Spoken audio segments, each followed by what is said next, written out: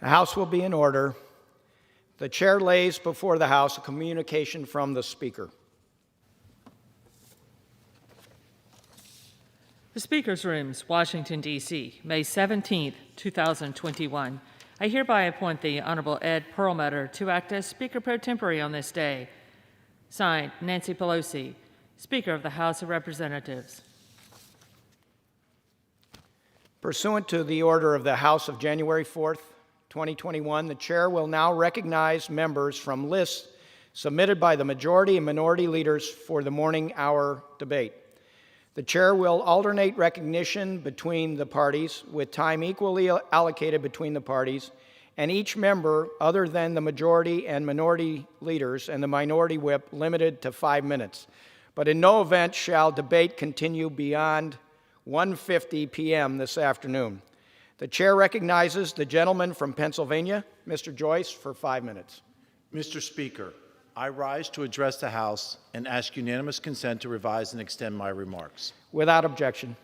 Mr. Speaker, right now, our nation is facing a growing workforce crisis. For anyone who's paying attention, the most recent jobs report was incredibly disappointing, but it wasn't a surprise. Nearly everywhere I go across my district in Pennsylvania, I see help wanted signs. Every day, I hear from small businesses that are struggling to hire and struggling to keep staff. Despite the progress that we are making in our fight against the COVID-19 virus, Democrats are continuing their big government socialist plans. This alarming workforce trend is rooted in the Democrat scheme to keep paying people to stay at home, and it must end now. Thanks to American innovation and the success of Operation Warp Speed, our nation is winning the fight against the COVID-19 pandemic.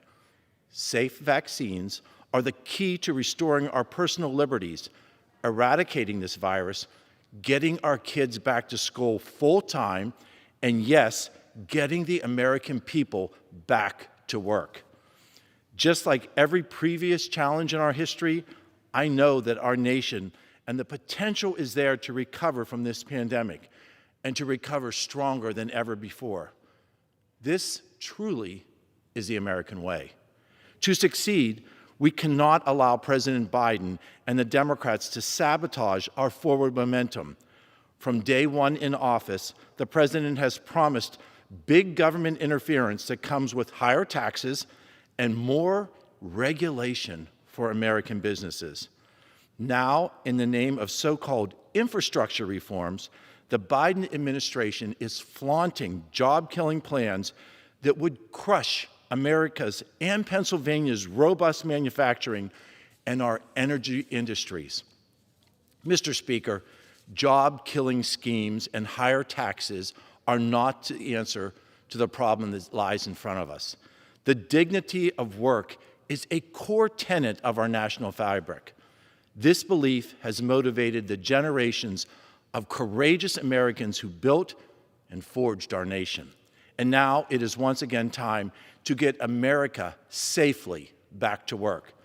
Alongside President Trump, I worked hard to advance a pro-growth agenda to support the workforce and create American jobs for American workers. We need to return to these solutions today to secure our success for tomorrow. American workers are the key to our recovery. They are truly essential. For centuries, hard work has been the key to uplifting families and achieving the American dream. We cannot allow this long-standing tradition to be lost. For the sake of our workforce and for our communities, we must uphold the dignity of work. We must support the workforce, and we must get our nation back on the road to recovery. Thank you, and I yield. Gentleman yields. The chair recognizes the gentlewoman from California, Ms. Kim, for 5 minutes. Thank you, Mr. Speaker. I ask unanimous consent to address the House for 1 minute and to revise and extend my remarks. Without objection, the gentlelady is recognized for 5 minutes if she chooses. Thank you. I rise today to recognize Norwegian Constitution Day. On May 17, 1814, Norway's constitution was officially signed, declaring Norway as an independent country. 207 years later, we remember this important history and join Norwegians around the globe in celebrating its independence. And I would like to extend our appreciation to the Norwegian American community for all the tremendous contributions they make to make America great. I would also like to recognize my amazing scheduler, Kristin Nichols. She's a proud Norwegian American who recently attained her US citizenship.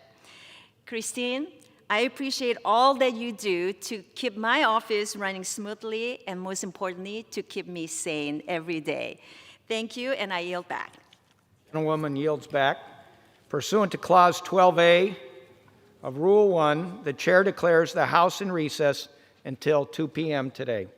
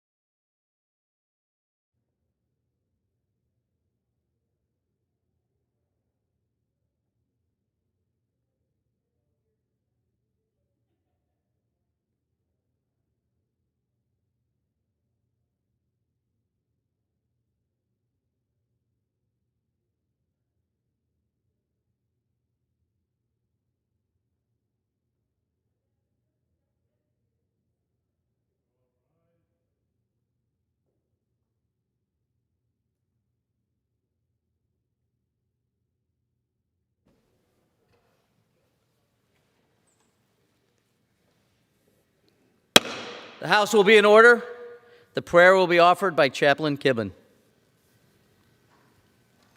Would you pray with me? God, you are our Savior, our strength, and our song. Lord, even as we reflect on these words of the psalmist, call to our minds how often throughout history and in our own lives you have been our salvation. Help us to recall how you have intervened time and again in the health and welfare of our loved ones and of us. May we recollect how often you have set your shield before us in the presence of our enemies, in moments of despair, and in the face of harm.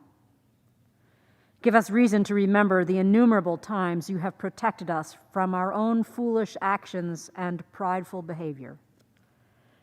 Inspire us by these memories of your saving acts, large and small, that we would allow them to shape our present. Save us again today, we pray. We beseech you, O Lord, that you would grant all that we say today, that it would reflect our gratitude for the success you've given us. May all that we do today be a prosperous celebration of your redemptive love to us and to those around us. Salvation belongs to you, O Lord. May your blessings remain upon your people. It is in your merciful name we pray. Amen. Amen. Pursuant to Section 11A of the House, Resolution 188, the Journal of Last Days Proceedings is approved. The Pledge of Allegiance will be led by the gentleman from Illinois, Mr. Boast. I pledge allegiance to the flag of the United States of America and to the republic for which it stands, one nation, under God, indivisible, with liberty and justice for all.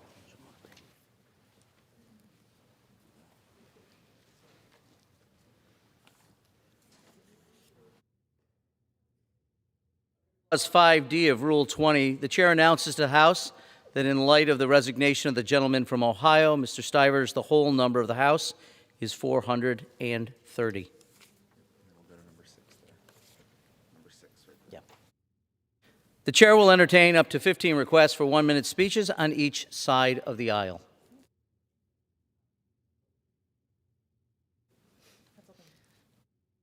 For what purpose does the gentleman from Pennsylvania seek recognition?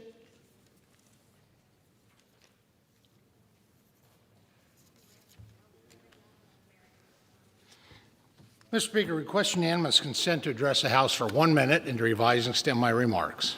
Without objection, the gentleman is recognized for 1 minute. Well, thank you, Mr. Speaker. Mr. Speaker, I rise today to recognize May as Mental Health Awareness Month. The focus of this campaign is to break down the stigma surrounding mental health. Each year, millions of Americans face the reality of living with a mental illness. By breaking the stigma and talking about depression, anxiety, and other conditions, we can help those affected to seek the quality care that they deserve. After spending the past year locked down and secluded from society, it is more important than ever to check in on your loved ones. If you're suffering or feel alone, please reach out for help. It is important to remember that you are not alone. Mr. Speaker, by bringing attention to mental health, we can elevate the conversation surrounding mental health. We are focusing on prioritizing mental health and acknowledging it is okay to not be okay. This month, reach out to your loved ones and check in. By starting the conversation, we are one step closer to ending the stigma surrounding mental health. Thank you, Mr. Speaker, and I yield back the balance of my time. For what purpose does the gentle lady from Iowa seek recognition?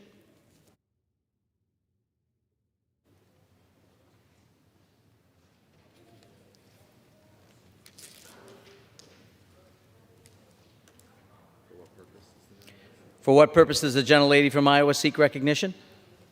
Thank you, Mr. Speaker. I ask for unanimous consent to address the House for 1 minute and to revise and extend my remarks. Without objection, the gentlelady is recognized for 1 minute. Mr. Speaker, I rise today to share an uplifting story about a young man from my congressional district. Jake Wagner, a senior at Central College in Pella, Iowa, took his first at-bat after beating cancer twice. Jake's first battle with cancer began when he was diagnosed with neuroblastoma before the start of his high school senior baseball season. After recovering from surgery, Jake enrolled at Central College, where he finished his first semester, but upon returning home for a checkup, he learned that the cancer had relapsed. Jake kept his faith strong and family close while he endured chemotherapy for the next 15 months, and in January of 2018, he was ready to begin classes again. In yesterday's game against Simpson College, after 3 years of being cancer-free, Jake took his first at-bat for senior night.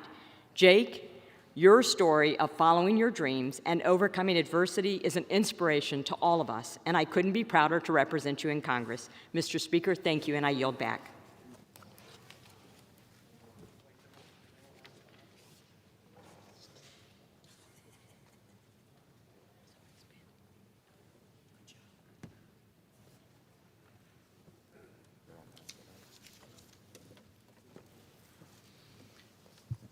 Pursuant to Clause 8 of Rule 20, the Chair will postpone further proceedings today on motions to suspend the rules on which the yeas and nays are ordered.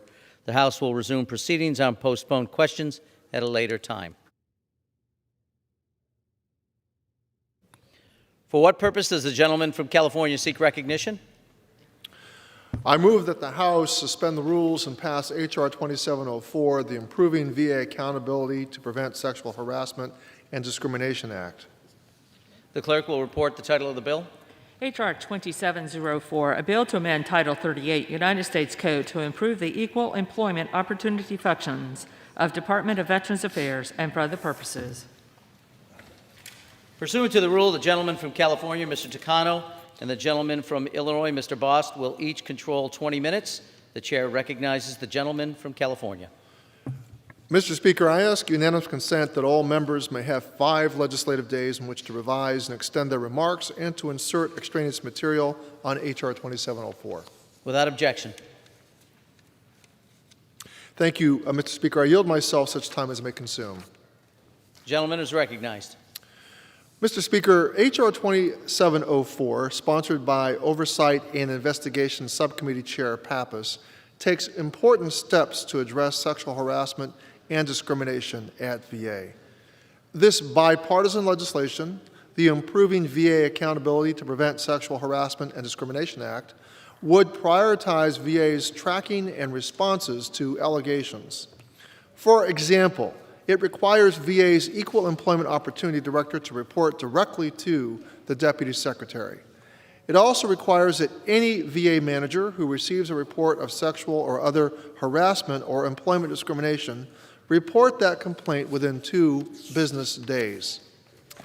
Among other important actions, this bill will also mandate additional training to identify and address sexual and other types of harassment and employment discrimination. This legislation is based largely on the work of the Government Accountability Office, who testified before our committee during July of last year. I urge my colleagues to support the bill, and I reserve the balance of my time. The gentleman from California reserves. The gentleman from Illinois is recognized. Thank you, Mr. Speaker. Mr. Speaker, I yield myself as much time as I may consume. The gentleman is recognized. Thank you. Mr. Speaker, I rise today in support of H.R. 2704, the Improved VA Accountability to Prevent Sexual Harassment and Discrimination Act of 2021. It is a terrible reality that, according to the recent study, roughly 26% of female employees and 14% of male employees at VA have reported experiencing sexual harassment over a 2-year period. Sadly, an even higher percentage of employees reported some type of discrimination, such as reprisal or racial discrimination. Though these problems are large, I applaud the work that the VA Office of Resolution Management, Diversity, and Inclusion and what they do. They're taking these issues on head first, but there's still a long way to go. That is why I am proud to support H.R. 2704, which would eliminate the potential conflict of interest in VA's chain of command, require stricter reporting of allegations of sexual harassment and discrimination, and require VA to finalize and deploy the harassment prevention program along with increasing training and reviews. I am grateful to Chairman Pappas and Congresswoman Ashley Hinson for introducing this bill and leading on it. The bill has my full support, and with that, I reserve the balance of my time. From Illinois reserves, the gentleman from California is recognized. Mr. Speaker, at this time, I'd like to yield 3 minutes to my good friend and the chairman of the Subcommittee on Oversight and Investigations, and also the author of this important piece of legislation, Representative Chris Pappas from New Hampshire. The gentleman is recognized. Well, thank you, Mr. Speaker. I want to begin by thanking Chairman Takano and Ranking Member Boss for their work in putting together this comprehensive group of bills today to support our veterans, including this bill, and I appreciate your support for it. I rise in support of this legislation, the Improving VA Accountability to Prevent Sexual Harassment and Discrimination Act, a bill that I introduced along with Representative Hinson. This bipartisan, bicameral bill will take critical steps to combat sexual harassment by updating VA's antiquated policies and structure, in addition to creating stronger reporting requirements. We know that at least 1 in 4 women and 1 in 10 men who have served in the military are survivors of sexual assault, harassment, or abuse. And at VA, we know that at least 1 in 4 women veterans and 1 in 4 women employees experience sexual harassment in healthcare settings. It's simply unacceptable that someone who has proudly served our nation is subjected to sexual harassment in the institution whose charge it is to serve them. It is long past the time for us to make systemic change at VA that will honor the service of our veterans and healthcare providers and keep people safe. This is common sense legislation that came out of a Oversight and Investigation Subcommittee hearing that we held last July. We heard from GAO and VA on this issue, and while important steps have been made by VA in the recent past, this is important legislation that is going to continue to improve this situation and make the kind of long-lasting change that is long overdue. I urge my colleagues to pass this common sense bill, and I yield back. Gentleman from California reserves. The gentleman from Illinois is recognized. Thank you, Mr. Chairman. I would like to now at this time recognize a gentlewoman who is a co-sponsor of the bill, the gentlewoman from Iowa, Representative Hinson. The gentle, for how much time? For 3 minutes. For 3 minutes. The gentle lady is recognized. Thank you, Mr. Speaker. Mr. Speaker, I rise today in support of H.R. 2704, the Improving VA Accountability to Prevent Sexual Harassment and Discrimination Act. I was proud to introduce this legislation alongside Congressman Chris Pappas and Senator Maggie Hassan, as well as my fellow Iowan Senator Joni Ernst, who is a combat veteran and a sexual assault survivor herself. Last year, a Government Accountability Office report exposed disturbing failures at the U.S. Department of Veterans Affairs to handle sexual harassment and discrimination at the agency properly. The report also revealed that between 18 and 27% of VA employees experienced some form of sexual harassment at work between 2014 and 2016. This is frankly unacceptable, and this bipartisan bicameral bill will improve the way sexual harassment is handled at the VA and will crack down on instances of harassment and discrimination within the department. Nobody should feel unsafe at work.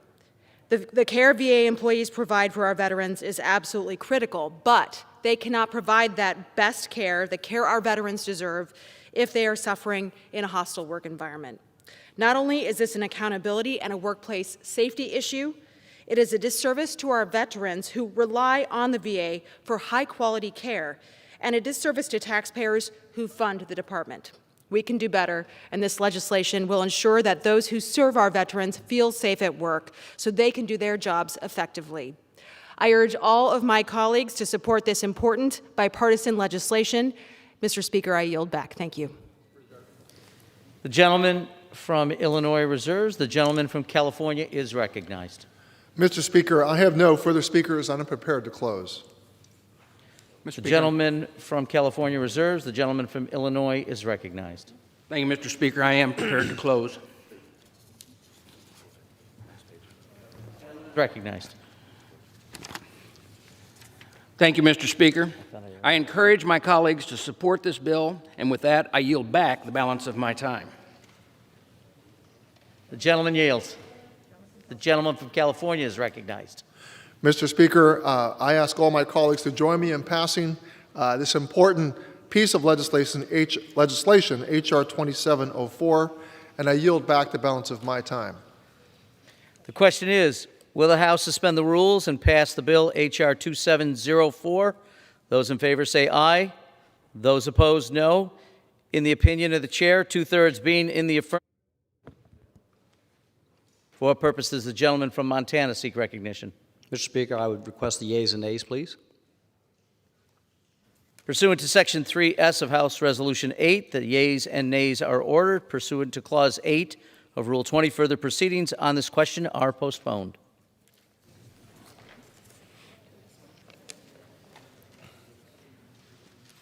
Does the gentleman from California seek recognition? Mr. Speaker, I move that the House suspend the rules and pass H.R. 2788, the VA Equal Employment Counseling Modernization Act. The clerk will report the title of the bill. H.R. 2788, a bill to amend Title 38, United States Code to eliminate the cap on full-time employees of the Department of Veterans Affairs who provide equal employment opportunity counseling. Pursuant to the rule, the gentleman from California, Mr. Takano, and the gentleman from Illinois, Mr. Bost, each will control 20 minutes. The chair recognizes the gentleman from California. Mr. Speaker, I ask unanimous consent that all members may have 5 legislative days in which to revise and extend their remarks and to insert extraneous material on H.R. 2788. Without objection. Thank you, Mr. Speaker. I yield myself such time as I may consume. The gentleman is recognized. Mr. Speaker, I am pleased to support Representative Lamb's bipartisan legislation, the VA Equal Employment Opportunity Counselor Modernization Act, which is co-sponsored by Representative Mann. This bill would help the department address diversity and equity issues within VA's workforce. It removes a portion of a 1997 law that limits the number of VA counselors who can advise employees on equal employment opportunity issues, provides alternative dispute resolution, and helps process formal complaints. VA's workforce has roughly doubled in size since the 1997 law was enacted, and VA requested for the limit to be removed to allow the department to hire additional counselors to support the needs of a large and still growing workforce. Our Oversight and Investigation Subcommittee recently held a hearing to examine important steps to address workforce diversity and inclusion at VA. And at this hearing, the subcommittee once again learned how important these counselors are.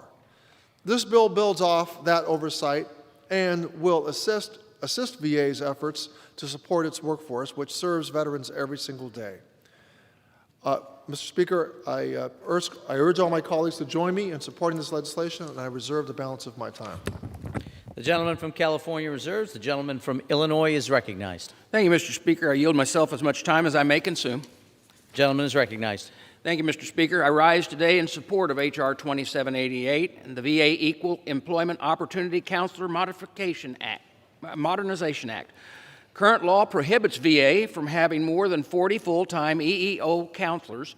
With a workforce of around 400,000, that is only one counselor for every 10,000 employees. This arbitrary cap has hamstrung VA, and we have heard from the department and stakeholders that the lack of counselors prevents VA from addressing complaints quickly. H.R. 2788 would remove this cap and finally allow VA to right-size its need for EEO counselors. I want to thank Congressman Connor Lamb and Ranking Member Tracy Mann for introducing this and leading this common sense legislation. With that, I'm pleased to support it this afternoon, and with that, I reserve the balance of my time. The gentleman from Illinois reserves. The gentleman from California is recognized. Mr. Speaker, at this time, I'd like to yield 3 minutes to my good friend and the author of this bipartisan legislation, H.R. 2788, and member of the House Veterans Affairs Committee, Congressman Connor Lamb from Pennsylvania. The gentleman is recognized. Thank you, Mr. Speaker. I want to thank the chairman and ranking member, and I think the key term that ranking member Bost used was common sense. That can sometimes be in short supply around here, but when we found out that the VA has roughly the same number of EEOC counselors today, 38, that it had in 1997, you ask yourself the simple question, well, what else has happened at VA since that time? Their workforce has nearly doubled. Since 1997, VA has become one of the largest federal agencies with a workforce of over 400,000 people, which means that those same 38 EEOC counselors are handling roughly double the amount of complaints of unfair and illegal discrimination today that they were in 1997. See, the law placed an artificial cap on the number of counselors, but it did not place a cap on the amount of unjust discrimination in our society. That has continued.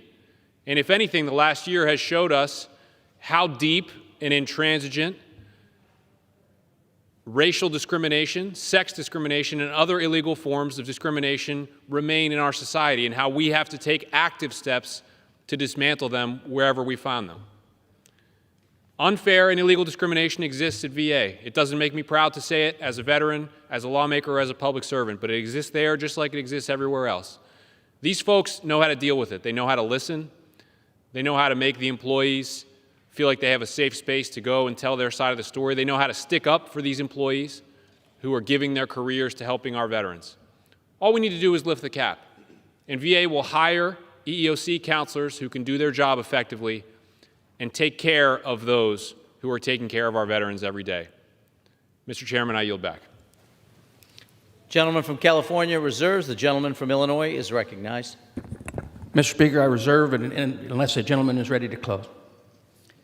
Gentleman from Illinois reserves. The gentleman from California is recognized. Mr. Speaker, I have no further speakers, and I'm prepared to close. From California reserves. The gentleman from Illinois is recognized. Thank you, Mr. Speaker. I encourage my colleagues to support this bill, and I yield back the balance of my time.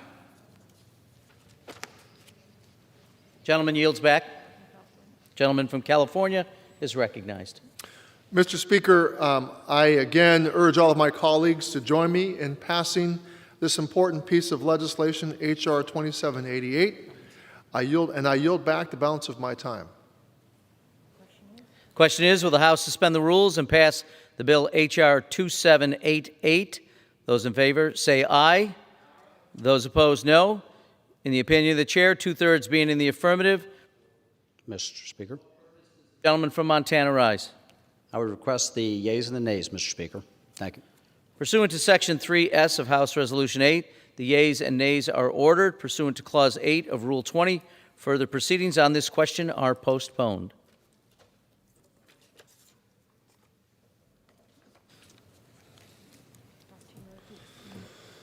For what purpose does the gentleman from California seek recognition?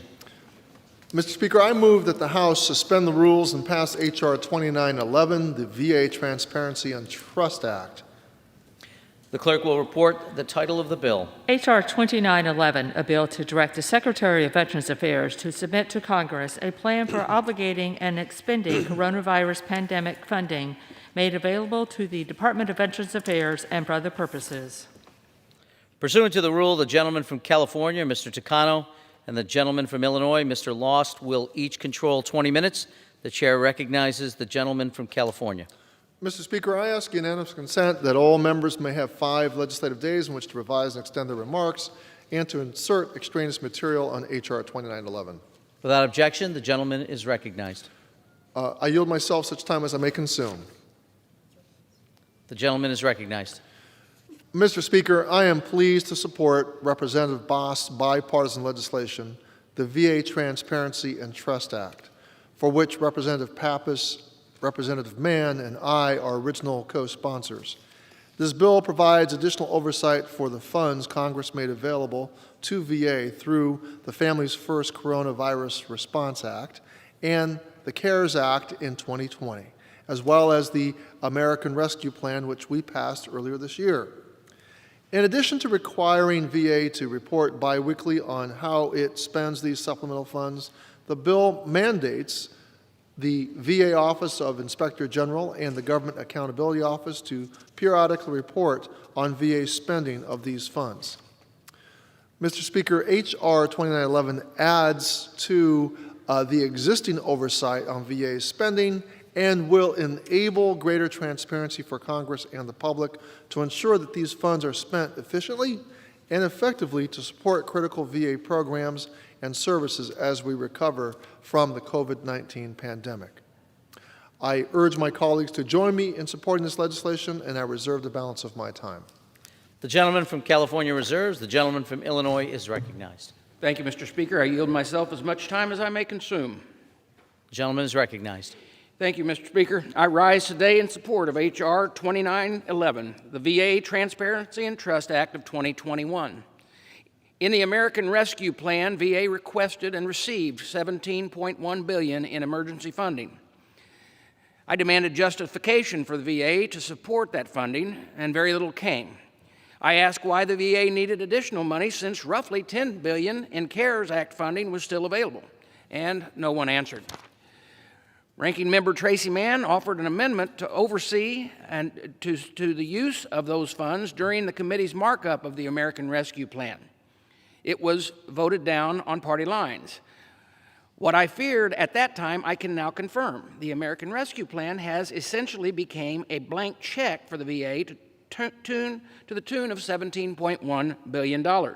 H.R. 2911 would establish strict oversight and reporting requirements over all remaining COVID supplemental funds. It would also require VA Inspector General to conduct regular audits of these funds. Lastly, it would require GAO to conduct a complete review after all funds have been spent. I believe these requirements are appropriate given that we are talking about tens of billions of taxpayer dollars. We should all expect full transparency on the use of these funds. I want to thank Chairman Pappas and Ranking Member Mann for joining me in introducing this bill. I encourage all my colleagues to support this bill. With that, I reserve the balance of my time. The gentleman from Illinois reserves. The gentleman from California is recognized. Mr. Speaker, at this time, I would like to yield 3 minutes to my good friend and the chairman of the Subcommittee on Oversight and Investigations, Representative Chris Pappas from New Hampshire. The gentleman is recognized. Thank you, Mr. Speaker, and thank you once again, Chairman Takano, for yielding. And I want to thank my colleague, Ranking Member Boss, for introducing this legislation. I was proud to support it alongside my colleague, Tracy Mann from the Oversight and Investigation Subcommittee. It's the VA Transparency and Trust Act of 2021. Now, the COVID-19 pandemic and economic crisis turned our world upside down, and it hit our veteran community especially hard. The issues our veterans have faced before the pandemic have only been exacerbated by COVID-19, and they contend with a new host of health and financial hardships. That's why I joined with many in this chamber to strongly urge for support to our veterans in COVID-19 relief packages, including the American Rescue Plan. That plan provided a much-needed investment in VA, but we all must work together to ensure that this funding is used effectively to support our veterans and to increase the quality care that they receive. As chair of the Oversight and Investigation Subcommittee, eliminating waste, fraud, and abuse and ensuring veterans get the care they have earned is top priority. This legislation would require VA to report to Congress on the emergency funding that it has already received.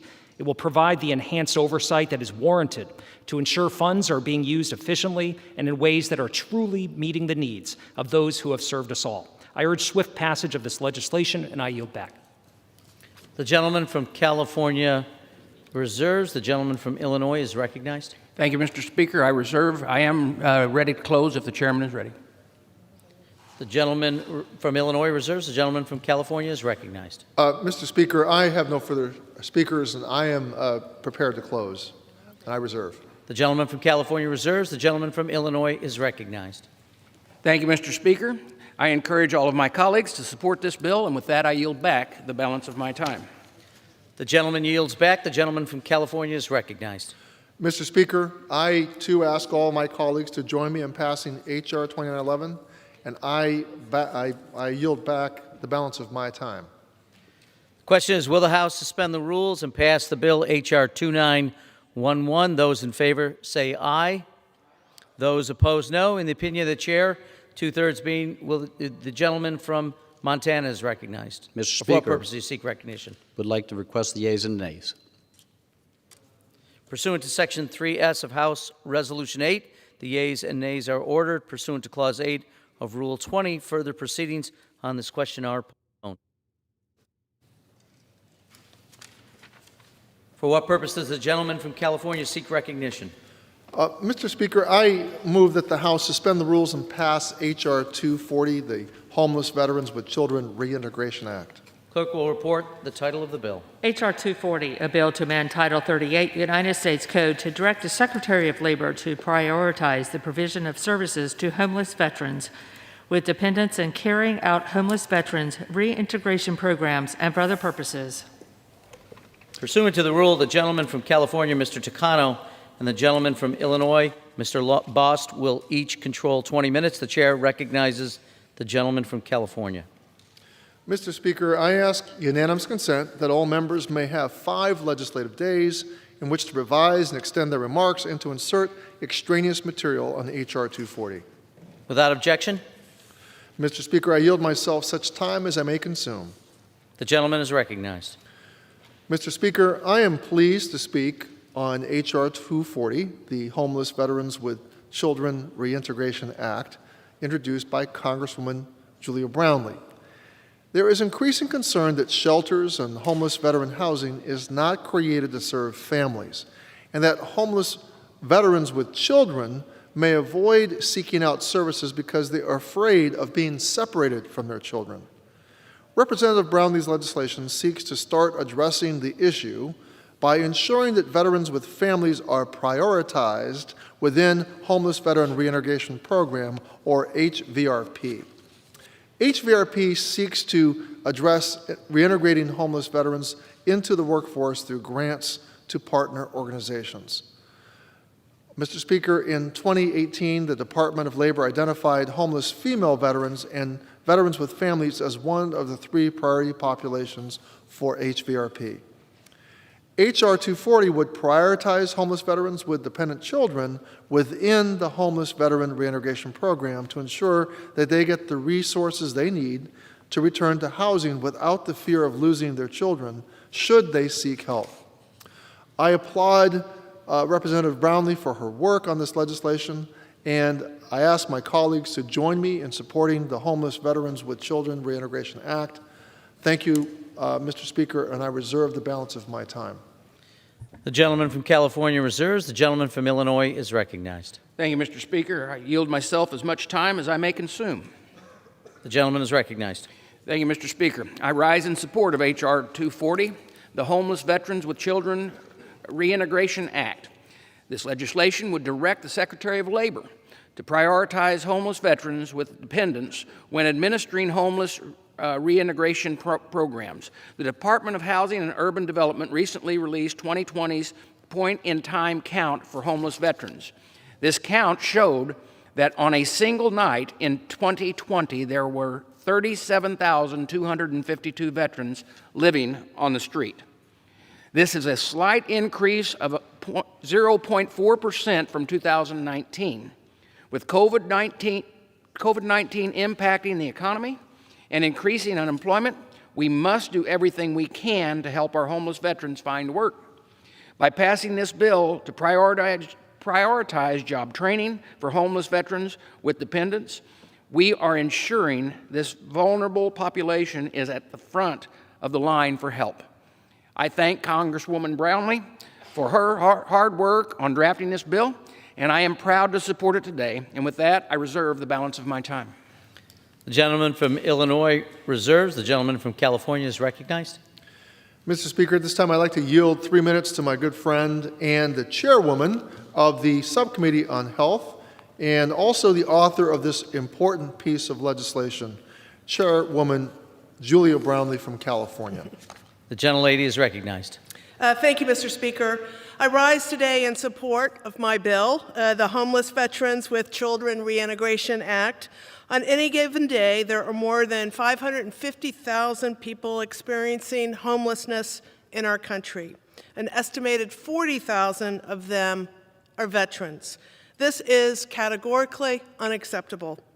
Although the Department of Housing and Urban Development and VA have made progress towards eliminating veterans' homelessness, there is still more that must be done to ensure that every veteran has a home.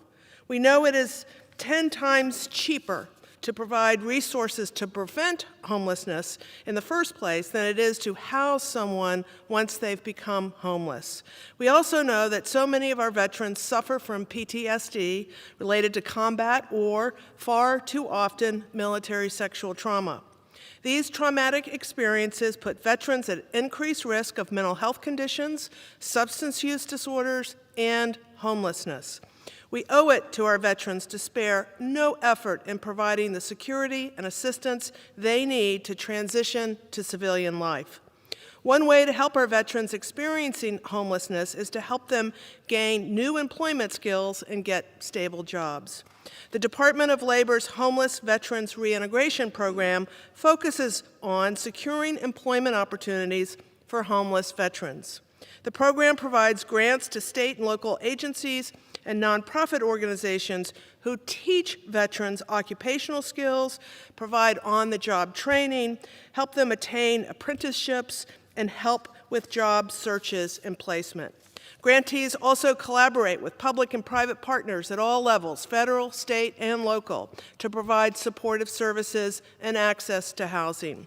The program has been extremely successful, helping place thousands of homeless veterans in competitive employment every year.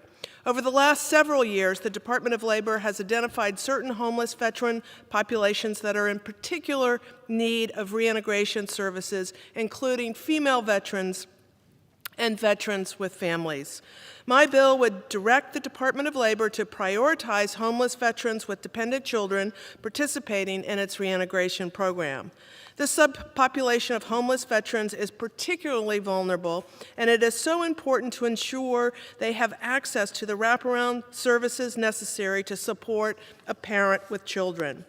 Research shows that families experiencing homelessness often have to contend with intimate partner violence, child separation, and other extremely challenging issues. That is why my bill would also require the Department of Labor to study access to shelter, safety, and other relevant services for homeless veterans with dependent children. This information will help us understand the problem and identify opportunities to resolve issues in providing services to this vulnerable population. The legislation will go a long way towards supporting veterans who have sacrificed so much for our country. 2 minutes. The gentlelady is recognized. Thank you, Mr. Speaker.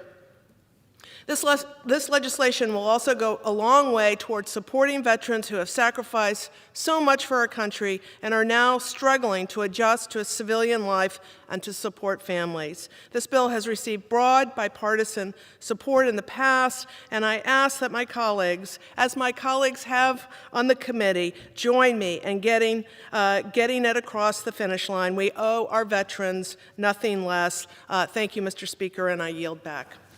The gentleman from California reserves. The gentleman from Illinois is recognized. Thank you, Mr. Speaker. I reserve unless the chairman's ready to close. The gentleman from Illinois reserves. The gentleman from California is recognized. Mr. Speaker, I have no further speakers, and I'm prepared to close. The gentleman from California reserves. The gentleman from Illinois is recognized. Thank you, Mr. Speaker. I encourage my colleagues to support this bill, and I yield back the balance of my time. The gentleman yields back. The gentleman from California is recognized. Thank you, Mr. Speaker. I ask all my colleagues to join me in passing H.R. 240 as we did unanimously in committee, and I suspect that if this bill were brought to a vote before the entire body, it would pass with near unanimous support. I yield back the balance of my time. The question is, will the House suspend the rules and pass the bill H.R. 240? Those in favor say aye. Those opposed, no. In the opinion of the chair, two-thirds being in the affirmative, does the gentleman from Montana seek recognition? Mr. Speaker, I would request the yeas and nays.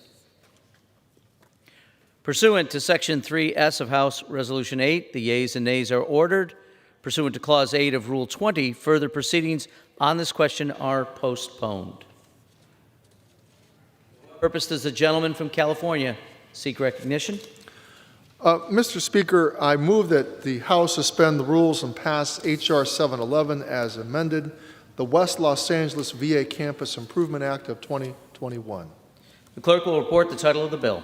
H.R. 711, a bill to amend the West Los Angeles Leasing Act of 2016 to authorize the use of certain funds received pursuant to leases entered into under such act and for other purposes. Pursuant to the rule, the gentleman from California, Mr. Takano, and the gentleman from Illinois, Mr. Bost, will each control 20 minutes. The chair recognizes the gentleman from California. Mr. Speaker, I ask unanimous consent that all members may have 5 legislative days in which to revise and extend their remarks and to insert extraneous material on H.R. 711 as amended.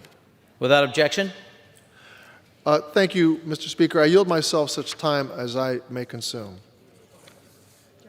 The gentleman is recognized. Mr. Speaker, this bill, the West Los Angeles VA Campus Improvement Act, would amend a 2016 law concerning the West Los Angeles VA campus. H.R. 711, as amended, is sponsored by Congressman Ted Lieu and is critical to the Department of Veterans Affairs' efforts together with community partners to address veteran homelessness in the Los Angeles area. In addition, this legislation helps VA use already available funding streams to fund supportive housing for homeless and at-risk veterans and their families, community operations that support emergency shelter and supportive housing, and renovations and minor construction projects. Mr. Speaker, I urge all of my colleagues to support this legislation, and I reserve the balance of my time. The gentleman from California reserves. The gentleman from Illinois is recognized. Thank you, Mr. Speaker. I yield myself as much time as I may consume. Without objection, the gentleman is recognized. Thank you, Mr. Speaker. I rise in support of H.R. 711. As amended, the West Los Angeles VA Campus Improvement Act. In 2016, Congress gave the West Los Angeles VA campus the authority to carry out leases with third parties. These leases have the potential to create revenue for the VA. However, the funds generated by these leases could only be used for renovation and maintenance. This bill would change that. It will require that any land use revenues received by the VA from a third party be credited to the medical facilities account. The funding in these accounts would be used to meet existing needs and new services for homeless veterans. Revenues would now be available for the medical center to provide emergency shelter and supportive housing services for homeless or at-risk veterans and their families. These funds would be available without fiscal year limitations and further appropriations. It makes sense that the medical center is receiving these funds and can use them to improve its campus and help homeless veterans. I also want to thank Congressman Brownlee for her amendment at the markup, which eliminated the mandatory score for this bill. I am pleased to support H.R. 711 as amended, and with that, I reserve the balance of my time. The gentleman from Illinois reserves. The gentleman from California is recognized. Mr. Speaker, I have no further speakers, and I'm prepared to close. The gentleman from California is reserves. The gentleman from Illinois is recognized. Thank you, Mr. Speaker. I thank the gentleman and for all of their staff for the hard work they've done on this bill to get it right, and I appreciate it very much, and for the hard work involved with getting it done. I encourage my colleagues to support this bill, and I yield back the balance of my time. The gentleman yields back. The gentleman from California is recognized. Thank you, Mr. Speaker. I also want to express my gratitude to my colleague, Ranking Member Bost, and the Republicans on the committee for working with the majority. I believe that the issues that we worked out were of common sense, and upon further examination, I think taxpayers and most independent observers and reasonable observers would say this is what Congress should be doing on behalf of our veterans. And I can't imagine why there would be any objection to this on the floor of the House. So I ask all my colleagues to join me in supporting H.R. 711 as amended, and I yield back the balance of my time. The gentleman yields back. The question is, will the House suspend the rules and pass the bill H.R. 711 as amended? Those in favor say aye. Those opposed, no. In the opinion of the chair, two-thirds being in the affirmative, for what purpose does the gentleman from Montana seek recognition? Mr. Speaker, I would request the yeas and nays. Pursuant to Section 3S of House Resolution 8, the yeas and nays are ordered. Pursuant to Clause 8 of Rule 20, further proceedings on this question are postponed. For what purpose does the gentleman from California seek recognition? Mr. Speaker, I move that the House suspend the rules and pass H.R. 2167 as amended, the GI Bill National Emergency Extended Deadline, or GI Bill NEED Act. The clerk will report the title of the bill. H.R. 2167, a bill to amend Title 38 United States Code to provide for extensions of the time limitations for the use of entitlement under Department of Veterans Affairs educational assistance programs by reason of school closures due to emergency and other situations and for other purposes. Pursuant to the rule, the gentleman from California, Mr. Takano, and the gentleman from Illinois, Mr. Bost, each will control 20 minutes. The chair recognizes the gentleman from California. Mr. Speaker, I ask unanimous consent that all members may have 5 legislative days in which to revise and extend their remarks and to insert extraneous material on H.R. 2167 as amended. Without objection? Thank you, Mr. Speaker. I yield myself such time as I may consume. The gentleman is recognized. Mr. Speaker, I am pleased to speak on H.R. 2167 as amended, the GI Bill National Emergency Extended Deadline, or GI Bill NEED Act, introduced by Congresswoman Sherrill. The COVID-19 pandemic didn't only impact veterans' health, but it also put a serious strain on veterans' access to educational benefits. The COVID-19 pandemic exposed the limit on VA authority to extend the time for use of its educational assistance program benefits amid an emergency. Representative Sherrill's bill fixes these limits during times of emergency for Montgomery GI Bill users and those participating in the Veteran Readiness and Employment Program. Mr. Speaker, this bill authorizes VA to pause the clock as needed when an institution must close temporarily or permanently due to an emergency, or when a student is prevented from continuing his or her program for other reasons. This was an authority VA lacked during COVID-19, and if not for the quick action by Congress, thousands of veterans would have seen their benefits wasted. Now it is time to take the lessons from the pandemic and fix this problem once and for all. Not only that, but H.R. 2167, as amended, includes additional improvements to VA education programs used by veterans and their families. This legislation would require that VA ensure the Modern Information Technology Service can process claims faster and more efficiently through improved processing integration and accuracy, data exchange and reporting, customer integration, and simplification of the online experience. The legislation would also expand in-state tuition rates at public universities to participants in the Dependents Educational Assistance Program. Guaranteeing in-state tuition for those survivors using Dependents Education Assistance, otherwise known as DEA, under Chapter 35, is a low-cost lift that will drastically improve education options for surviving families and reduce their need for student loans.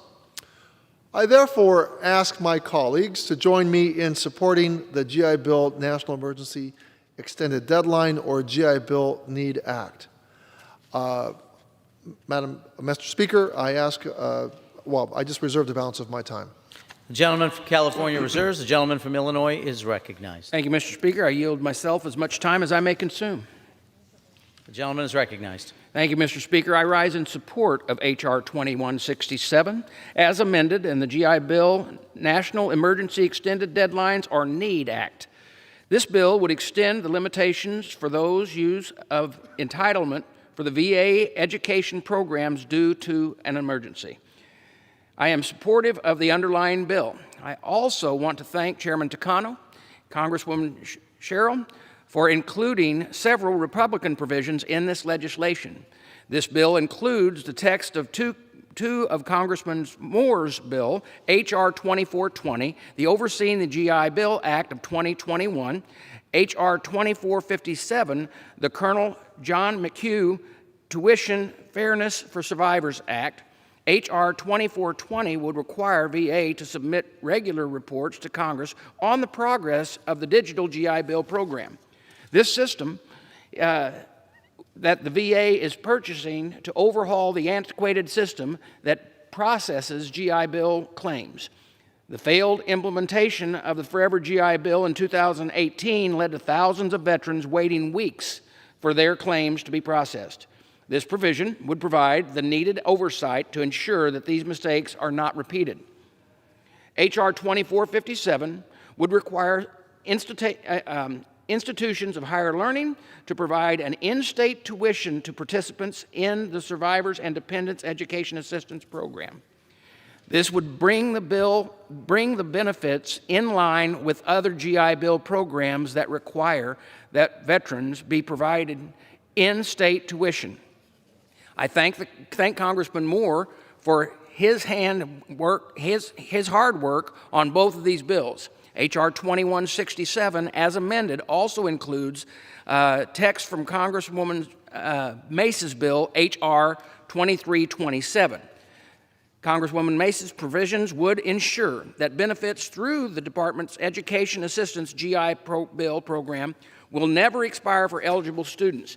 This would bring this program in line with the way the post-9/11 GI Bill benefits work for most other veterans. I commend Congressman Mace for her hard work on this bill to expand benefits to dependents and survivors. Finally, this bill also includes the text of Congressman Cawthorn's bill, H.R. 2391, the Veterans Fellowship Act. This bill would direct the Department of Labor to carry out a pilot program to help veterans find meaningful employment through short-term fellowships. The DOL would provide a stipend for the veterans to participate in the pilot program. I want to thank all of these members for their hard work drafting these important pieces of legislation. I'm pleased to support the bill, and I urge all of my colleagues to do the same. With that, I will reserve the balance of my time. The gentleman from Illinois reserves. The gentleman from California is recognized. Madam Speaker, I have no further speakers, and I'm prepared to close. Gentleman from Reserve. reserves. Gentleman from Illinois. Thank you, Madam Speaker. At this time, I would like to recognize for 1.5 minutes the gentleman from Alabama, Mr. Moore. Gentleman is recognized for 1.5 minutes from Alabama. Madam Speaker, today I rise, and I'm proud that two of my bills, the Colonel John McHugh Tuition Fairness for Survivors Act and the Overseeing the GI Act of 2021, were included in the GI Bill. Members of our military and their families have sacrificed so much in their service to our country. And as a grateful nation, we have a responsibility to take care of our heroes and their families. My bill, the Colonel John McHugh Tuition Fairness for Survivors Act, secures in-state tuition benefits for the survivors and dependents for eligible veterans under the Dependent Education Assistance Program.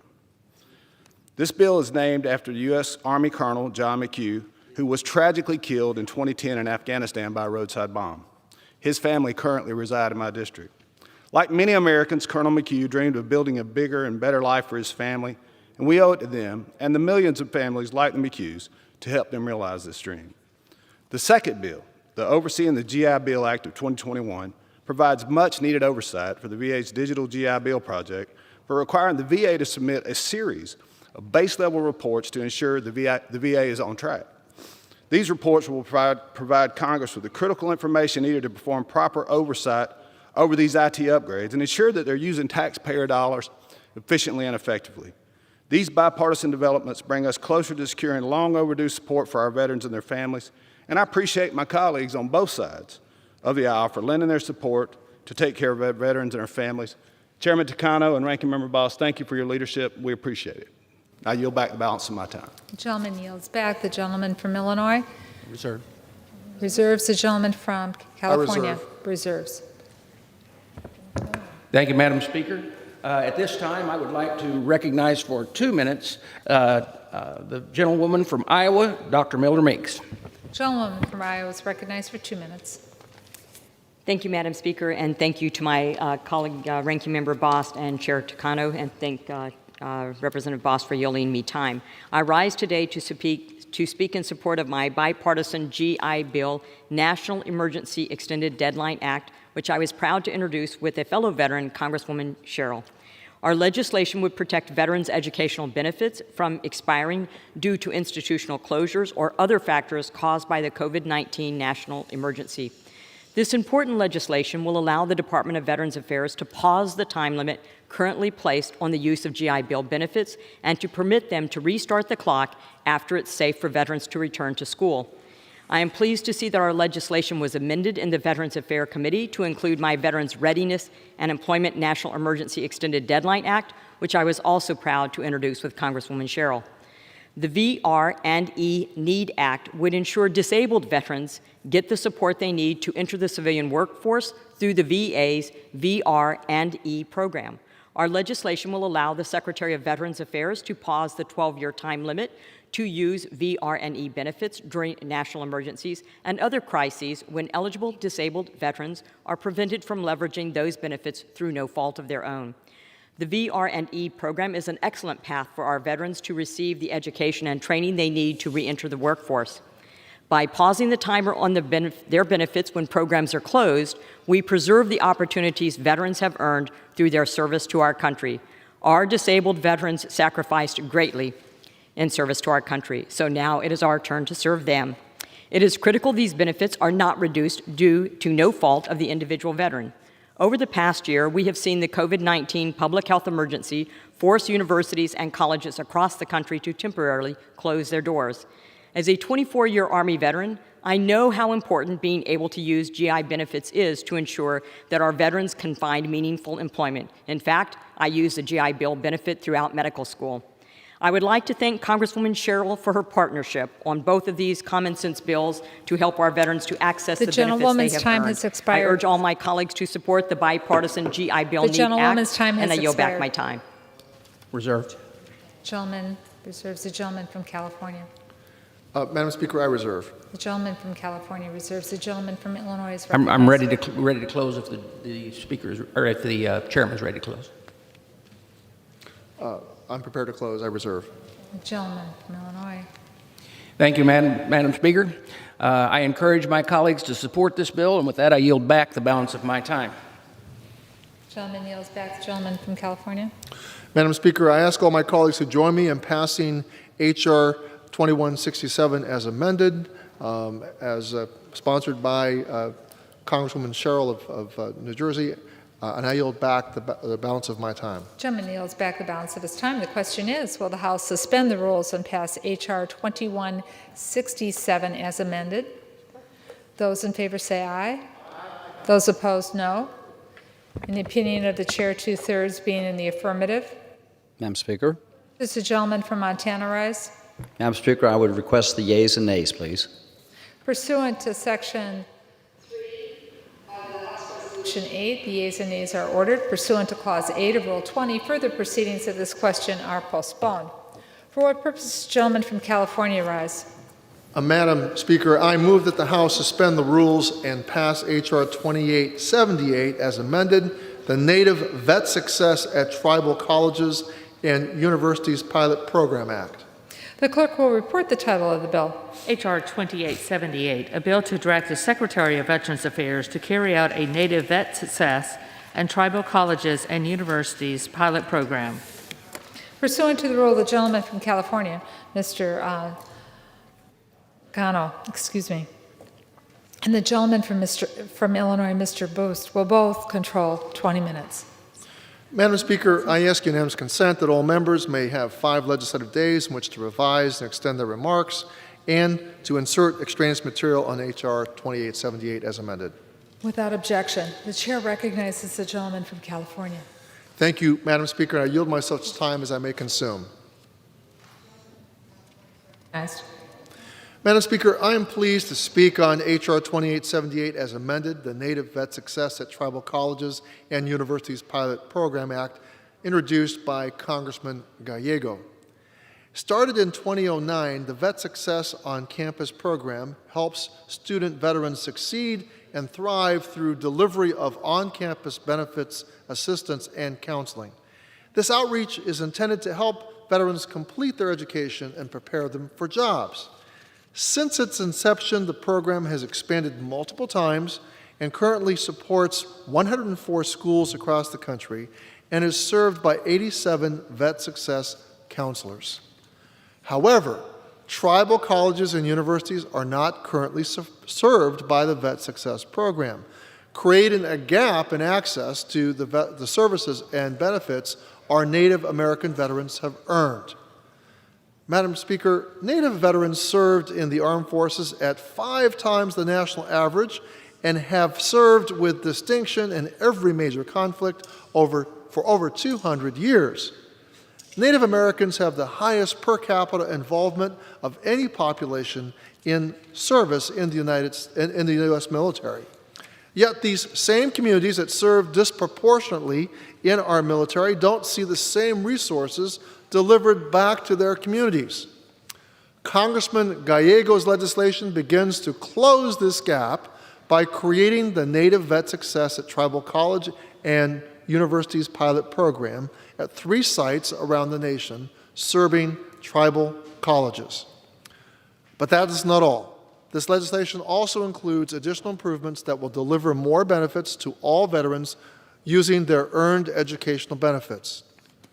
Included in this legislation is expanded housing benefits for veterans as they seek to finish programs of education, additional funding for high technology education courses to serve more veterans during our economic rebound from the COVID-19 pandemic, and an extension of VA housing partnerships with local communities to house more veterans who are experiencing or at risk of homelessness.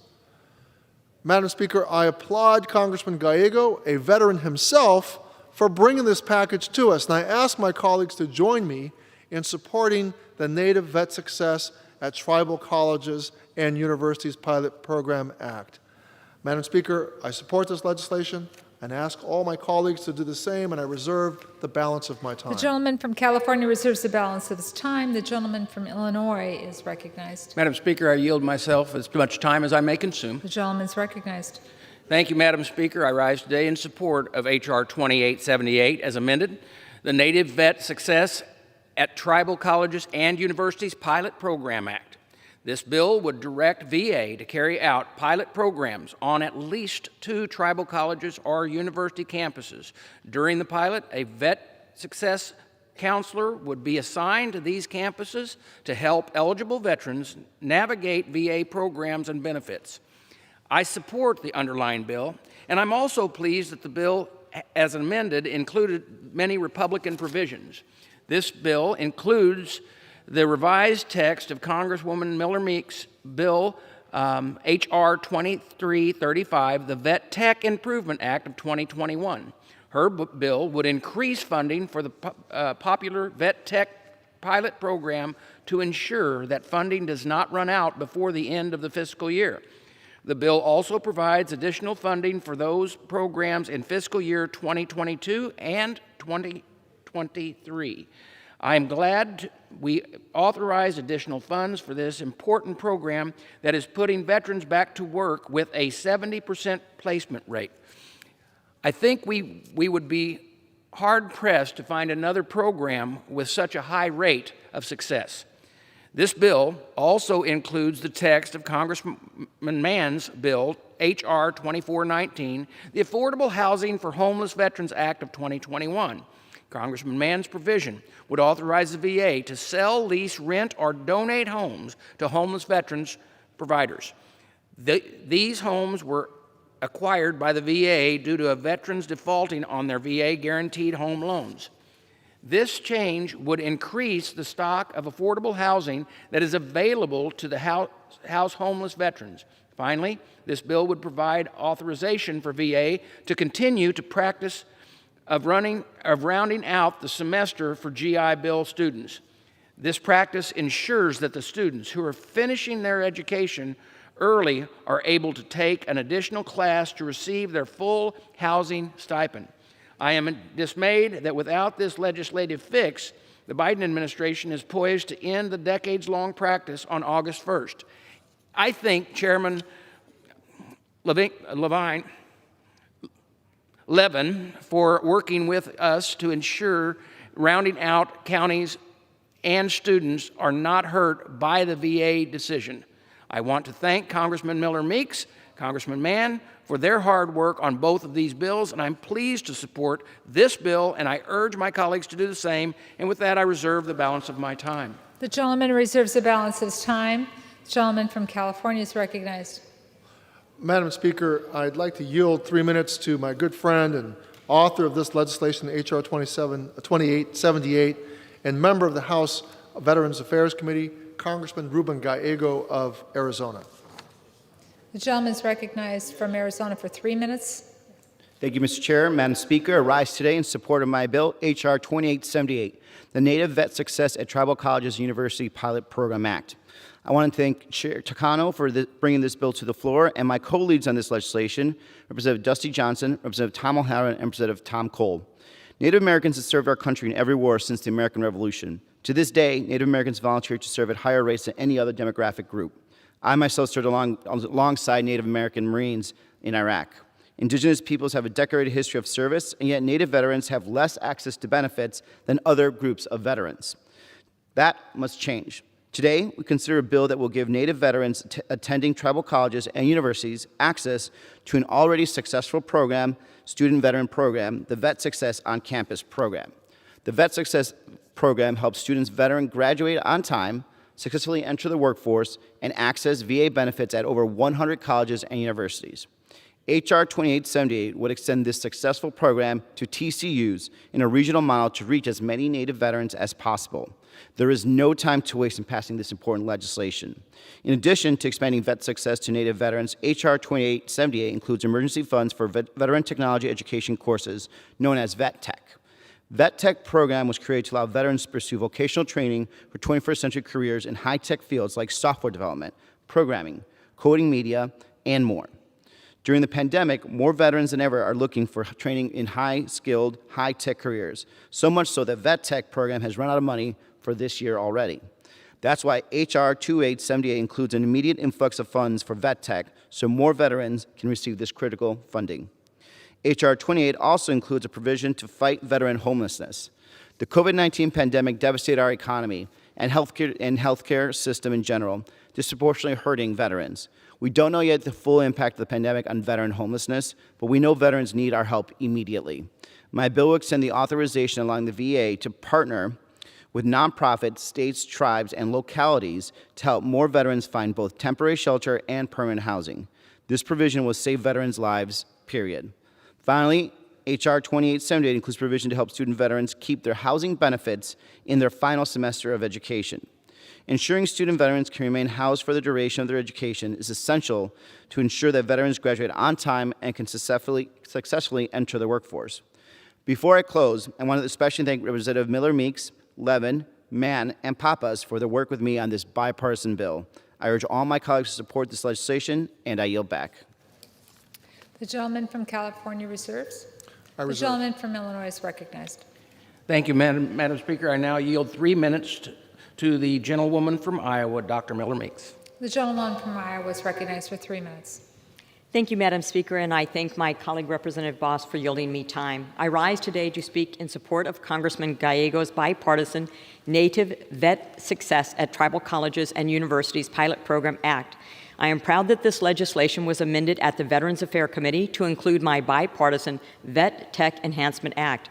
This legislation, which I proudly introduced with a fellow veteran, Congressman Cahaley, would increase the amount authorized to be appropriated for the Veteran Employment through Technical Education Courses program.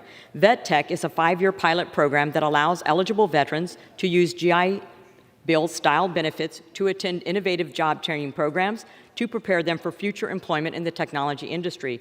My bill to support our veterans would increase current funding for the Vet Tech program from $45 million to $90 million per year to allow the VA to enroll more veterans in this popular program. This program ensures that our veterans have the tools they need to gain meaningful employment. To date, over 1,800 veterans have completed the Vet Tech program and found well-paying jobs with an average salary of $57,000 per year. I have spoken to veterans groups in my district and across the country, and there is overwhelming support for this common sense program. This is another highly successful avenue to assist veterans reentering the civilian workforce, and I am proud to see the House taking action to support our veterans. In closing, I would like to thank Congressman Cahaly for his partnership on this important issue and Congressman Gallego for his support. I urge all of my colleagues to support the bipartisan Native Vet Success at Tribal Colleges and Universities Pilot Program Act, and I yield back my time. The gentleman from Illinois Reserves. reserves. The gentleman from California is now recognized. Madam Speaker, I'd like to yield 2 minutes to my good friend and chair of the Subcommittee on Oversight and Investigations, Representative Chris Pappas from the state of New Hampshire. The gentleman from New Hampshire is recognized for 2 minutes. Thank you, Madam Speaker, and thank you, Chairman Takano, for yielding. I rise today on behalf of the veterans of our military who, following their service, are housing insecure. Although we have made significant strides in combating veteran homelessness, the fact remains that more than 37,000 veterans are homeless right now. Many more are worried about keeping a roof over their heads. That's why the Affordable Housing and Homeless Veterans Act is needed. I introduced this bill with O&I Ranking Member Mann, and it is included as part of H.R. 2878 today. This legislation will allow VA to continue to acquire homes through foreclosure and then sell or lease these homes to veterans in need of housing. This much we know. A veteran who has sworn to give everything for the United States up to and including their life should not be without a roof over their head and a safe place to sleep when their service is over. As President Kennedy said of those who have served, as we express our gratitude, we must never forget that the highest appreciation is not to utter words, but to live by them. Let's show our veterans our gratitude by addressing housing insecurity and passing this legislation today, as well as the underlying bill sponsored by Representative Gallego. I yield back my time. Gentleman from California reserves. The gentleman from Illinois is recognized. Thank you, Madam Speaker. I would like at this time to yield 3 minutes to my good friend from Kansas, Mr. Mann. Gentleman from Kansas is recognized for 3 minutes. Madam Speaker, I rise today to highlight veterans' bills before the House floor. I appreciate the opportunity to first highlight legislation Representative Pappas and I introduced aimed at helping veterans' homelessness. H.R. 2878, the Affordable Housing of Homeless Veterans Act of 2021, would increase the number of affordable housing options to help reduce the recent uptick in veterans' homelessness due to the ongoing pandemic. Our job on the House Veterans Affairs Committee is to ensure we are taking care of and doing right by our veterans. This legislation works to do just that. Curbing veterans' homelessness and ensuring our nation's heroes are not without shelter for themselves and their families is a top priority for me. There are over 37,000 veterans experiencing homelessness in America. This is not acceptable for our veterans, and we must be part of the solution. I was pleased to see the Department of VA and Housing and Urban Development align efforts to join forces to find ways to end veterans' homelessness. One of the priorities mentioned by VA and HUD is increasing the supply and access to affordable housing. My legislation reauthorizes and amends the program that allows the Secretary of VA to sell, lease, rent, or donate a home which was acquired by VA because a veteran defaulted on their VA guaranteed home loan to a public housing authority, grant and per diem provider, or a supportive services for veterans family service provider.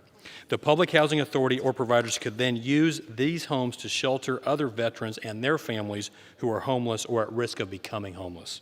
By reauthorizing this program and removing some burdensome regulations from the old program, the number of affordable housing options in higher cost areas will increase and provide relief to veterans who have limited affordable housing options.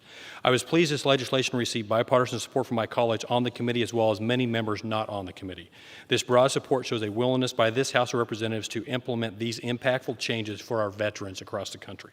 I also had the opportunity to speak with VA Secretary McDonough when he visited VA facilities in Kansas. I spoke to him about the Affordable Housing for Homeless Veterans Act, and he was encouraged about the work we're doing in the committee to help veterans. I look forward to my continued partnership with Secretary McDonough and the VA. I also want to quickly highlight another piece of legislation I introduced along with Representative Lamb, the VA Equal Employment Counseling Modernization Act. This legislation removes burdensome regulations by simply removing the cap on the number of full-time employees at the Department of VA who provide equal opportunity employment counseling. It is a small incremental change, but changes like this helps the VA get our veterans into jobs quickly and ensure we're giving them the best care and guidance possible. Thank you, Chairman Takano and Ranking Member Boss, for allowing me to speak on behalf of the Affordable Housing of Veterans Homeless Act. I look forward to working with everyone to help veterans, and I yield back. Gentleman yields back. The gentleman reserves from Illinois. The gentleman from California is recognized. Madam Speaker, at this time I'd like to yield 2 minutes to my good friend from the state of Hawaii, Representative Kahele. The gentleman from Hawaii is recognized for 2 minutes. Aloha, Madam Speaker. Thank you to the gentleman from California for yielding me time. Madam Speaker, today I rise to speak in favor of House Resolution 2878, the bipartisan Native Vet Success at Tribal Colleges and Universities pilot program, which includes a bill that I co-led with my esteemed colleague from Iowa's 2nd Congressional District, Congresswoman Miller Meeks, the Vet Tech Enhancement Act. In our Army, Navy, Air Force, Marines, and Coast Guard, our veterans and keep our country whole. We owe them our thanks, we owe them our respect, but most importantly, we owe them our support as they transition back into civilian life once their service is over. The Veteran Employment Through Technical Education Courses, or VET Tech, is a 5-year pilot program that allows eligible veterans to use GI Bill-style benefits to attend innovative job training programs and prepare them for future employment in the technology industry. Our bill would expand funding of this program from $45 million to $90 million a year, allowing more of our men and women in uniform to enroll each year. The Vet Tech program is highly popular and has a 90% completion rate, giving our veterans the tools they need to gain meaningful employment in well-paying jobs. No service member who has taken an oath to protect and defend our country should be left behind in today's 21st century workforce. I'm proud to co-lead this important legislation and look forward to its passage and benefit to America's service members. Mahalo, and I yield back. Gentleman from California reserves. The gentleman from Illinois is recognized. Madam Speaker, I reserve, or I'm ready to close. Gentleman from Illinois reserves. The gentleman from California. I'm prepared to close. I have no further speakers, and I reserve. Gentleman reserves. The gentleman from Illinois is reserved. Thank you, Madam Speaker. I encourage my colleagues to support this bill, and with that, I yield back the balance of my time. Gentleman from Illinois yields back his balance of his time. The gentleman from California is recognized. Madam Speaker, I ask all my colleagues to join me in passing this important piece of legislation, H.R. 2878, as amended, and I yield back the balance of my time. The question is, will the House suspend the rules and pass Bill H.R. 2878 as amended? Those in favor say aye. Aye. Those opposed, no. In the opinion of the chair, 2/3 being in the affirmative. Purpose is the gentleman from Montana. Seek recognition. Madam Speaker, I would request the yeas and nays, please. Pursuant to Section 3 of House Resolution 8, the yeas and nays are ordered. Pursuant to Clause 8 of Rule 20, further proceedings of this question are postponed.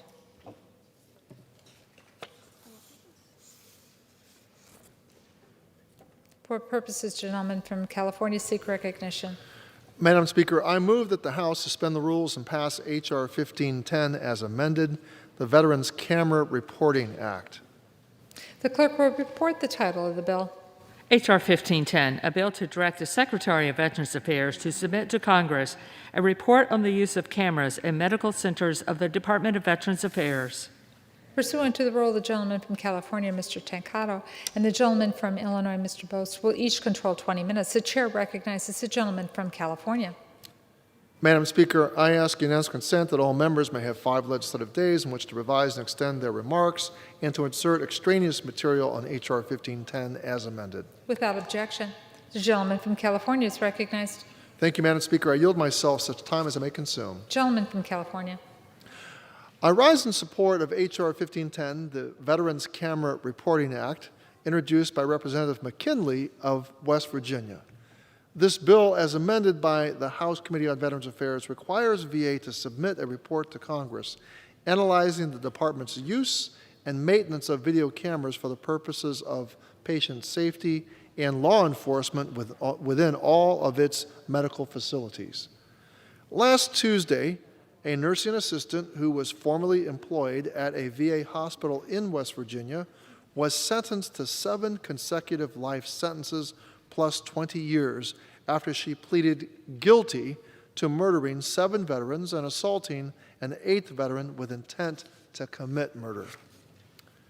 She took insulin that she was not authorized to administer, and she injected it into veterans who did not need it, killing all 8 of them. Following the sentencing last week, the VA Office of Inspector General issued a report identifying numerous deficiencies in patient care and failures in VA oversight at the facility, where these murders occurred. Among other things, the OIG found that there were no cameras in the ward where these events occurred, nor in the medication room where the insulin was stored. And there were no locks or other mechanisms for monitoring access to medication carts where insulin was also kept. There are no words to adequately express the horror and sorrow we feel about the heinous crimes committed against these veterans. We cannot imagine the pain their families have endured since evidence of these murders first came to light nearly 3 years ago. We can only hope that last week's sentencing will help the victims' families begin to heal and find a sense of closure. In Congress, we have a responsibility to help ensure that VA never allows something like this to happen again. Now, as an initial step, we need to better understand how VA uses video cameras for monitoring patient safety and physical security within its medical facilities. And to that end, H.R. 1510 will require VA to submit a report summarizing how cameras are used to monitor staff and patients, the units within which cameras are prioritized, and how cameras are used to monitor drug storage. The report also must include recommendations on improving use of cameras at VA, including whether the department needs additional resources to install cameras for patient safety and law enforcement purposes.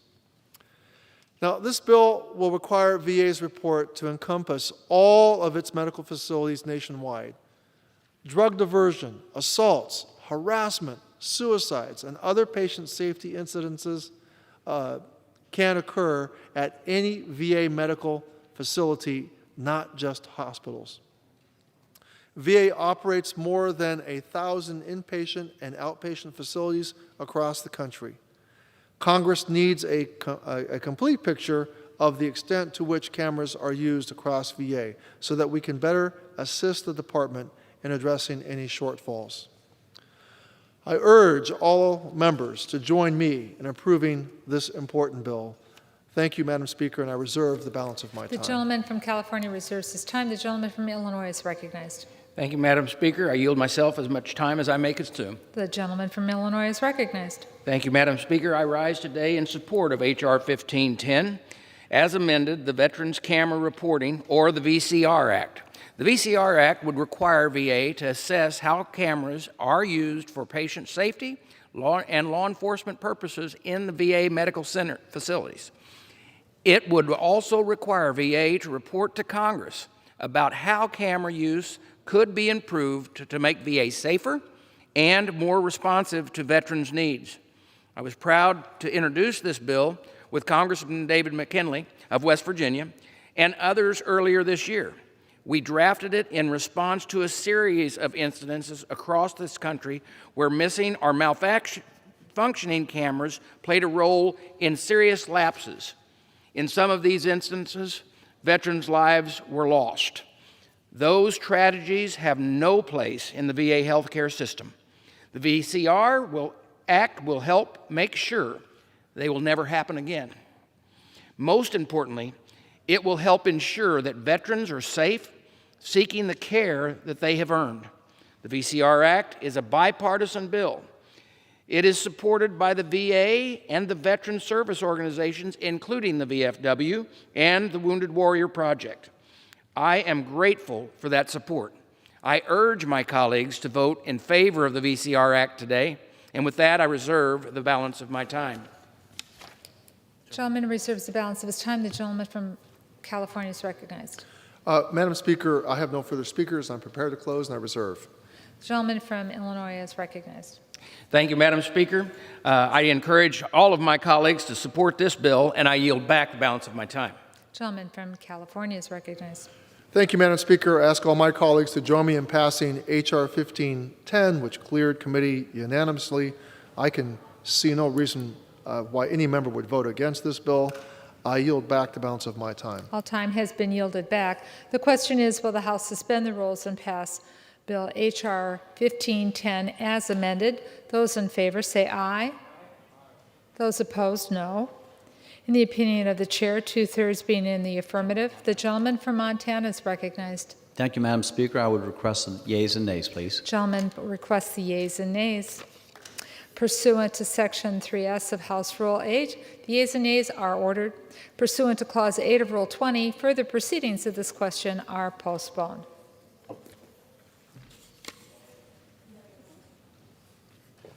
For what purpose does the gentleman from California seek recognition? Madam Speaker, I move that the House suspend the rules and pass H.R. 2494. The clerk will report the title of the bill. H.R. 2494, a bill to amend Title 38 United States Code to establish in the Department of Veterans Economic Opportunity and Transition Administration and for other purposes. Pursuant to the rule, the gentleman from California, Mr. Tancaro, and the gentleman from Illinois, Mr. Boost, will each control 20 minutes. The chair recognizes the gentleman from California. Madam Speaker, I ask unanimous consent that all members may have 5 legislative days in which to revise and extend their remarks and to insert extraneous material in H.R. 2494.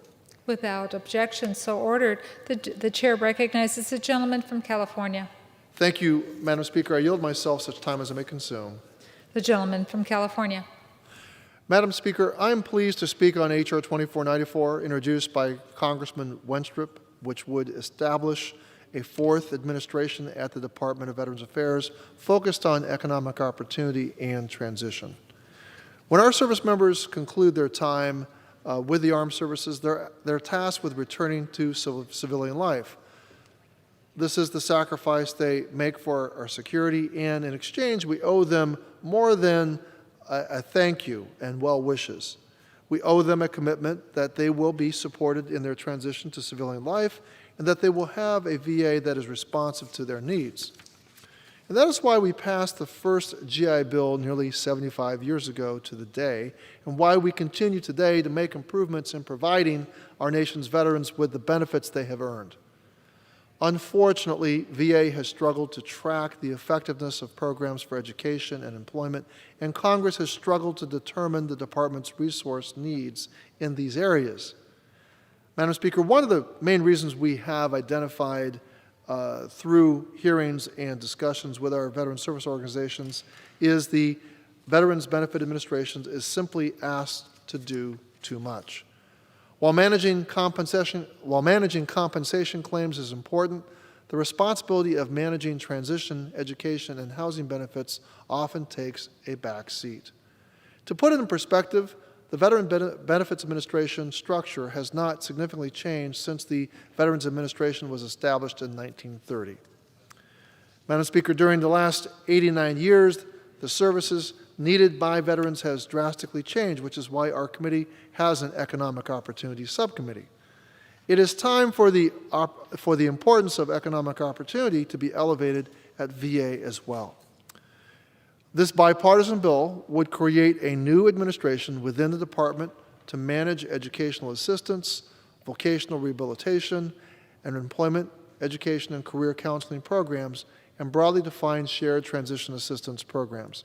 And that means a dedicated undersecretary for Veterans Economic Opportunity and Transition, solely focused on fulfilling our promise to veterans that they will get the education they want, the housing they need, and the careers they deserve. Thank you, Madam Speaker, and I reserve the balance of my time. The gentleman from California reserves his time. The gentleman from Illinois is recognized. Thank you, Madam Speaker. I yield myself as much time as I may consume. The gentleman from Illinois. Thank you, Madam Speaker. I rise today in support of 2494, which would direct the VA to create a new 4th administration. This new administration would oversee programs that support economic opportunity for our veterans. During my time in Congress, I've seen repeated instances of mismanagement within the programs. I believe it is time for this new administration to be created so that more focus can be placed on economic opportunities for our veterans. This new focus is even more important today as we're trying to help veterans back on the right economic track following COVID-19 pandemic. I want to thank Congressman Winthrop for his dedication and hard work on this bill. I'm pleased to support it, and I urge my colleagues to do the same. And with that, I reserve the balance of my time. The gentleman from Illinois reserves the balance of his time. The gentleman from California is recognized. Madam Speaker, I have no further speakers. I'm prepared to close, and I reserve. The gentleman from California reserves. The gentleman from Illinois. Thank you, Madam Speaker. I'm prepared to close, and with that, I want to thank my colleagues, and I urge them to support this bill, and with that, I yield back the balance of my time. Gentleman yields back his time. The gentleman from California is recognized. Madam Speaker, I ask all of my colleagues to join me in passing this important piece of legislation, H.R. 2494, and I yield back the balance of my time. Gentleman from California yields back his time. The question is, will the House suspend the rules and pass H.R. 2494? Those in favor say aye. Those opposed, no.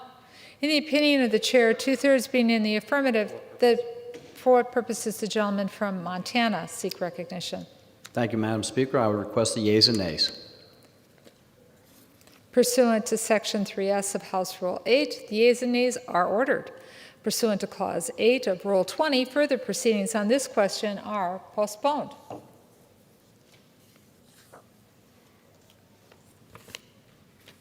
For what purposes the gentleman from California seek recognition? Madam Speaker, I move that the House suspend the rules and pass H.R. 2441, the Sergeant Ketchum Rural Veterans Mental Health Act of 2021. The clerk will report the title of the bill. H.R. 2441, a bill to direct the Secretary of Veterans Affairs to expand the Rural Access Network for Growth Enhancement Program of the Department of Veterans Affairs, and to direct the Comptroller General of the United States to conduct a study to assess certain mental health care resources of the Department of Veterans Affairs available to veterans who live in rural areas. Pursuant to the rule, the gentleman from California, Mr. Takano, and the gentleman from Illinois, Mr. Booth, will each control 20 minutes. The chair now recognizes the gentleman from California. Madam Speaker, I ask unanimous consent that all members may have 5 legislative days in which to revise and extend their remarks and to insert extraneous material on H.R. 2441. Without objection, the chair recognizes the gentleman from California. Thank you, Madam Speaker. I yield myself such time as I may consume. The gentleman from California is recognized. Madam Speaker, I am pleased to speak on H.R. 2441, the Sergeant Ketchum Rural Veterans Mental Health Act of 2021, introduced by Congresswoman Axne. This bill has not only bipartisan support, but also bicameral support within the recent introduction of a companion bill from Senate Veterans Affairs Committee Chairman Tester and Ranking Member Moran. This bill is named for an Iowa veteran who died by suicide after failing to receive intensive treatment for his PTSD. It is designed to honor his memory with action and to prevent a similar outcome for his fellow veterans. Through this legislation, VA will open 3 new range programs in rural locations, including territories and insular areas. VA range programs offer intensive outpatient services and case management for rural veterans with mental illness, housing and food insecurity, financial issues, and problems with daily living. They can absolutely be life-saving for veterans who need this kind of wraparound care and safety nets. Additionally, this bill calls for a GAO study of how accessible VA's continuum of superior mental health care services from outpatient to residential and inpatient how it really is for rural veterans. We all know that even a well-designed system may not reach every veteran who needs it. And with this legislation, our work to close the gaps will be guided by data. I therefore ask my colleagues to join me in supporting the Sergeant Ketchum Rural Veterans Mental Health Act. Thank you, Madam Speaker. I support this legislation, and I reserve the balance of my time. The gentleman from California reserves his time. The gentleman from Illinois is recognized. Thank you, Madam Speaker. I yield myself as much time as I may consume. The gentleman from Illinois is recognized. Thank you, Madam Speaker. I rise today in support of H.R. 2441, the Sergeant Ketchum Rural Veterans Mental Health Act. May is Mental Health Awareness Month. I am pleased to commemorate it today by passing this bill to expand the mental health care to veterans in rural areas.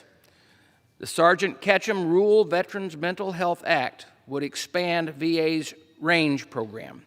The RANGE program provides veterans who have serious mental illness or who are at risk of homelessness with intense case management. Almost a quarter of our nation's veterans reside in rural communities. I'm one of those veterans that does. While I wouldn't have it any other way, I know firsthand that living in a rural area can be a barrier to care. This bill will help remove that barrier for some of our most vulnerable veterans.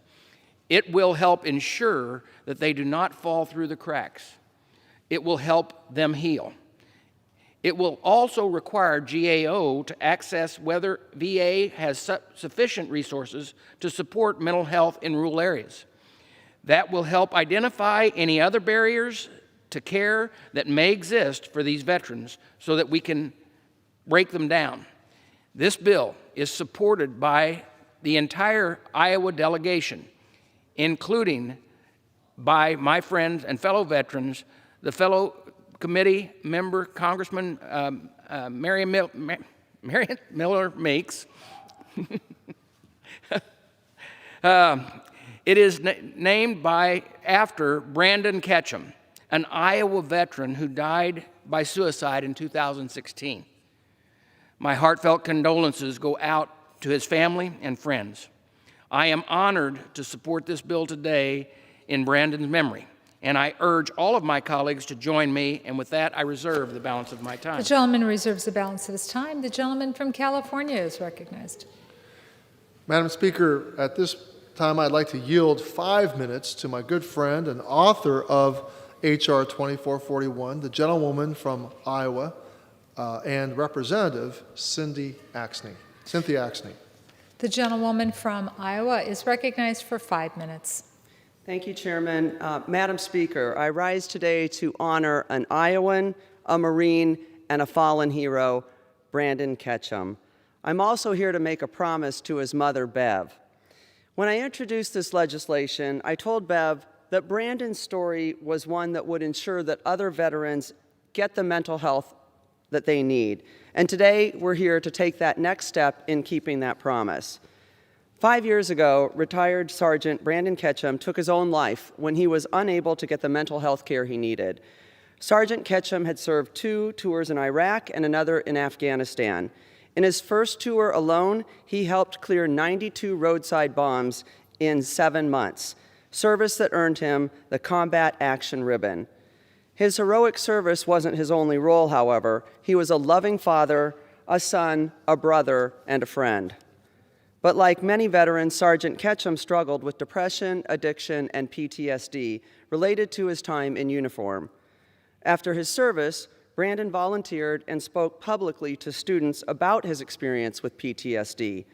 But despite receiving therapy and addiction treatment after returning from his tours, Brandon had a hard time adjusting to civilian life. And when he sought inpatient hospitalization in 2016 from an Iowa VA, the treatment rooms were full and he was turned down for the care he needed. Hours later, Sergeant Ketchum took his own life. We all know that veterans do not have enough mental health resources across this country. Nearly 17 veterans die by suicide every day, and a recent HHS study found that only 50% of returning vets who need mental health treatment will receive it.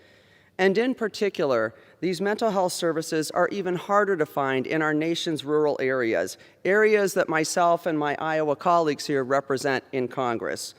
The truth is sad, but it's pretty simple. We are failing our veterans. Brandon asked us for help, but help was turned away because of a lack of resources. So we must make sure, in his memory and for the sake of others still serving, that when our soldiers return home, they can get the treatment that they need. My bill will increase mental health facilities in rural areas by establishing 3 new Rural Access Network for Growth Enhancement programs, known by their acronym as RANGE. RANGE programs provide rural veterans with more mental health resources, including access to a team of experts who can provide intensive addiction and mental health treatment, helping veterans reintegrate into their community. My bill will also study how the VA is currently meeting the needs of rural veterans with mental health issues and what resources may be needed to improve their care. so we can actually address the root causes of mental health issues in our rural areas and with our veterans. Not only is this an important cause, it's a bipartisan one too. As mentioned, all 4 members of our Iowa delegation have joined together and signed on to this, and I'd like to thank you all for doing that. And for my incredible co-sponsors, and of course Chairman Takano and Subcommittee Chairwoman Brownlee for their support of this bill, as well as their constant dedication to our veterans. Veterans put their lives on the line and serve our nation with honor, and when they come home, they should be able to receive the care that they need, regardless of zip code. We can't simply accept that Brandon's death is a tragedy, and that's just what it is. We have to use this story to make the changes that are long overdue and to ensure that no other veteran falls through the cracks. We must take action to address the rural health shortages and the mental health needs of our nation's veterans. I urge all of my colleagues to honor Sergeant Ketchum's legacy with a yes vote on this bill. Thank you, and I yield my time. Gentleman from California reserves his time. The gentleman from Illinois is recognized. Thank you, Madam Speaker. At this time, I'd like to yield 2 minutes to Dr. Miller Meeks from Iowa's 2nd District. The gentlewoman from Iowa is recognized for 2 minutes. Thank you, Madam Speaker, and thank you to my colleague from Illinois for yielding me time. I rise today to speak in support of the bipartisan Sergeant Brandon Ketchum Rural Veterans Mental Health Act, which I was proud to introduce with the Iowa House delegation. This legislation was named in honor and memory and service of Sergeant Brandon Ketchum of Davenport, which is in my congressional district. Sergeant Ketchum died by suicide in 2016 after being denied access to much-needed mental health services for PTSD at the VA facility in Iowa City. Our legislation would establish new rural access network for growth enhancement or range programs throughout the VA and support additional research on rural veteran mental health care needs. The case of Sergeant Ketchum is tragic and shows us that we must do more to serve our veterans. Expanding health care services in rural America and among our veterans are 2 of my top priorities in Congress, so I am proud to join the entire Iowa delegation in this effort. We simply have to do better for our veterans. There is no other option. I would like to thank my colleagues in the Iowa delegation, Congresswoman Axne, Congresswoman Hinson, and Congressman Feenstra, for their partnership in this simple legislation to help veterans. I urge all of my colleagues to support the bipartisan Sergeant Brandon Ketchum Rural Veterans Mental Health Act, and I yield back my time. The gentleman from Illinois reserves. Reserve. The gentleman from California is recognized. Madam Speaker, I have no further speakers. I'm prepared to close, but before I reserve my time, let me just say that I'm very, very pleased that we are addressing the issue of mental health care in our rural areas. As we wind down this pandemic, I think we're going to see not just veterans, but Americans of all stripes living in our rural areas dealing with the need for increased numbers of mental health care practitioners. And I congratulate and I thank the work of my colleague, Congresswoman Axne, in moving the VA a step forward in this area, but there's far more that needs to be done. At this time, I reserve the balance of my time. Gentleman from California reserves his time. The gentleman from Illinois is recognized. Thank you, Madam Speaker. At this time, I'd like to yield 3 minutes to the gentlewoman from Iowa's 1st District, Representative Hinson. The gentlewoman from Iowa is recognized for 3 minutes. Thank you, Madam Speaker, and good afternoon to my colleagues in the House. Today, I rise in support of H.R. 2441, the Sergeant Ketchum Rural Veterans Mental Health Act. And I want to start off by thanking my colleague, Congresswoman Cindy Axne, for introducing this legislation, for your leadership. I was proud to join you and our entire Iowa delegation, as has already been mentioned, to introduce this very important bipartisan bill for our veterans. Sergeant Ketchum of Davenport served our country honorably overseas in both Iraq and Afghanistan.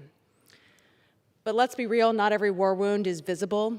Many veterans struggle when they come home with serious mental health challenges, and when Sergeant Ketchum returned home from his tours, he battled again, this time with post-traumatic stress disorder. Sergeant Ketchum sought help at the Iowa City VA hospital, but was turned away, and shortly after he did take his own life. No veteran should be denied the help and the care that they need after dedicating their lives to serving our country. No veteran should ever be turned away like Sergeant Ketchum was. Unfortunately, veterans who live in rural areas face increased challenges and additional barriers to accessing the treatment that they need. Our legislation, named in honor of Sergeant Ketchum, will improve access to mental health services for veterans in rural areas. Our veterans put their lives on the line every day to protect our freedoms, and we have a duty to ensure that they can receive high-quality treatment once they return home from service. We have a duty to ensure that our veterans know they aren't alone, that we have their backs, regardless of where they live. I'm proud again to work alongside my colleagues in Iowa to improve access to mental health services for veterans in rural areas and to help ensure that no veteran is denied the care that they deserve. I urge all of our colleagues to support us in supporting the Sergeant Ketchum Rural Veterans Mental Health Act. Vote yes in honor of Sergeant Ketchum and the thousands of veterans like him who need and deserve our support. Thank you, Madam Speaker. I yield back. The gentleman from Illinois is recognized. He reserves. The gentleman from California is recognized. I reserve. The gentleman from California reserves. The gentleman from Illinois is recognized. Thank you, Madam Speaker. At this time, I'd like to yield 1 minute to the representative from Iowa's 4th District, Representative Feenstra. The gentleman from Iowa is recognized for 1 minute. Thank you, Madam Speaker. Our veterans deserve the best care and attention, including when it comes to treating unseen wounds. That is why I'm honored to be a part of this effort to expand mental health services to our veterans in rural areas. The Sergeant Ketchum Rural Veterans Mental Health Act is named in the honor of Sergeant Brandon Ketchum, an Iowan and a Marine Corps veteran who served in Iraq and Afghanistan. After serving overseas, he suffered from a number of physical and mental conditions. Tragically, Sergeant Ketchum took his own life after failing to receive the mental care he needed from the VA. It is clear mental health care shortcomings for our veterans needs to be addressed, and that's what this bill does. I'd like to thank my colleague from Iowa, Congresswoman Axne, for the work on this important bill. I'd also like to thank my colleagues, Congresswoman Dr. Miller Meeks and Congresswoman Hinson. God bless all those that have fought to protect our country, and we owe them our help. Thank you. I yield back. The gentleman yields back. The gentleman from Illinois is recognized. Reserve. The gentleman from Illinois reserves. The gentleman from California is recognized. Madam Speaker, I reserve. The gentleman from California reserves. The gentleman from Illinois is recognized. Thank you, Madam Speaker. I am ready to close, and I just wanted to say and encourage everyone to support this piece of legislation. There should be no one that would vote against this. But like all of the pieces of legislation that we've worked on this afternoon, Madam Speaker, I do want to thank the chairman and his staff for the job of working together. This is truly a case where this committee has done its bipartisan work the way it should. I also want to say a special thank you to our staff for the hard work that they've put in with each one of these bills and each one of the members here today that have presented these pieces of legislation. And with that, Madam Speaker, I yield back the balance of my time. The gentleman from Illinois yields back his time. The gentleman from California is recognized. Madam Speaker, I extend my thanks to Ranking Member Bost and the Republicans on the committee and all staff from both sides of the aisle for putting together this package of 10 bills in advance of Memorial Day. And it's especially poignant to end today's package of bills with a bill named in memory of Sergeant Ketchum.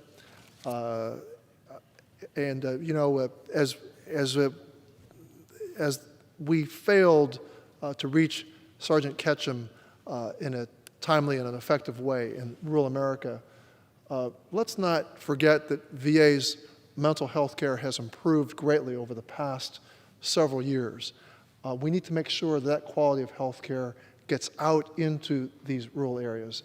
And I would dare say we need to think, we are charged as a Veterans Affairs Committee to deal with our veterans and their health care needs, but part of the answer to serving our veterans is to make sure that we have robust providers regardless of whether they serve veterans or the general population, and we need to look at how we're going to do that in rural America, including our territories and insular areas.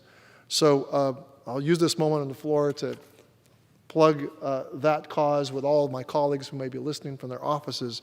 We must, for the sake of all the folks that have suffered so long from this pandemic, we need to look at how we're going to provide a robust provider network in mental health care.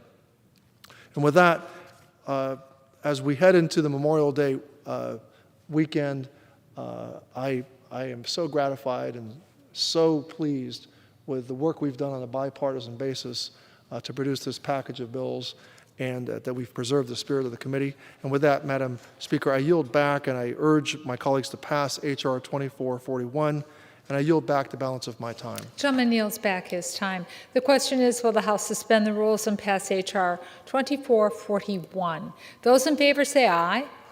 Those opposed say no. In the opinion of the chair, 2/3 being in the affirmative, the gentleman from Montana wants to be recognized for what reason? Thank you, Madam Speaker. I would request the yeas and nays. Pursuant to Section 3S of House Resolution 8, the yeas and nays are ordered. Pursuant to Clause 8 of Rule 20, further proceedings of this question are postponed.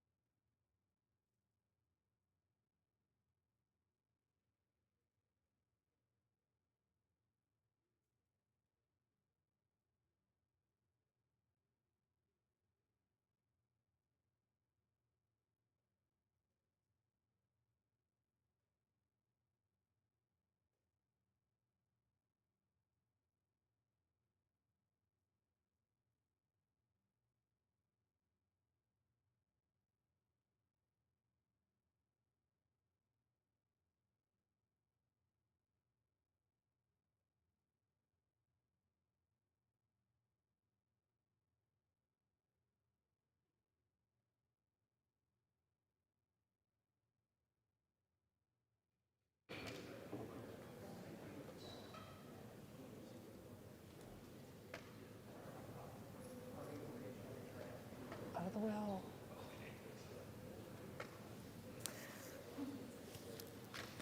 For what purpose does the gentlewoman from Oregon seek recognition? Madam Speaker, I move to suspend the rules and pass H.R. 1447, the Coastal and Ocean Acidification Stressors and Threats, or Coast Research Act. Does the gentlewoman intend to call the bill as amended? Yes. Yes. The clerk will report the title of the bill. H.R. 1447, a bill to amend the Federal Ocean Acidification Research and Monitoring Act of 2009 to establish an Ocean Acidification Advisory Board to expand and improve the research on ocean acidification and coastal acidification, to establish and maintain a data archive system for ocean acidification data and coastal acidification data, and for other purposes. Pursuant to the rule, the gentlewoman from Oregon, Mrs. Bonamici, and the gentleman from Oklahoma, Mr. Lucas, will each control 20 minutes. The chair now recognizes the gentlewoman from Oregon.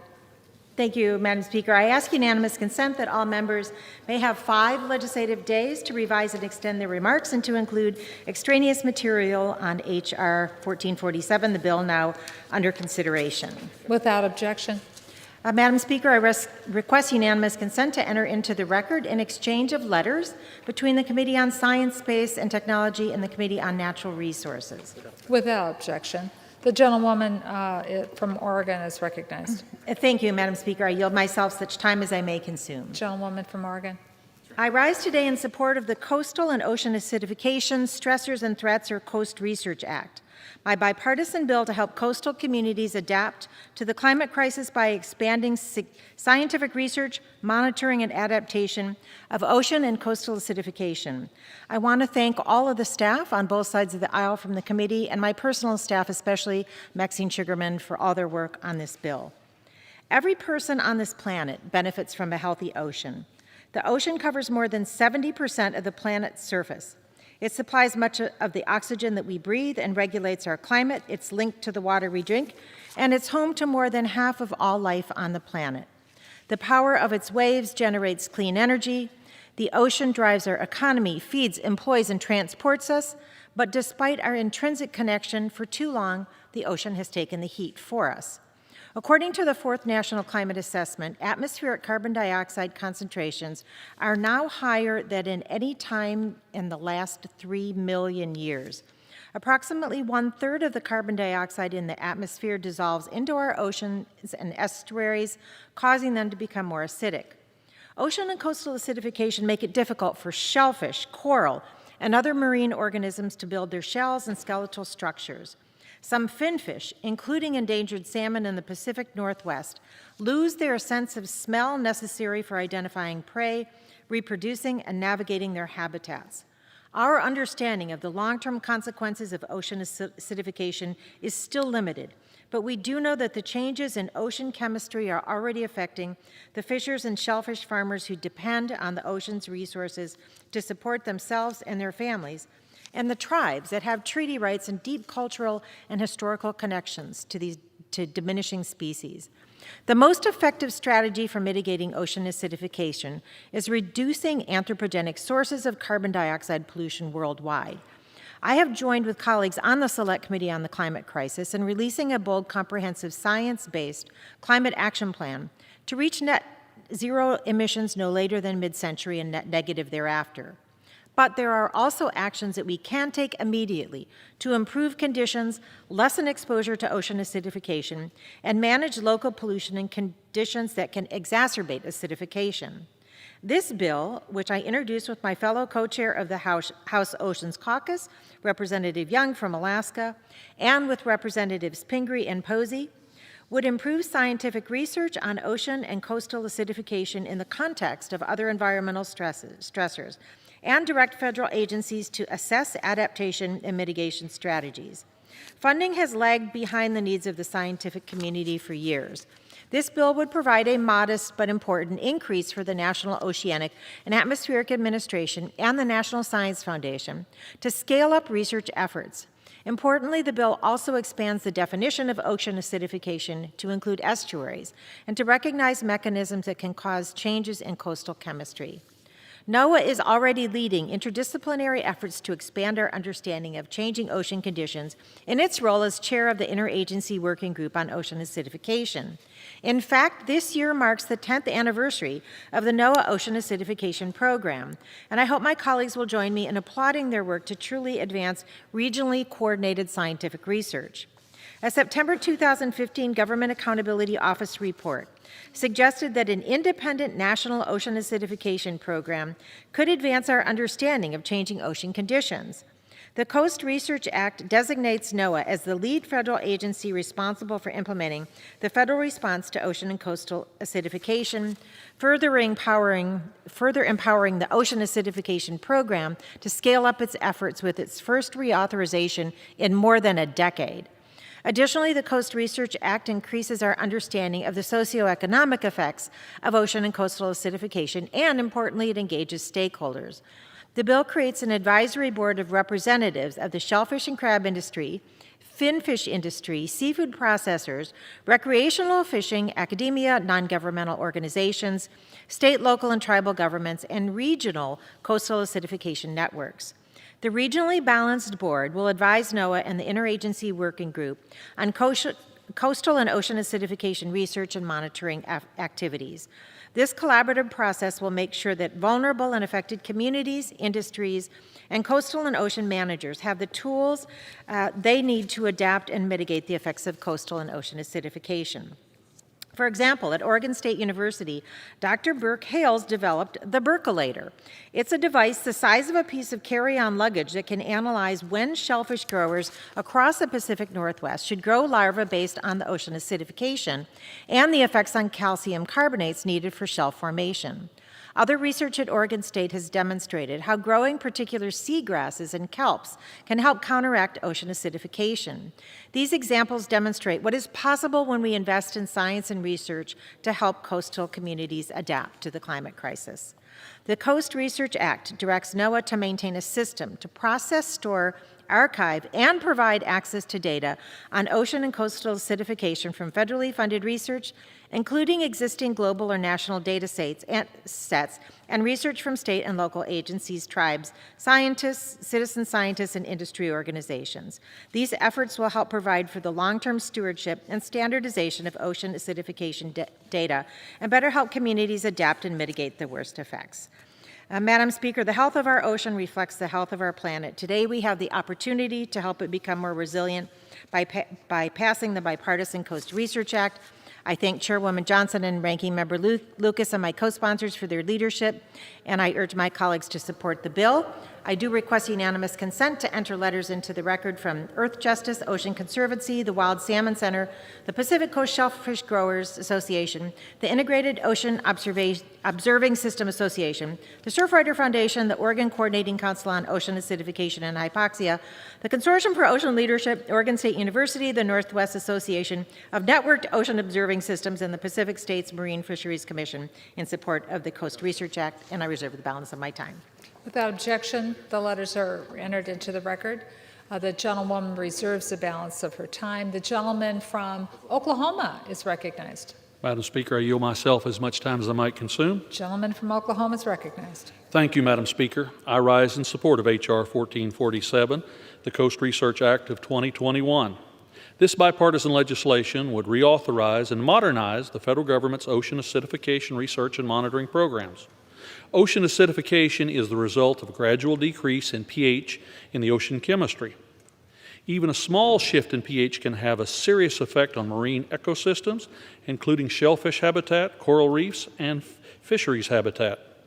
Congress recognized the need for a better understanding of the causes and effects of ocean acidification and passed the Federal Ocean Acidification and Research and Monitoring Act in 2009. This legislation created a framework for science agencies such as NOAA and the National Science Foundation to dedicate resources to studying the phenomenon. As a result, we made significant advancements in understanding ocean acidification over the last decade. H.R. 1447 reauthorizes the funding for NOAA and NSF efforts through the fiscal year 2026, which lapsed in fiscal year 2012. It also modernizes their activities by updating the strategic plan governing the federal government's research efforts and strengthening cooperation among scientific agencies. Additionally, the Coast Research Act designates NOAA as the lead agency for coordinating the federal response to ocean and coastal acidification. This is an important step to streamline and organize efforts across the government. Finally, this bill ensures that the voices of stakeholders and industry from multiple regions are heard through a newly established advisory board. This input is critical to effectively integrate the many research, monitoring, and adoption strategies for coastal acidification. This bill is the result of years of work in building a consensus among stakeholders, including ocean conservation groups, sportsmen, coastal communities, about how best to address this problem moving forward. Coastal communities and businesses will greatly benefit from this legislation and how better knowledge of ocean acidification improves our ability to respond to its effects. I want to thank Ms. Bonamici for introducing and leading this bill, along with her House Oceans Caucus Vice Chair, Co-Chair, I should say, Congressman Don Young, along with the many bipartisan co-sponsors. I urge my colleagues to support this bill, and I reserve the balance of my time.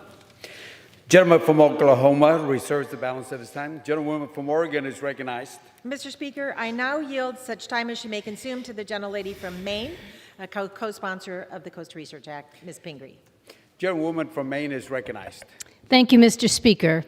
And thank you to the chair from Texas and to the ranking member from Oklahoma, who have shown a true willingness to address the impact climate change has had on our oceans. And to Congresswoman Bonamici and Congressman Young for their leadership on ocean and climate issues. I rise today in support of her bill, H.R. 1447, the Coastal and Ocean Acidification Stressors and Threats Research Act, a bipartisan bill that would expand scientific research and monitoring to improve our understanding of ocean acidification. Our oceans absorb enormous amounts of carbon dioxide each year. That process is critical for regulating the amount of greenhouse gases in our atmosphere. But this comes at a high cost for oceans and dependent marine life. Coastal communities produce about 40% of our nation's total jobs and 45% of our gross domestic product. Given those significant numbers, the financial implications will ripple across all American communities if this problem continues to intensify. We are already experiencing these impacts in my home state of Maine. The Gulf of Maine is warming faster than 99% of the world's oceans, and it is particularly susceptible to the effects of ocean acidification. As you know, Mr. Speaker, my state is renowned for its lobster and shellfish. So you can imagine we take this threat seriously.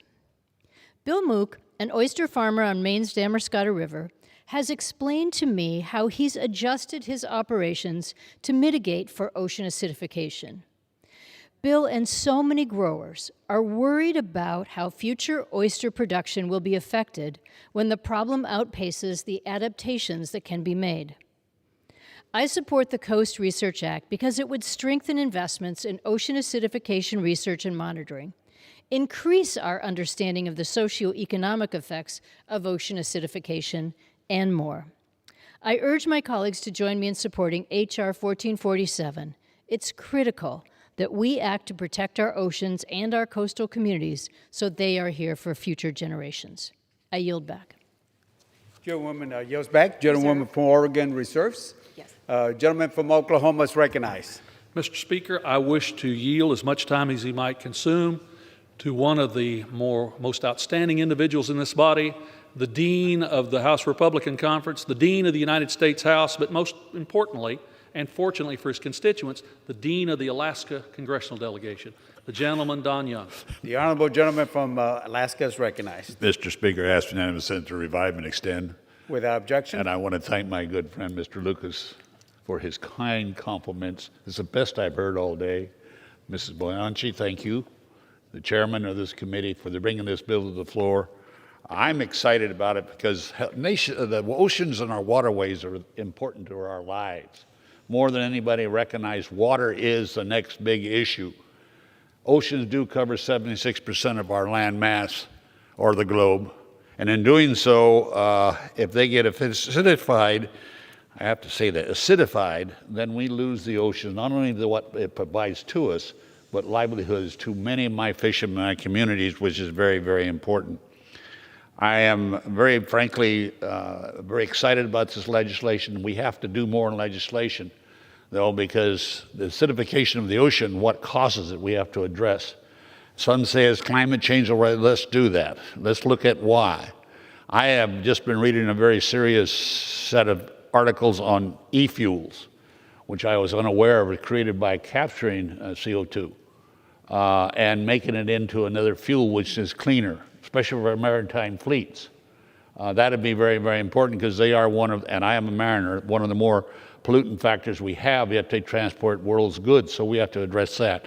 So as we pass this legislation, let's really go forth and make sure not only NOAA has the authority, but make sure they do the job. That's oversight. That's your job, Madam Chairman. That's what we have to do to make sure it's done and we address this problem, because I don't want to see my salmon. You talk about your lobster. It's good, not quite as good as our salmon, but it's okay. And we have to work on that to make sure that we have the continued sustainable yield that we'll be working with. And that, Mr. Ranking Member, Chairman, Chairwoman, I thank you, Mr. Chair. I yield back the balance of my time. Gentleman yields back the balance of his time. Gentleman from Oklahoma reserves. Gentlewoman from Oregon is recognized. Mr. Speaker, I have no further speakers and will be prepared to close. Gentlewoman reserves. Gentleman from Oklahoma is recognized. Mr. Speaker, I have no further requests for time, and I am prepared to close if the gentlelady is. Gentleman's recognized. Mr. Speaker, yield the balance of my time to myself. Thank you, Mr. Speaker. I again rise to support H.R. 1447, the Coastal Research Act of 2021. It is necessary, bipartisan legislation with support from members representing a diverse range of districts. As I previously mentioned, the significant progress towards our understanding the socioeconomic effects of ocean and coastal acidification have been made in the last decade. But to continue that progress, we need to update our priorities and our strategies. And that's what this bill does. And that is what will keep our communities, our businesses, our entire economy at the forefront of managing and mitigating the environmental challenges we face. I urge my colleagues to support this bill, and I yield back the balance of my time. Gentleman from Oklahoma yields back. Gentlewoman from Oregon is recognized. Thank you, Mr. Speaker. The basic chemistry of our ocean is changing at an unprecedented rate. We know that even if carbon dioxide emissions were halted today, many of the residual effects on our ocean will continue to occur over the course of the next few decades. And without intervention, ocean acidification is projected to become more intense and increasingly common, especially on the Pacific coast. We must support vulnerable communities, industries, coastal and ocean managers by strengthening research on how they can best prepare for and, when possible, adapt to ocean and coastal acidification. By passing the Bipartisan Coast Research Act, we are taking one important step forward in advancing ocean climate action. I again want to thank Chairwoman Johnson, Ranking Member Lucas, and my co-leads on this bill, Representatives Young, Pingree, and Posey, for their support. And I know Mr. Young from Alaska talked about his salmon. We would compete with salmon in the Pacific Northwest. We also have the prize Dungeness crab, and Ms. Pingree has her lobsters, but it is so critical for these industries that we pass this bill and advance ocean climate action. I once again urge my colleagues on both sides of the aisle to support this bipartisan bill, and I yield back the balance of my time. Gentlewoman yields back the balance of her time.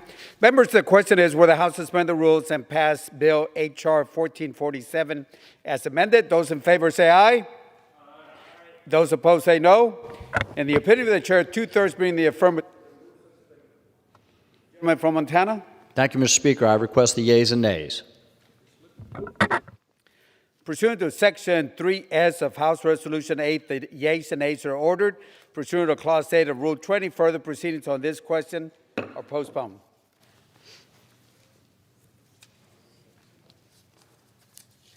For what purpose does the gentlewoman from Oregon seek recognition? Mr. Speaker, I move to suspend the rules and pass H.R. 2533, the National Estuaries and Acidification Research Act. The clerk will report the title of the bill.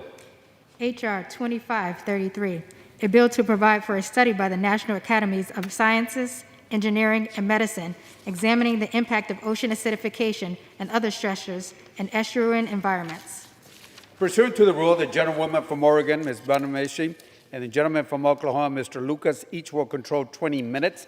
The chair now recognizes the gentlewoman from Oregon. Thank you, Mr. Speaker. I ask unanimous consent that all members may have 5 legislative days to revise and extend their remarks and to include extraneous material on H.R. 2533, the bill now under consideration. Without objection. And, Mr. Speaker, I request unanimous consent to enter into the record an exchange of letters between the Committee on Science, Space, and Technology and the Committee on Natural Resources. Without objection. Thank you, Mr. Speaker. I yield myself such time as I may The consume. gentlewoman from Oregon is recognized. Thank you, Mr. Speaker. I rise today in support of Congressman Posey's National Estuaries and Acidification Research Act. I am an original co-sponsor of this bipartisan bill, which would direct the National Academies of Sciences to conduct a study that examines the science of coastal and ocean acidification in estuaries and provide recommendations to improve further research and management to inform mitigation decisions. As co-chair of both the House Oceans Caucus and Congressional Estuary Caucus, I know that acidification is not only affecting the open ocean. Estuaries in nearshore waters are also absorbing tremendous amounts of carbon pollution and becoming more acidic. Our understanding of ocean acidification and its interactions with other environmental stressors, such as hypoxia, harmful algal blooms, and warming waters, is rapidly evolving but is still limited in scope. And ocean and coastal acidification are often present in the context of other coastal processes, like runoff, erosion, and upwelled water from the oceans, making it difficult to measure its individual effects on estuaries. Our estuaries and nearshore waters are also experiencing the consequences of our inaction to address the climate crisis, and research has not kept pace with the needs of coastal communities.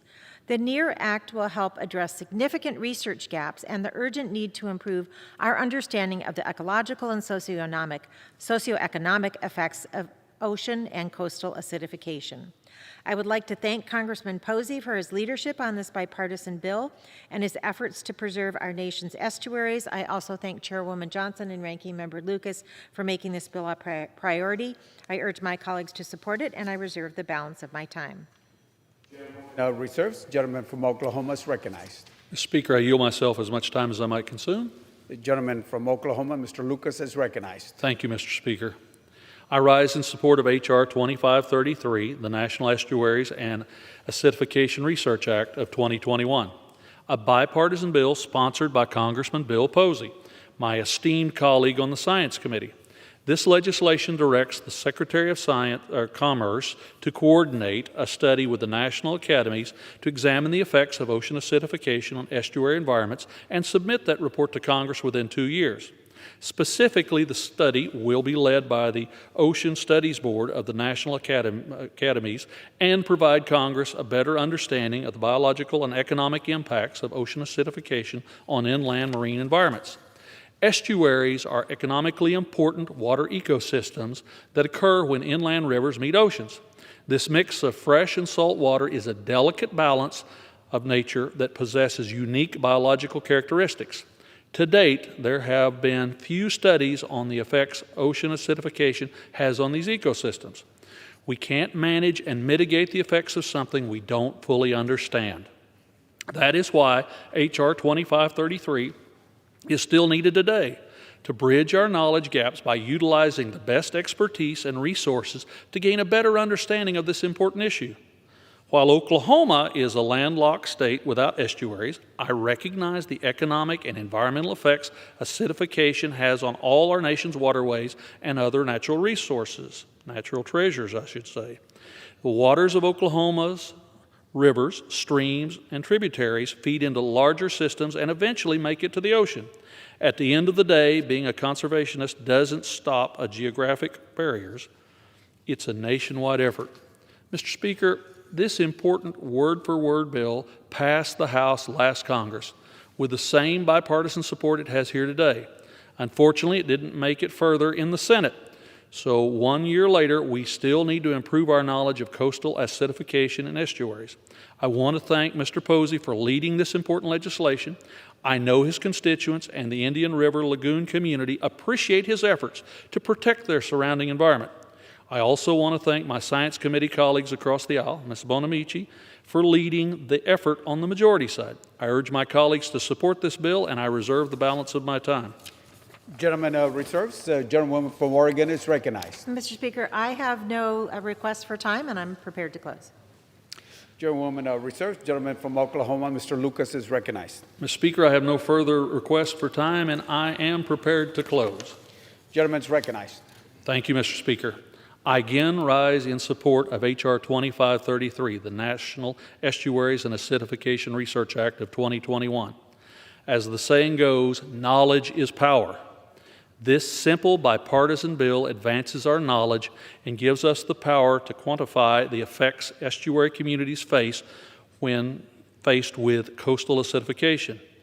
The National Academies are a tremendous resource. Their studies are thorough, informative, and world-class. I look forward to seeing the final product directed by this bill. By preserving our nation's estuaries, we are saving businesses from closing, ecosystems from dying, and people from getting sick.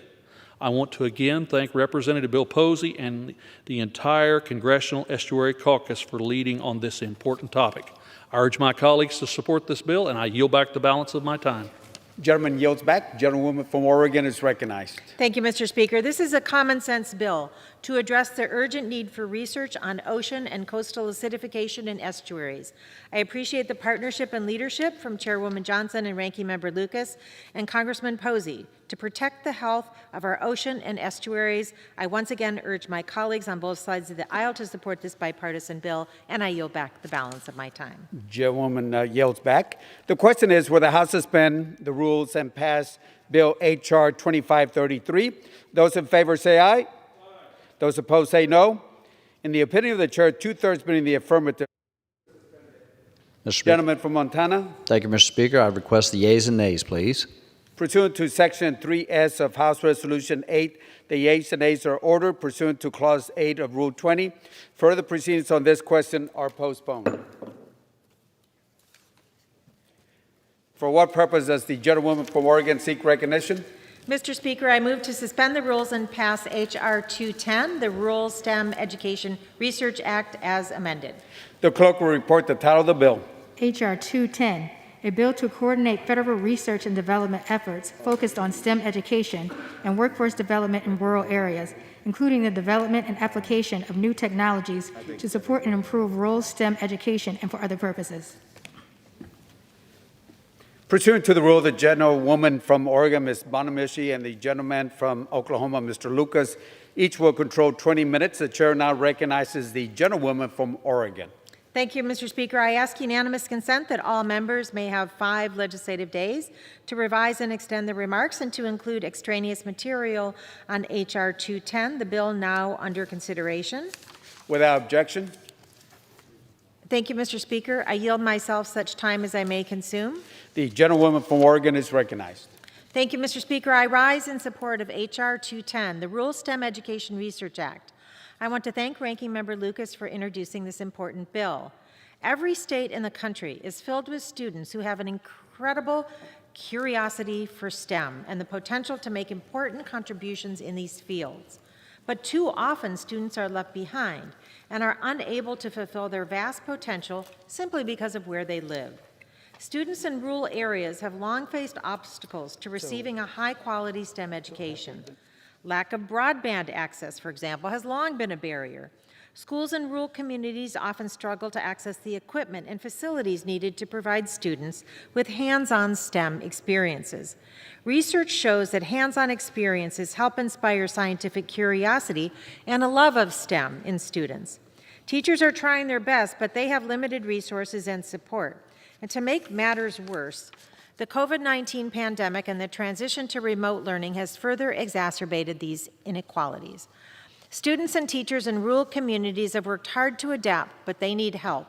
We have an opportunity, not just to recover from what was lost during the pandemic, but to ensure a better STEM education future for rural students. The Rural STEM Education Act provides for research and development to increase access to STEM education opportunities in rural schools and to provide teachers with the resources they need to teach more effectively. The bill also directs NIST to develop a prize competition to advance research and development in support of expanded broadband access. This bill further provides for assessments of federal investments in rural STEM education to be conducted by the National Academies and Government Accountability Office. This bill is an important step toward improving STEM education in rural communities across America and will help build a 21st century STEM workforce that will help the U.S. remain a global leader in science and technology. I strongly urge my colleagues to support H.R. 210, and I reserve the balance of my time. The gentlewoman from Oregon reserves. The gentleman from Oklahoma is recognized. Thank you, Mr. Speaker. I yield myself as much time as I might consume. Gentleman from Oklahoma, Mr. Lucas, is recognized. I rise in strong support of H.R. 210, the Rural STEM Education Research Act, a bill that passed this House with a resounding bipartisan support in the 116th Congress, and I hope it will do so again today. I'm pleased to be leading this important bill and would like to thank Chairwoman Johnson for her support. Now more than ever, America's prosperity, security depend on an effective and an inclusive science, technology, engineering, math, computer science workforce, or STEM. Nationally, 80% of the fastest growing occupations depend upon a mastery of STEM skills, and the number of STEM jobs is growing 3 times faster than non-STEM jobs. Over the next decade, the STEM shortage is anticipated to reach 1 million positions, according to the Bureau of Labor Statistics. To succeed in this market, our students need to be equipped with solid skills in science and engineering. Meeting this demand starts in the classroom. Over 9 million students in the United States, nearly 20% of the total K-12 population, attend rural schools. In Oklahoma, that number is even higher. 1/3 of our students attend rural schools. These students face a number of barriers to accessing high-quality STEM learning, including a shortage of trained science and math teachers, a lack of access to advanced STEM courses, and few local university and industry partners. And since the start of the coronavirus pandemic, we have seen further proof that rural students are at a disadvantage given the unreliability or non-existent broadband access many struggle with while doing distance learning. The Rural STEM Education Research Act supports research and development activities to improve our understanding of the challenges rural communities are facing. And it takes steps to address those challenges in providing and sustaining quality STEM education programs. H.R. 210 helps develop better practices for accessing and using computer-based and online STEM education courses. It will help schools combine online STEM education with hands-on training and apprenticeships to give students both theoretical and practical understanding of math and science skills. The bill will also take steps to address one of the key obstacles to rural STEM education, a lack of broadband access. Of the 21 million Americans who lack access to the broadband, the majority live in rural areas. With the incentive increase in online learning, we need to prioritize the connectivity of all students. This bill directs the National Institute of Standards and Technologies to establish a prize competition to stimulate innovations in technologies to deploy broadband connectivity to underserved rural communities. It also establishes a working group to set key research priorities for improving broadband access so rural communities can enjoy the same connectedness as the rest of the country. This bill includes a number of provisions to help provide rural educators with the tools they need to be successful, both in the classroom and online. It supports opportunities for rural educators to enhance their own STEM education, such as training in computer science or research opportunities at federal labs and universities. These experiences will provide rural educators with high-quality STEM skills they could take back to their classrooms and pass on to their students. Lastly, the major focus of this bill is broadening the participation of rural students in STEM. One way we can do this is by emphasizing place-based learning, which gives students the direct access to the STEM knowledge present in their communities and local environment. Place-based learning connects students to the science that's right outside their doors, whether it's studying animal science with FFA, learning about local ecosystems out on the prairies and forest, or developing the technological skills required to operate increasingly complex and computerized farm equipment. That direct experience engages students and helps them understand that STEM skills matter to everyone, not just scientists in a white lab coat. Taken together, the measures in this bill will make great strides to improve rural STEM education. I believe rural areas represent one of the greatest yet most underutilized opportunities for talented students to emphasize the United States' future STEM workforce. I'm pleased that this bill has been endorsed by a number of stakeholder groups: the STEM Education Coalition, the After School Alliance, the Battelle and XSTEM, the National Science Teaching Association, the American Association of Colleges for Teacher Education, the American Chemical Society, the American Geophysical Union, the Human Factors and Ergonomics Society, the Association of American Universities, Microsoft, the Girl Scouts of USA, the National FFA Organization, and the Association of Public and Land-Grant Universities. I again would like to thank Chairwoman Johnson and her staff for working with me on this bill. I strongly encourage my colleagues to vote yes to better STEM education for America's rural students, and I reserve the balance of my time. Gentleman from Oklahoma reserves. Gentlewoman from Oregon is recognized. And Mr. Speaker, as a member of the Science, Space, and Technology Committee and the Committee on Education and Labor, I want to thank Mr. Lucas for mentioning not only broadband and place-based learning. I represent several rural school districts, and I just appreciate this legislation, and I continue to reserve. Gentleman reserves. Gentleman from Oklahoma is recognized. Speaker, I yield 3 minutes to the gentleman from Michigan, Mr. Meyer. Gentleman from Michigan is recognized. Thank you, Mr. Speaker. I rise today in support of H.R. 210, the Rural STEM Education Act. More than 9 million students in the U.S., nearly 20% of the K-12 population, attend rural schools. And for reasons ranging from teacher quality to shortages of resources, these students often have fewer opportunities for high-quality STEM learning than their peers in urban and suburban schools. Rural areas, including those in the 3rd District of Michigan, represent one of the greatest yet underutilized chances for STEM education to impact the workforce. It is especially important that we correct this in the wake of the coronavirus pandemic when we are facing serious research and development labor market shortages. H.R. 210 would increase STEM education opportunities for rural communities, ensuring the option to learn is not dependent on your zip code. I urge my colleagues to join me in supporting this bill, and I yield back. Gentleman yields back. Gentleman from Oklahoma reserves. Gentlewoman from Oregon reserves. Gentleman from Oklahoma is recognized. Mr. Speaker, I yield 1.5 minutes to the gentleman from Iowa, Mr. Feenstra. Gentleman is recognized. Thank you, Mr. Speaker.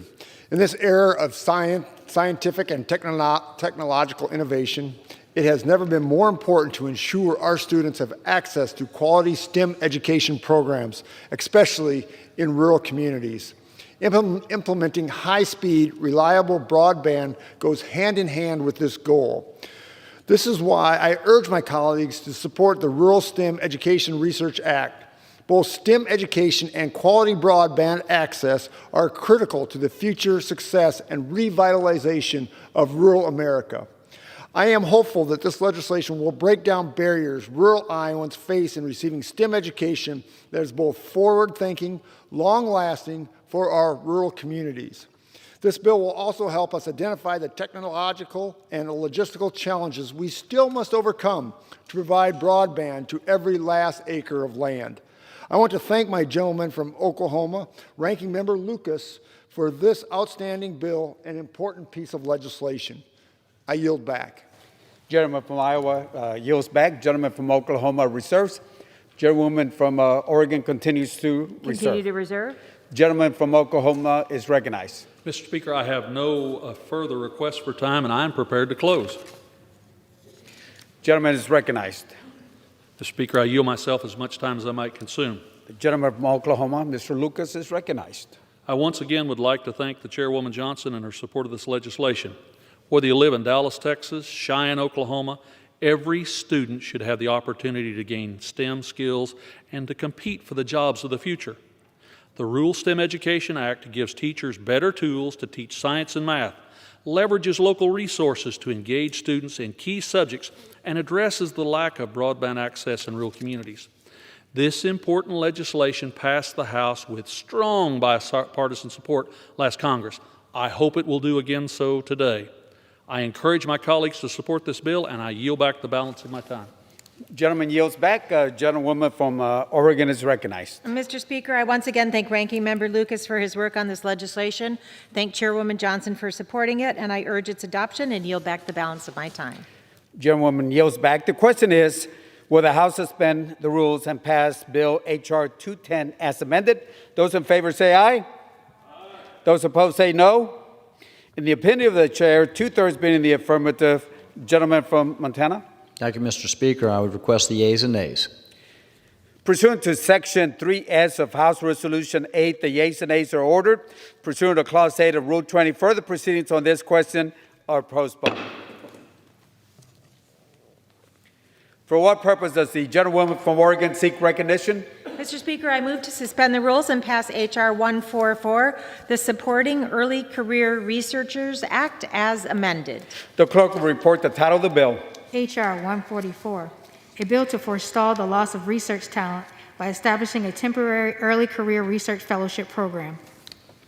Pursuant to the rule, the gentlewoman from Oregon, Ms. Bonamici, and the gentleman from Oklahoma, Mr. Lucas, each will control 20 minutes. The chair now recognizes the gentlewoman from Oregon. Thank you, Mr. Speaker. I ask unanimous consent that all members may have 5 legislative days to revise and extend their remarks and to include extraneous material on H.R. 144, the bill now under consideration. Without objection. Thank you, Mr. Speaker. I yield myself such time as I may consume. The gentlewoman is recognized. Thank you, Mr. Speaker. I rise in support of H.R. 144, the Supporting Early Career Researchers Act. I want to commend Science Committee Chairwoman Johnson and Ranking Member Lucas for introducing this bill, which I am pleased to co-sponsor. The COVID-19 pandemic has affected all aspects of our lives, and the U.S. research enterprise has not been spared.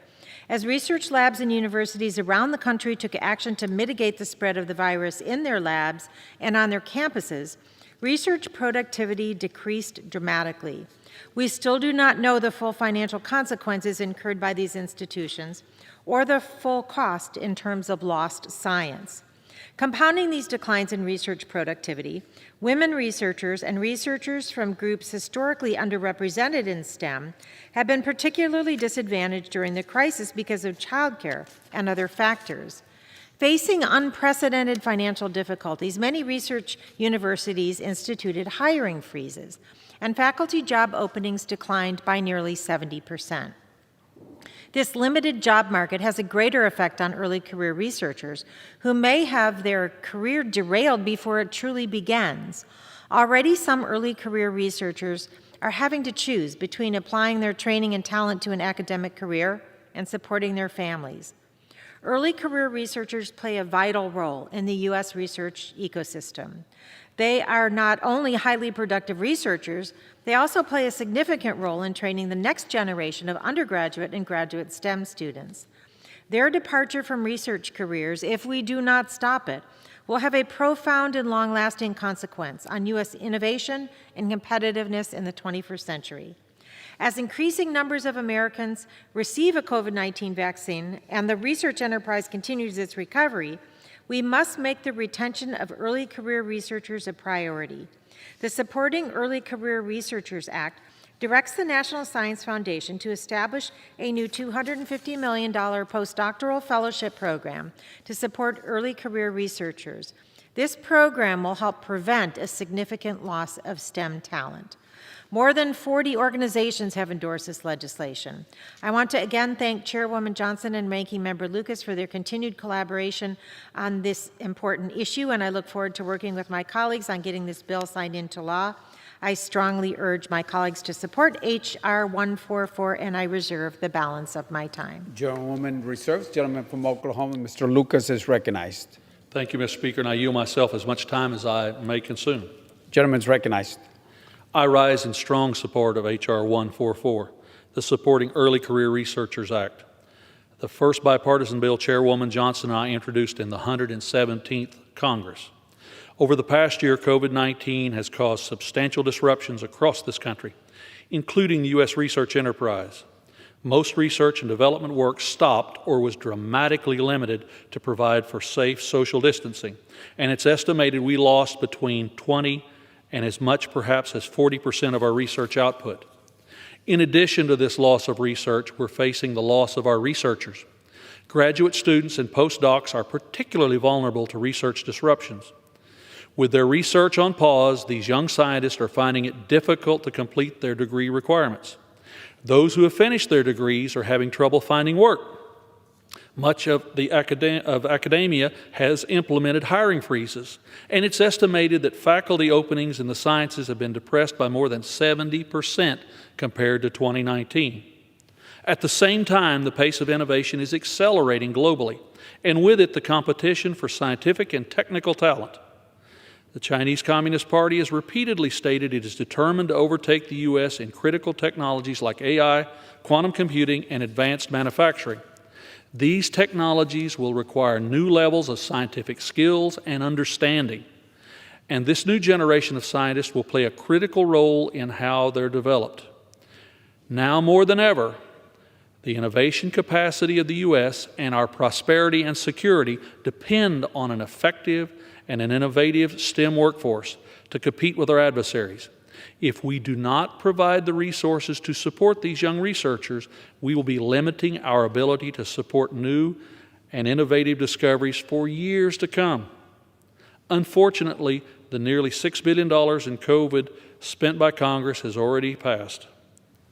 Unfortunately, of the nearly $6 trillion in COVID research spending that Congress has passed, only $600 million was allocated to helping develop research industry recovery. That's only 1% for a sector of our economy that drives as much as 85% of the long-term growth. We've relied on American science and scientists to combat COVID, and we're not giving them the funding they need to resume the work that's been stopped by the pandemic and keep our future innovators in the system. Our STEM pipeline and future competitiveness could be irreparably damaged if we don't act quickly. That's why I'm so proud to co-sponsor this legislation. It will establish a pilot program at the National Science Foundation to provide 2-year fellowships to young researchers whose career paths have been disrupted by the pandemic. The bill will support 3,200 fellowships over 4 years. These fellowships will allow talented young scientists and engineers to carry out independent research at an institution of higher education of their choosing. This bill provides targeted and temporary relief to support early career scientists, keeping them in the STEM pipeline while the research enterprise recovers. By supporting these young researchers, we're investing in America's research and technology leadership. This legislation has been endorsed by over 30 organizations and has nearly as many co-sponsors. It was favorably reported out of the Science, Space, and Technology Committee on a bipartisan basis, and I strongly urge my colleagues to vote in favor of this bill. I again want to thank Chairwoman Johnson and her staff for working with me on this important legislation, and I reserve the balance of my time, Mr. Speaker. Gentleman from Oklahoma reserves his time. Continue to reserve. Gentlewoman reserves. Gentleman from Oklahoma is recognized. Gentleman's recognized. Mr. Speaker, I yield 3 minutes to the gentleman from Michigan, Mr. Meyer. Gentleman from Michigan is recognized for 3 minutes. Thank you, Mr. Speaker. I rise today to express my strong support for the bill on the floor this evening that would make substantial improvements in American research and development during a time when it is so badly needed. The COVID-19 pandemic has created unprecedented disruptions to our research enterprise, and Congress must respond before our research community is irreparably harmed. H.R. 144, the Supporting Early Career Researchers Act, would address this crisis by providing funding to enable researchers to stay on their chosen research career track.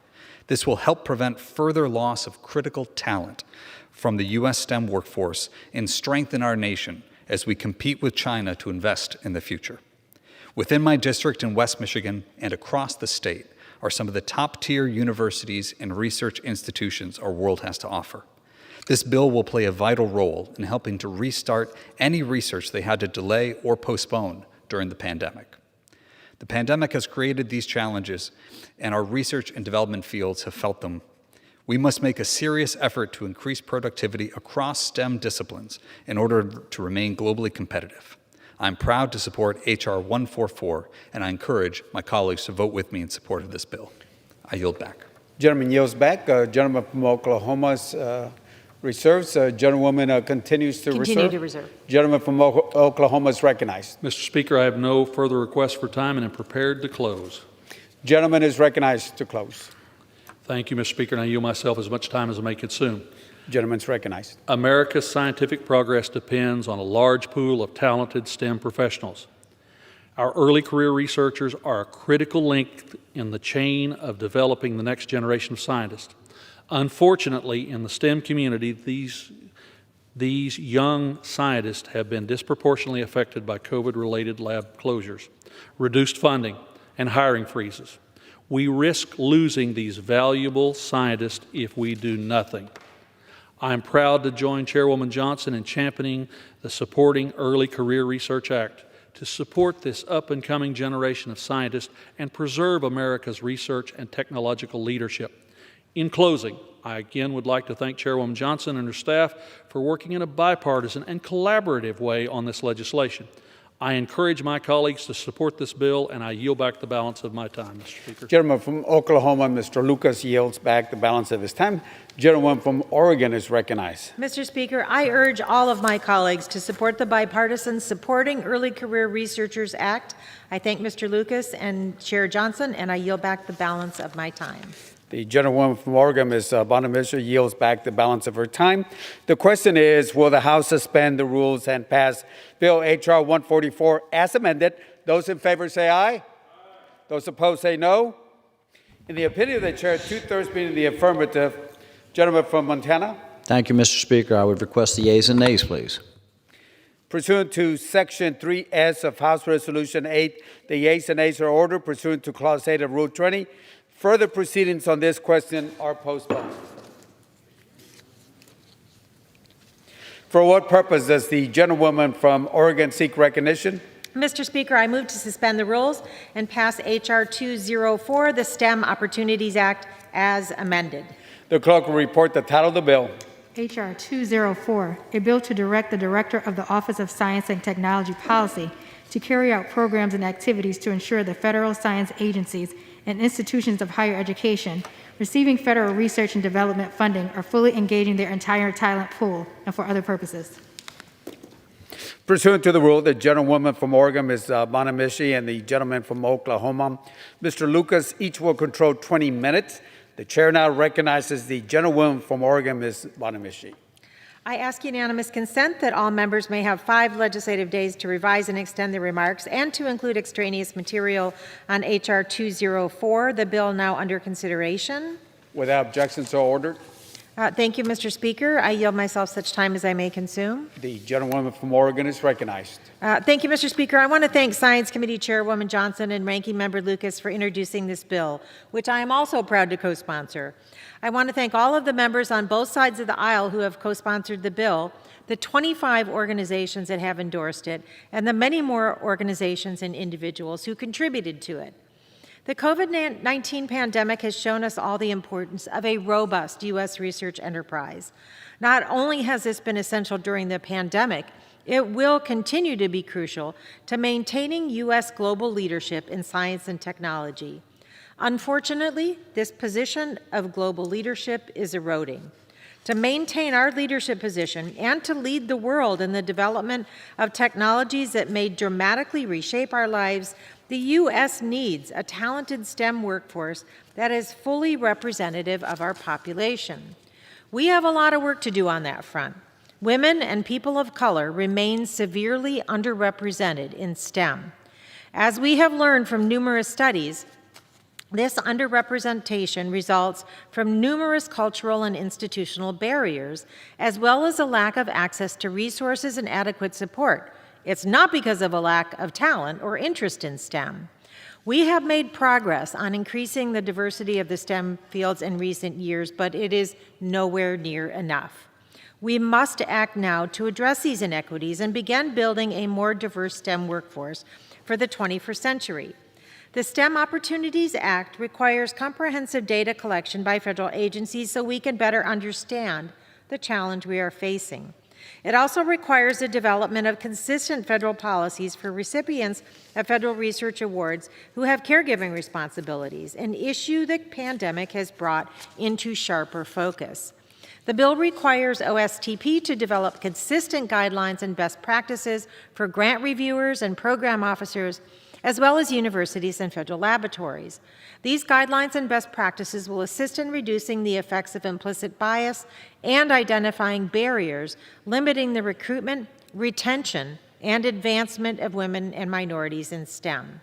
The bill also authorizes the National Science Foundation to expand research aimed at improving the recruitment, retention, and advancement of women and minorities in STEM.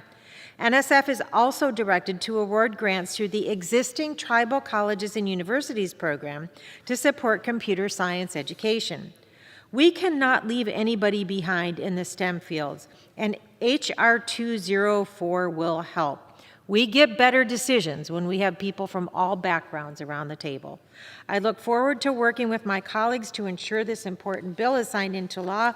I strongly urge my colleagues to support the bill, and I reserve the balance of my time. The gentlewoman reserves. The gentleman from Oklahoma is recognized. Mr. Speaker, I yield myself as much time as I may consume. Gentleman's recognized. Mr. Speaker, I rise today in support of H.R. 204, the STEM Opportunities Act of 2021. As a co-sponsor of this legislation with Chairwoman Johnson, I'm pleased the House is taking it up for consideration today. H.R. 204 continues the Science Committee's long history of bipartisan support for STEM education. The United States is in a race to remain the world's leader in science and technology. The only way we'll win is by utilizing America's most valuable resource, our people. That means developing a diverse STEM-capable workforce at every education level and from every background. The U.S. invests over $1 billion a year in federal STEM education programs, but we have not made enough progress in growing a STEM-capable workforce. We need to address that, and that's why.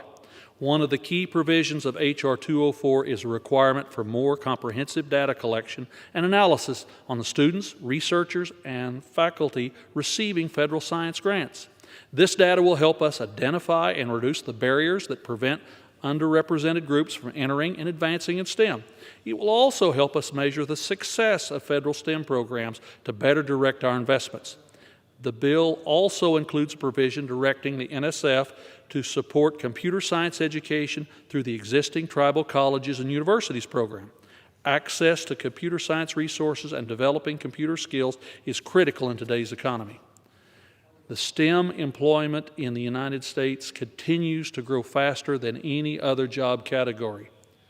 Employers in all sectors, including agriculture, energy, healthcare, and defense, are desperate for workers with STEM skills. In order to meet this demand, we must develop talent across all possible groups.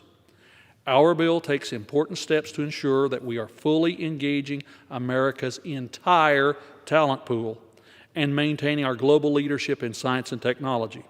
H.R. 204 overwhelmingly passed the House last Congress, and I look forward to getting the bill across the finish line this year.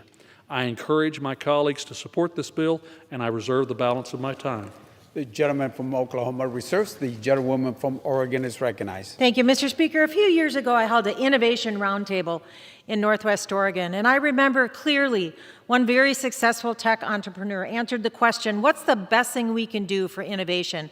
He said we need to diversify the STEM workforce because people from different backgrounds and different experiences bring different perspectives and help identify problems that others may not. This bill will help in that effort, and I continue to reserve. Gentlewoman reserves. Gentleman from Oklahoma is recognized. Mr. Speaker, I have no further requests for time, and I'm prepared to close. Gentleman is recognized. Thank you, Mr. Speaker, and I yield myself as much time as I may consume. Gentleman is recognized. Mr. Lucas. In closing, I would like to thank Chairwoman Johnson and her staff for working in a bipartisan fashion on this legislation and for incorporating our feedback and ideas. I look forward to continuing to work with her to advance STEM education efforts this Congress that will support, encourage, and develop the next generation of STEM workers. Maintaining our global leadership in science and technology is critical to our economic and national security. We'll not be able to lead without a STEM-capable workforce for the 21st century. I urge my colleagues to support H.R. 204, and I yield back the balance of my time. Gentleman from Oklahoma, Mr. Lucas, yields back. Gentlewoman from Oregon is recognized. Mr. Speaker, I once again urge adoption of the Bipartisan STEM Opportunities Act, and I yield back the balance of my time. The gentlewoman from Oregon, Ms. Bonamister, yields back. Members, the question is, will the House suspend the rules and pass Bill H.R. 204 as amended? Those in favor say aye. Aye. Those opposed say no. In the opinion of the chair, 2/3 being the affirmative. Gentleman from Montana. Thank you, Mr. Speaker. I would request the yeas and nays. Pursuant to Section 3S of House Resolution 8, the yeas and nays are ordered. Pursuant to Clause 8 of Rule 20, further proceedings on this question are postponed. For what purpose does the gentlewoman from Oregon seek recognition? Mr. Speaker, I move to suspend the rules and pass H.R. 2027, the MSI STEM Achievement Act. The clerk will report the title of the bill. H.R. 2027, a bill to direct federal science agencies and the Office of Science and Technology Policy to undertake activities to improve the quality of undergraduate STEM education and enhance the research capacity of the nation's HBCUs, TCUs, and MSIs, and for other purposes. Pursuant to the rule, the gentlewoman from Oregon, Ms. Bonamishi, and the gentleman from Oklahoma, Mr. Lucas, each will control 20 minutes. The chair recognizes the gentlewoman from Oregon. Thank you, Mr. Speaker. I ask unanimous consent that all members may have 5 legislative days to revise and extend their remarks and to include extraneous material on H.R. 2027, the bill now under consideration. Without objection, so ordered. Thank you, Mr. Speaker. I yield myself such time as I may consume. Nice. Thank you, Mr. Speaker. I rise in support of H.R. 2027, the Minority Serving Institution MSI STEM Achievement Act. The COVID-19 pandemic has highlighted how important scientists and engineers are to helping us respond to crises and move toward a brighter future. Whether it's a deadly pandemic or the climate crisis, we need all of our nation's talent to help us understand the challenges and contribute to solutions. We also need all of our nation's talent to fill the high-skilled jobs of the future. Our nation's demographics are changing, and we are not keeping up in diversifying our STEM workforce. Hispanics represent 18% of the U.S. population, but only 9% of the bachelor's degrees in mathematics and physics. And for Black students, STEM degree attainment has either stagnated or declined since 1996. The United States can rightly celebrate our great research universities and the STEM talent they cultivate in their laboratories. But these institutions represent a small fraction of the hundreds of institutions across the nation that graduate students with STEM degrees, and an even smaller fraction in terms of the number of Black and Hispanic students. In 2018, the Academies released a report highlighting the outsized contributions made by minority-serving institutions, or MSIs. These institutions have a remarkable record of success in recruiting, retaining, and graduating underrepresented minority students in STEM. For example, HBCUs graduate 25% of all African American graduates with STEM degrees. Unfortunately, MSIs have relatively insufficient resources and infrastructure. The MSI STEM Achievement Act would make sure that education and research opportunities are more accessible to STEM students at MSIs. The legislation would require more transparency and accountability in federal science agency support for MSIs. The legislation directs the National Science Foundation to support research on effective practices at MSIs for recruiting and retaining minority students in STEM, and offers strategies to build on and scale best practices. It further directs NSF to support research and STEM education capacity building at MSIs. The legislation also directs OSTP to develop a strategic plan for increasing MSI participation and success in competitive federal research funding opportunities. Supporting our country's minority-serving institutions through targeted investments and outreach is essential to building our STEM workforce for the future. Therefore, I strongly urge my colleagues to support H.R. 2027, and I reserve the balance of my time. The gentlewoman reserves. Gentleman from Oklahoma is recognized. Mr. Speaker, I yield myself as much time as I might consume. The gentleman from Oklahoma, Mr. Lucas, is recognized. Thank you, Mr. Speaker. I am proud to co-sponsor this legislation, led by Chairwoman Johnson and Research and Technology Ranking Member Michael Waltz, which continues the Science Committee's bipartisan work to support, encourage, and develop the next generation of America's science, technology, engineering, mathematics, and computer science workforce. Minority-serving institutions such as historic Black colleges and universities, Hispanic-serving institutions, tribal colleges and universities have a long record of success in recruiting, retaining, I could try that, wouldn't I? Retaining and graduating the underrepresented students in the STEM fields. In my own district, I have seen the unique value of minority-serving institutions. For more than 100 years, Langston University, a historically Black college and land-grant institution, has educated students of all backgrounds. They have influenced people's lives beyond the classroom in service to the community in both rural and urban Oklahoma. This legislation will help schools like Langston prepare their students to fill the STEM jobs of the 21st century. Since 1990, employment in STEM occupations has grown by nearly 80%. Over the next decade, with demand continuing to grow and U.S. universities expecting to produce less than 1/3 of the STEM graduates needed, the STEM shortage is anticipated to reach 1 million professionals. At the same time, minorities are severely underrepresented in STEM fields, only accounting for 11% of the STEM workforce. To meet this growing demand, talent from all groups is essential. This bill we're considering today takes up this call to action by providing for increased transparency, accountability, and accessibility of federal STEM education and research funding.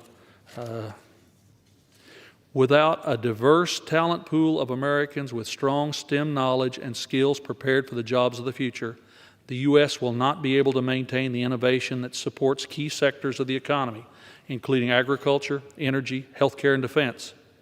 I would again like to thank Chairwoman Johnson, Ranking Member Waltz for their leadership, and I encourage my colleagues to support this legislation, and I reserve the balance of my time, Mr. Speaker.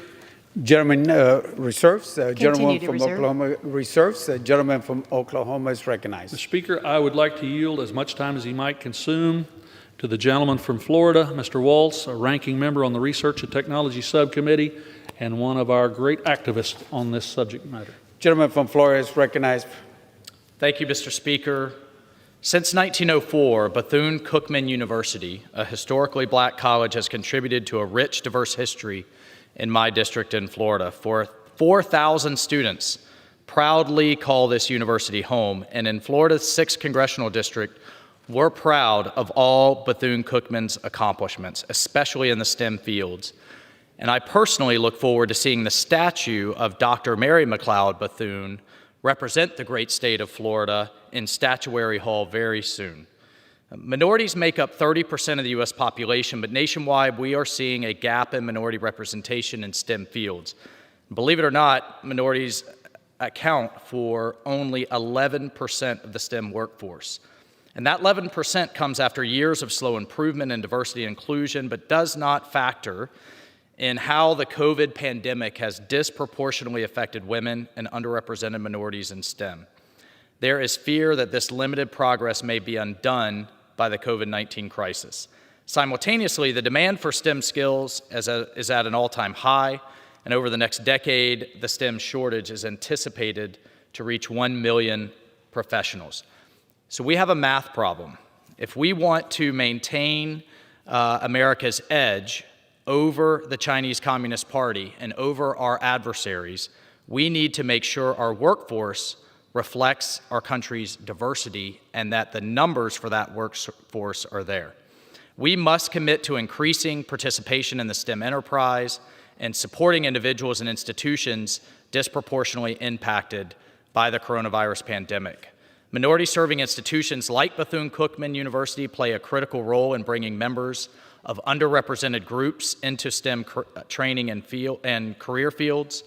By partnering with MSIs, the bill we're considering today will help increase the capacity for minority students in STEM curricula and encourage partnerships with industry and federal laboratories. And while the Chinese Communist Party is trying to leapfrog America in STEM, this bill will enhance our domestic workforce to compete. If America wants to lead militarily, economically, and globally, we must lead in STEM. Mr. Speaker, I would be remiss to not mention the importance of women as well in STEM, as I have said countless times since I've been elected, and will continue to say from my experience as a Green Beret around the globe, where women thrive in business and in civil society and in politics, the fact is that extremism does not thrive. And so for that reason, amongst others, diversity in STEM is a national security issue. And for Volusia County, in my district, just north of Cape Canaveral, Florida, and the Kennedy Space Center, we are seeing countless businesses participate in workforce programs like the Space Coast Consortium Apprentice Program.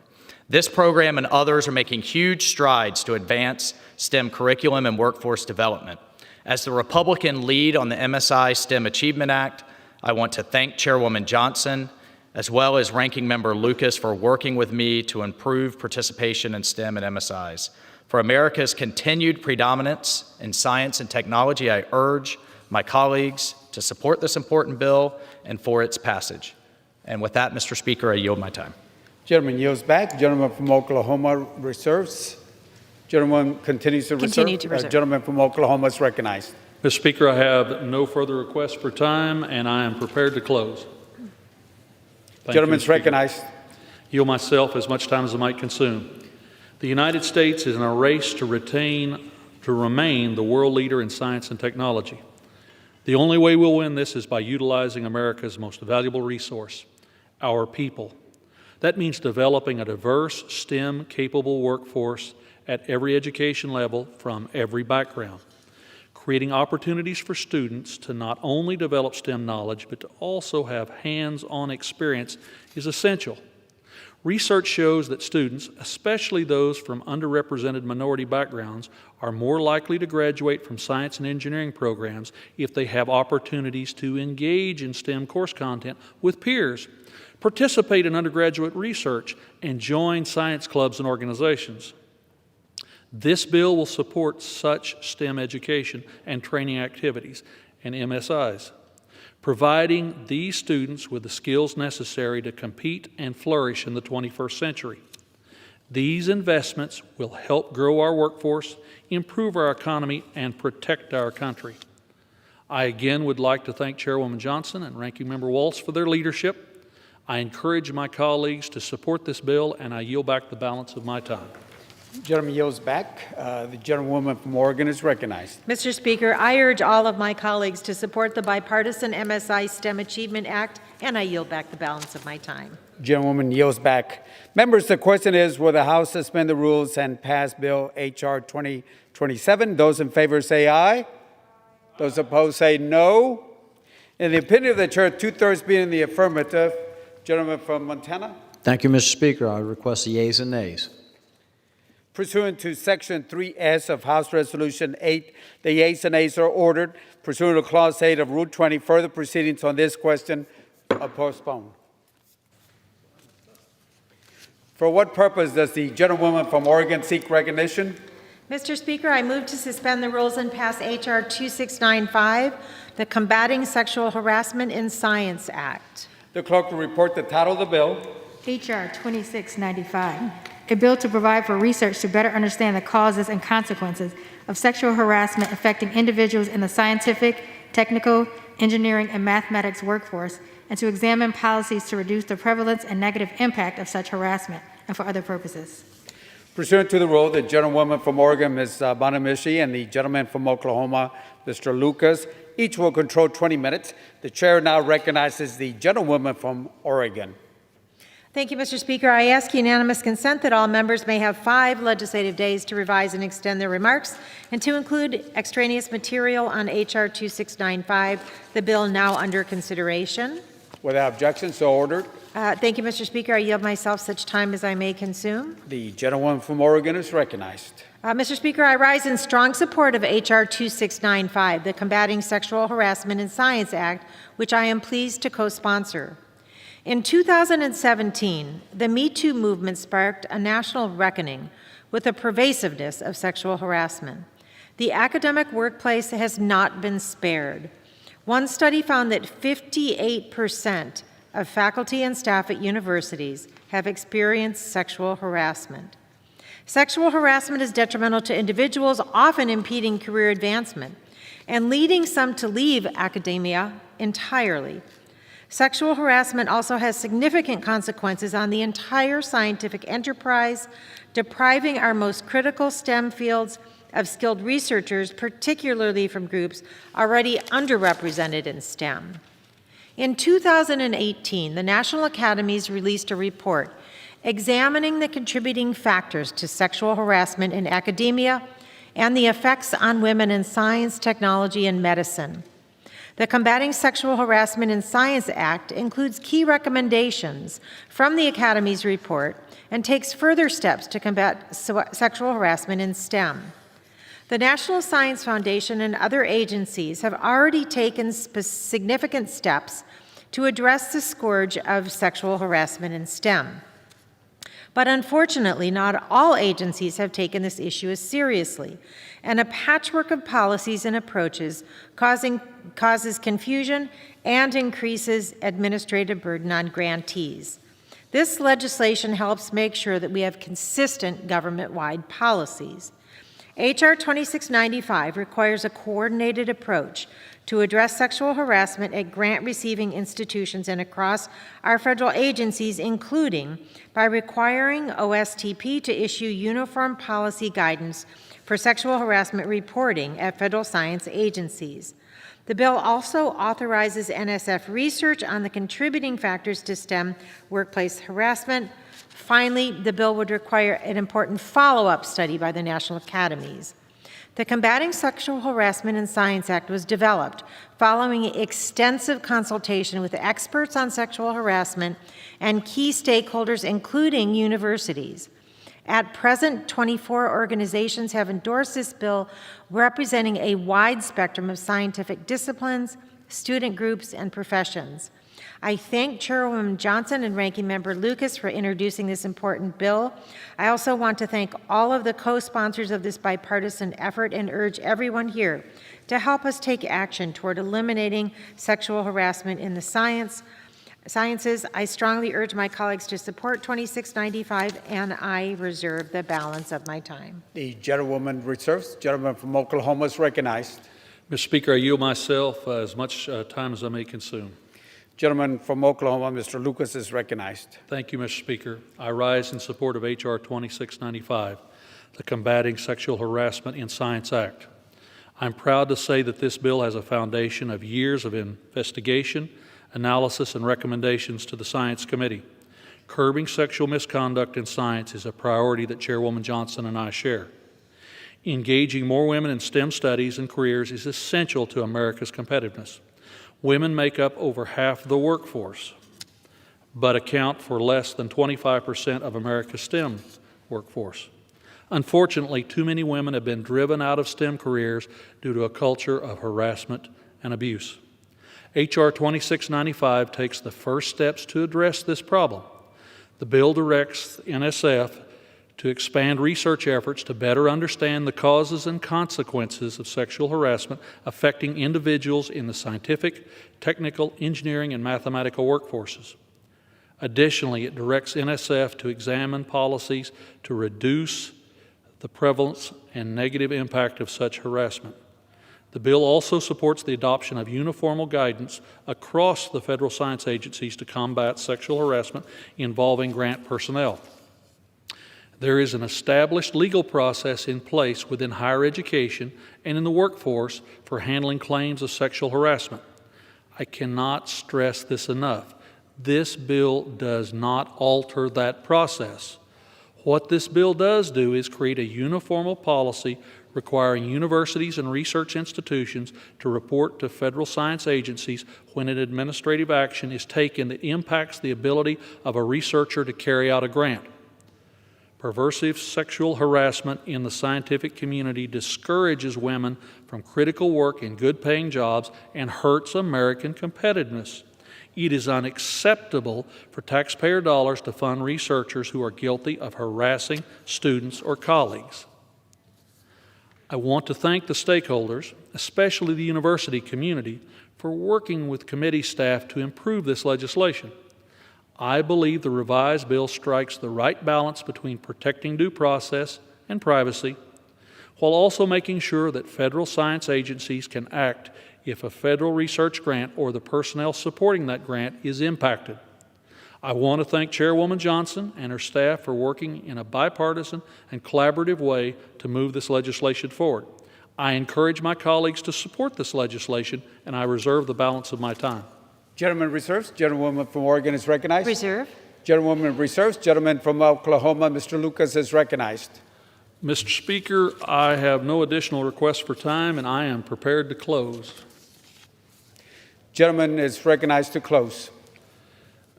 Mr. Speaker, I yield myself as much time as I may consume. Gentleman is recognized. H.R. 2695 takes the first steps towards addressing sexual harassment in STEM fields, which is driving women out of STEM careers and damaging U.S. competitiveness. While some progress has been made since the Science Committee first started investigating the issue almost 4 years ago, there is still much more work to be done. This legislation sends a strong message to the scientific community that misconduct will not be tolerated. And it sends a message to women who are in STEM studies and careers that we support them. This bill passed the House last Congress, and I look forward to working with our colleagues in the Senate and stakeholders to advance this legislation into law this year. I again want to thank Chairwoman Johnson and her staff for working in a bipartisan, collaborative way on this legislation. I encourage my colleagues to support this bill, and I yield back the balance of my time. Gentleman yields back. Gentlewoman from Oregon is recognized. Thank you, Mr. Speaker. I once again urge my colleagues on both sides of the aisle to support this important and bipartisan legislation, the Combating Sexual Harassment in Science Act, and I yield back the balance of my time. The gentlewoman from Oregon yields back. Members, the question is, will the House suspend the rules and pass Bill H.R. 2695?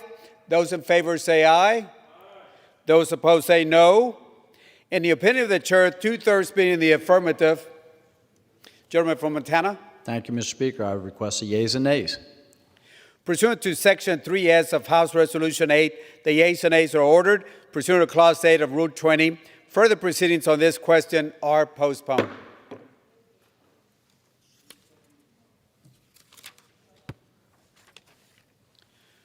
Pursuant to Clause 12A of Rule 1, the chair declares the House in recess until approximately 6:30 p.m. today.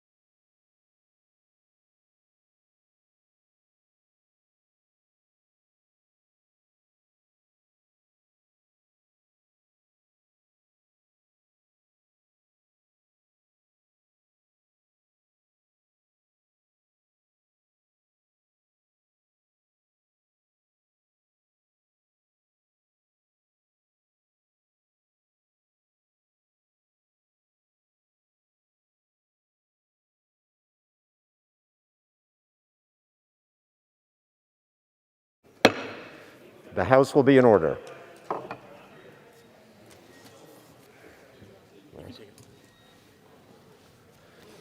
Pursuant to Clause 8 of Rule 20, the unfinished business is the vote on the motion of the gentleman from California, Mr. Takano, to suspend the rules and pass H.R. 2911, on which the yeas and nays are ordered. The clerk will report the title. H.R. 2911, a bill to direct the Secretary of Veterans Affairs to submit to Congress a plan for obligating and expending coronavirus pandemic funding made available to the Department of Veterans Affairs and for other purposes. The question is, will the House suspend the rules and pass H.R. 2911? Members will record their votes by electronic device.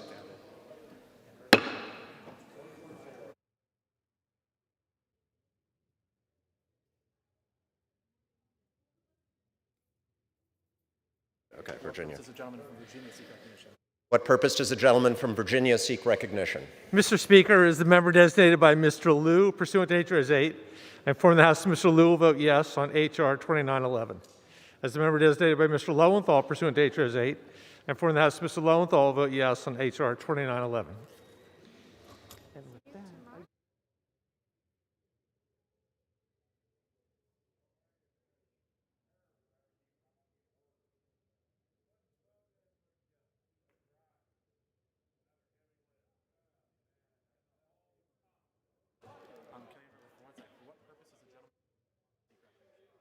For what purpose does the gentleman from Florida seek recognition? As the member designated by Mr. Buchanan of Florida, pursuant to House Resolution 8, I inform the House that Mr. Buchanan will vote yes on H.R. 275. That's what we're voting on.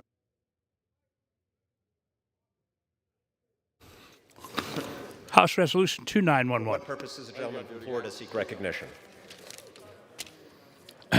Mr. Speaker, as the member designated by Mr. Vernon Buchanan of Florida, pursuant to House Resolution 8, I inform the House that Mr. Buchanan will vote yes on H.R. 2911.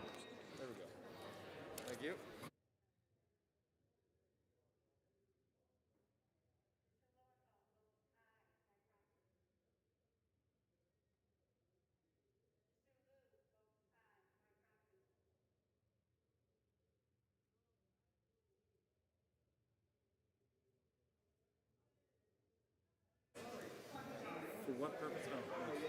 The gentleman from Tennessee.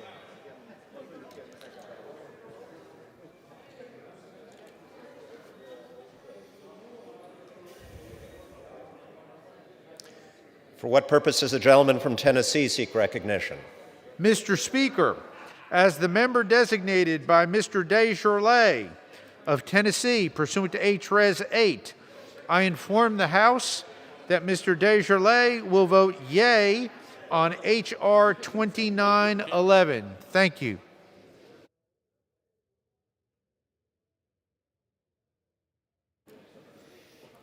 Texas. For what purpose does the gentleman from Texas seek recognition? Mr. Speaker, as the member designated by Mr. Crenshaw of Texas pursuant to H.Res. 8, I inform the House that Mr. Crenshaw will vote yes on H.R. 2911.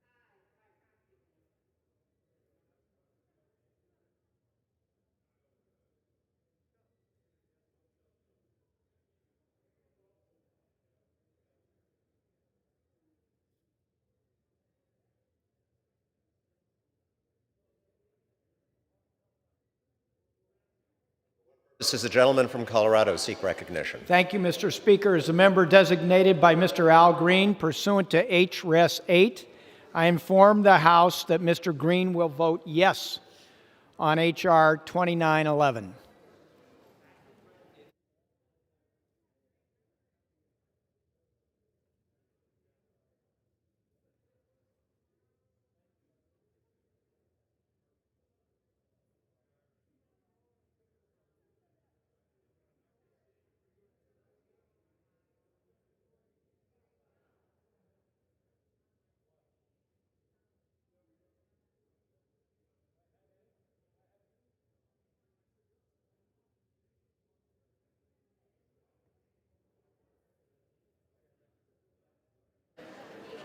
What purpose does the gentlewoman from New Hampshire seek recognition?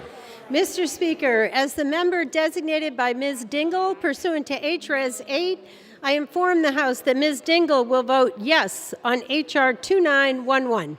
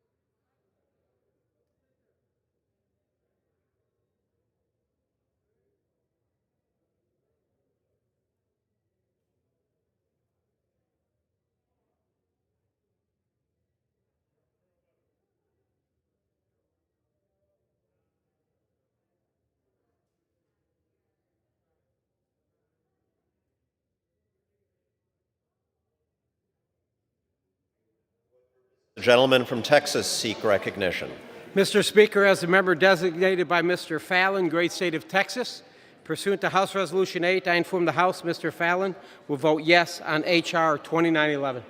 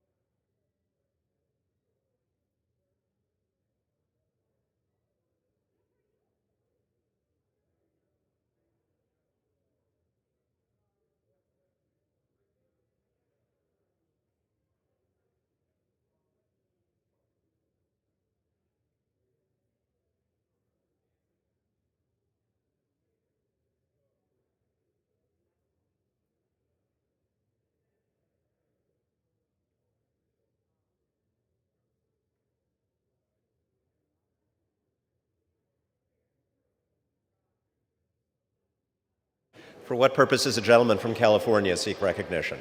Mr. Speaker, as a member designated by Mr. Carter of Texas pursuant to House Resolution 8, I inform the House that Mr. Carter will vote yes on H.R. 2911.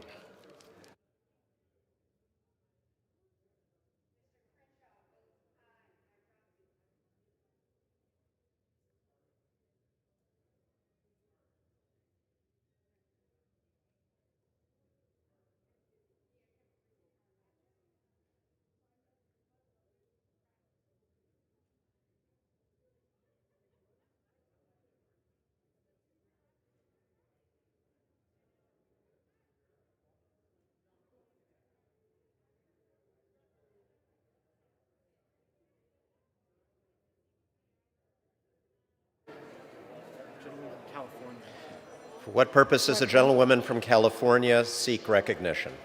As the member designated by Ms. Maxine Waters pursuant to House Resolution 8, I inform the House that Ms. Maxine Waters will vote yea on H.R. 2911.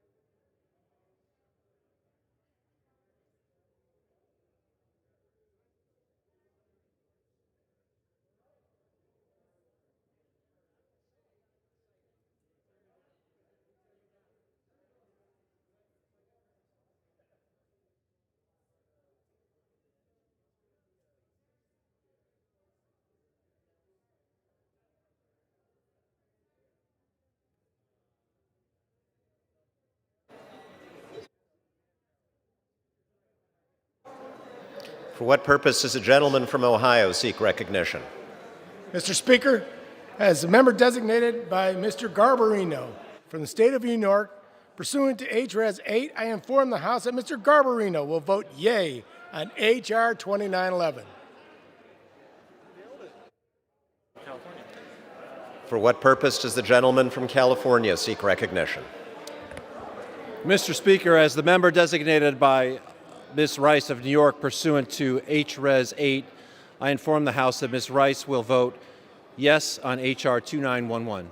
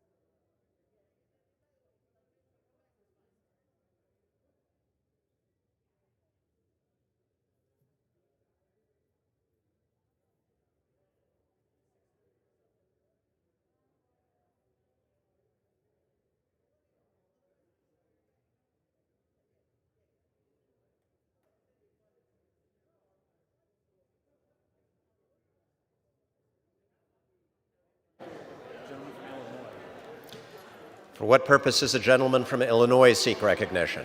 Mr. Speaker, as a member designated by Mr. Grijalva, pursuant to H.Res. 1, I inform the House that Mr. Grijalva will vote yes on H.R. 2911.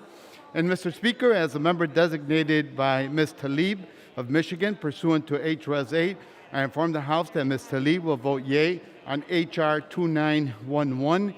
And as the member designated by Mr. Gomez of California, pursuant to H.Res. 8, I inform the House that Mr. Gomez will vote yea on H.R. 2911.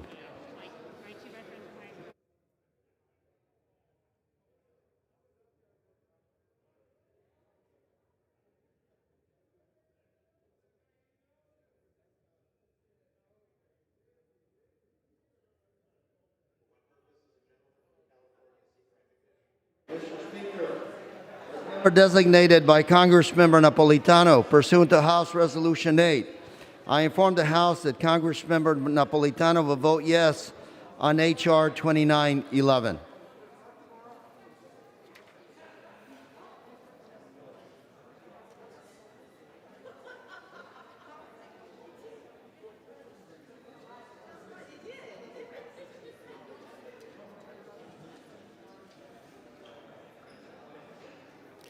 For what purpose does the gentleman from Arizona seek recognition? As the member designated by Ms. Kirkpatrick pursuant to H.Res. 8, I inform the House that Ms. Kirkpatrick will vote yes on H.R. 2911.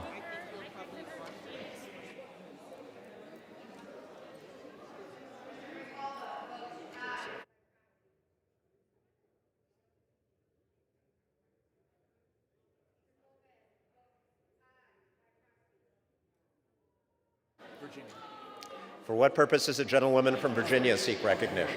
Mr. Speaker, as the member designated by Mr. Allred pursuant to H.Res. 8, I inform the House that Mr. Allred will vote yes on H.R. 2911. And as the member designated by Mr. McEachin pursuant to H.Res. 8, I inform the House that Mr. McEachin will vote yes on H.R. 2911.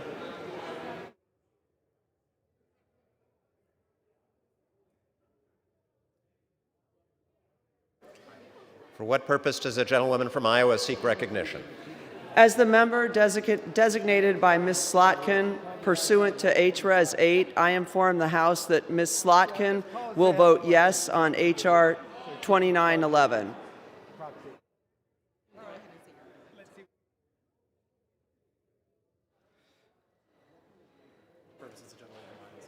For what As the purposes? member designated by Ms. Stevens pursuant to H.Res. 8, I will inform the House that Ms. Stevens will vote yes on H.R. 2911.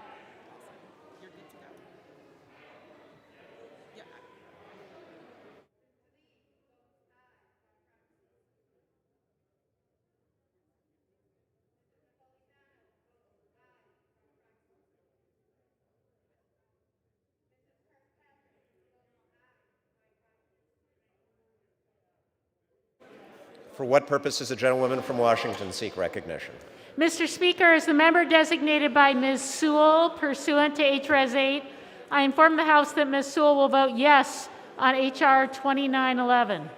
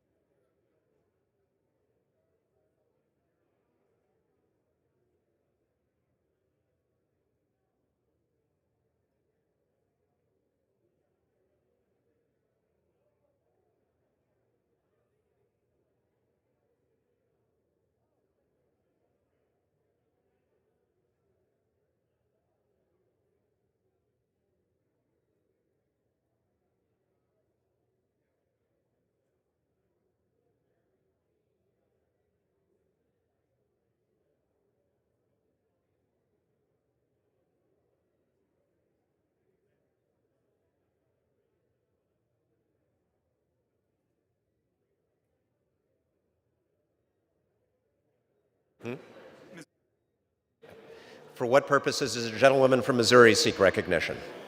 As the member designated by Ms. Ocasio-Cortez pursuant to H-Res 8, I inform the House that Ms. Cortez will vote yes on H.R. 2911.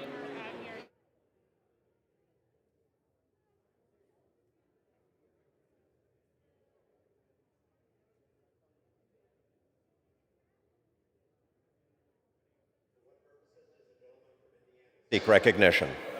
As a member designated by Mr. McHenry of North Carolina pursuant to H.Res. 8, I inform the House that Mr. McHenry will vote yes on H.R. 2911.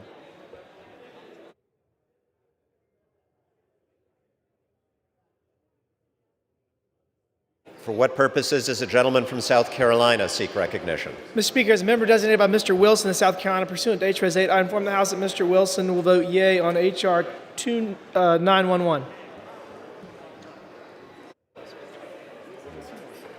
For what purposes does the gentlewoman from Illinois seek recognition? As the member designated by Ms. Joyce Beatty pursuant to H.Res. 8, I inform the House that Ms. Beatty will vote yes on H.R. 2911.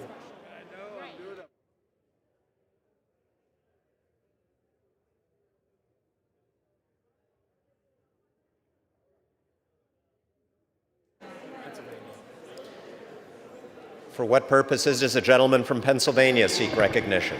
Mr. Speaker, as the member designated by Mr. Lawson of Florida, pursuant to House Resolution 8, I inform the House that Mr. Lawson votes yes. I got my staff says she said yes.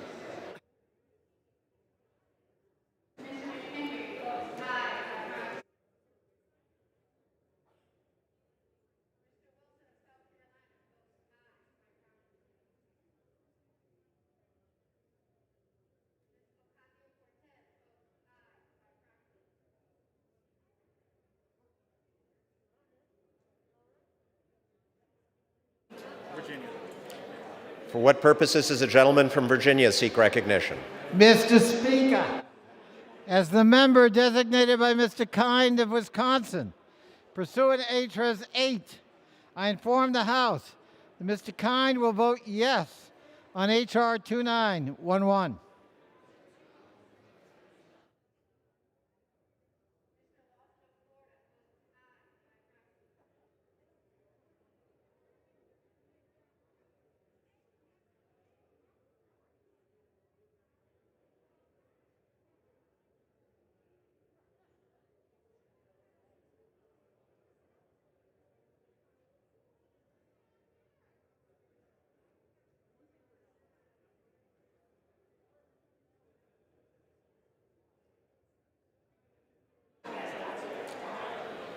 For what purposes does the gentlewoman from Massachusetts seek recognition?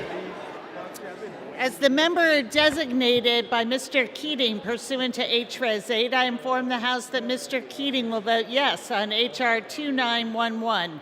And as the member designated by Ms. Meng pursuant to H.Res. 8, I inform the House that Ms. Meng will vote yes on H.R. 2911.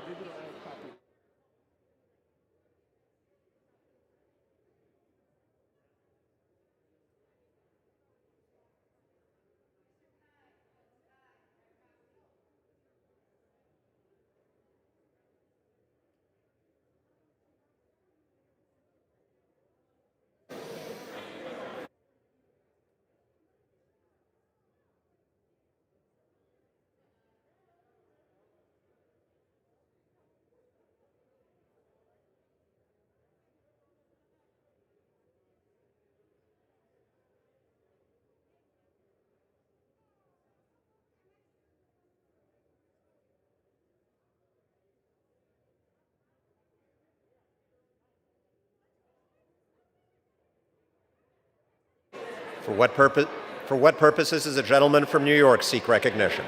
As the member designated by Chairwoman Carolyn Maloney pursuant to H.Res. 8, I inform the House that Chairwoman Maloney will vote yea on H.R. 2911. As the member designated by Congressman Stephen Horsford pursuant to H.Res. 8, I inform the House that Congressman Horsford will vote yea on H.R. 2911.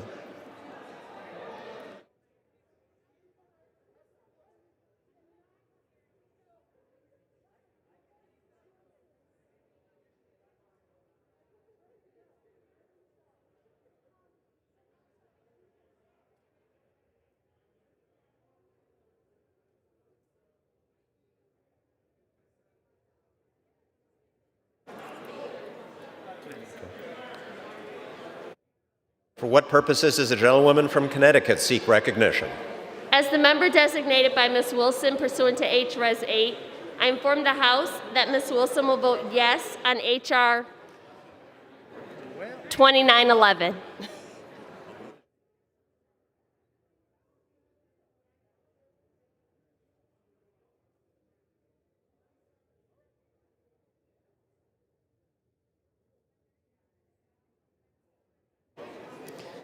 For what purposes does the gentlewoman from Illinois seek recognition?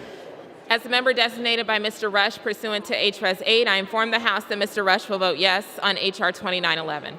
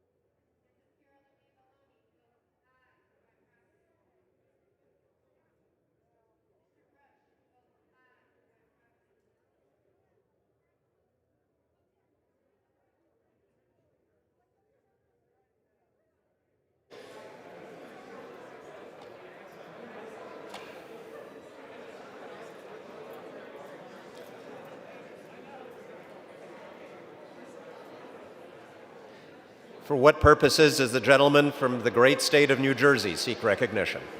Thank you, Mr. Speaker. It's good to see my colleague from New Jersey in the Speaker's chair. As the member designated by Mr. Donald Payne pursuant to H.Res. 8, I inform the House that Mr. Payne will vote yes on H.R. 2911.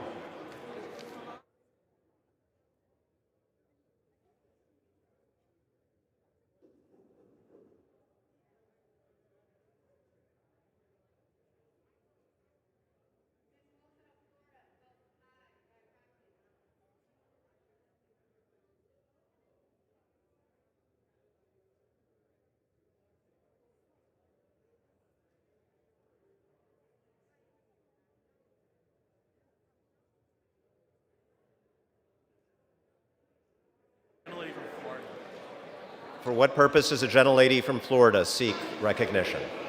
Thank you, Mr. Speaker. As the member designated by Ms. Letlow of the state of Louisiana pursuant to H.Res. 8, I inform the House that Ms. Letlow will vote yea on H.R. 2911.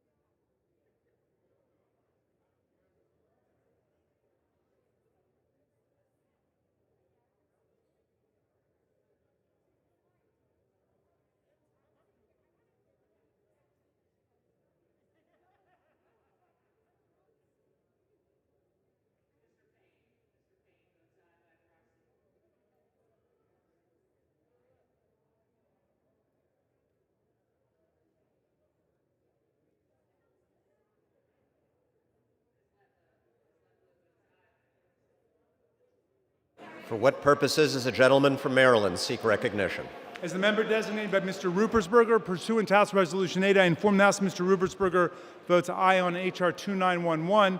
As the member designated by Mr. Levin, pursuant to House Resolution 8, I inform the House Mr. Levin votes aye on H.R. 2911.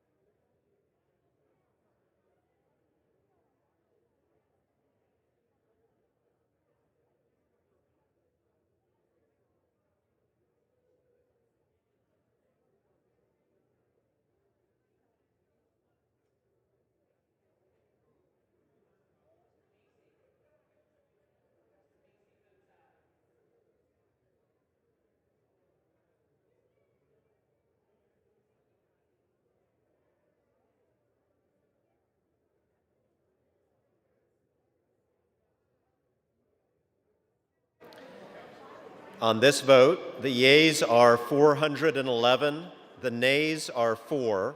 2/3 being in the affirmative, the rules are suspended, the bill is passed, and without objection, the motion to reconsider is laid on the table.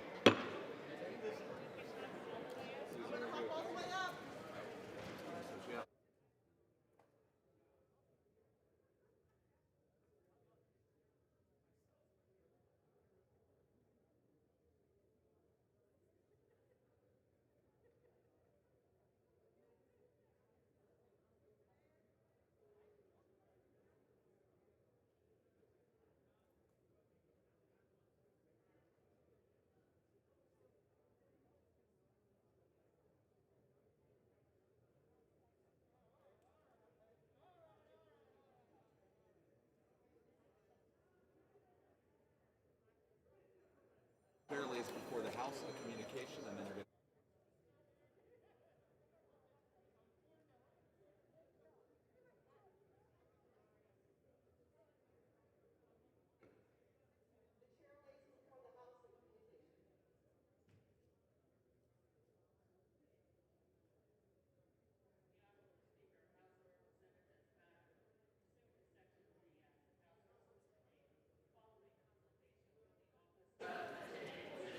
I write to provide you further notification that the public health emergency due to the novel coronavirus SARS-CoV-2 remains in effect. Signed sincerely, William J. Walker, Sergeant-at-Arms. The chair announces the extension pursuant to Section 3 of House Resolution 8 and effective May 20, 2021 of the covered period designated on January 4, 2021.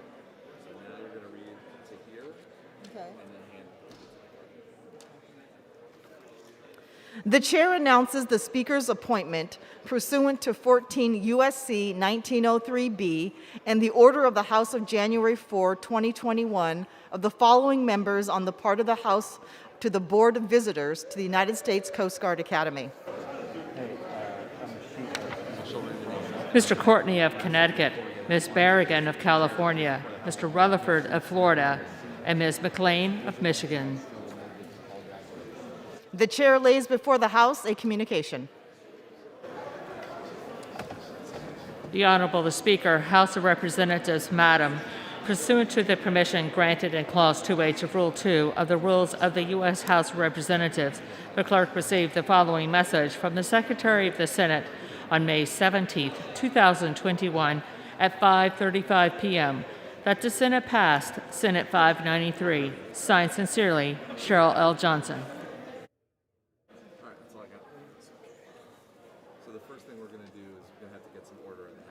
Okay. So you hit the gavel a couple times, Okay. the House will be in order. Okay.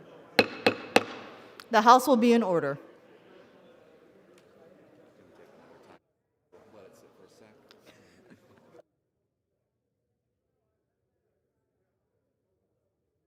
One more time, yeah. Okay.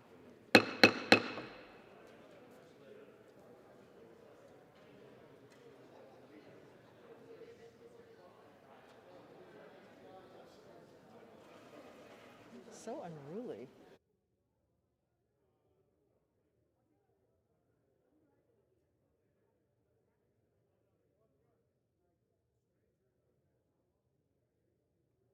Members, take your conversations off the floor. Members, please take your conversations off the floor. Thank you.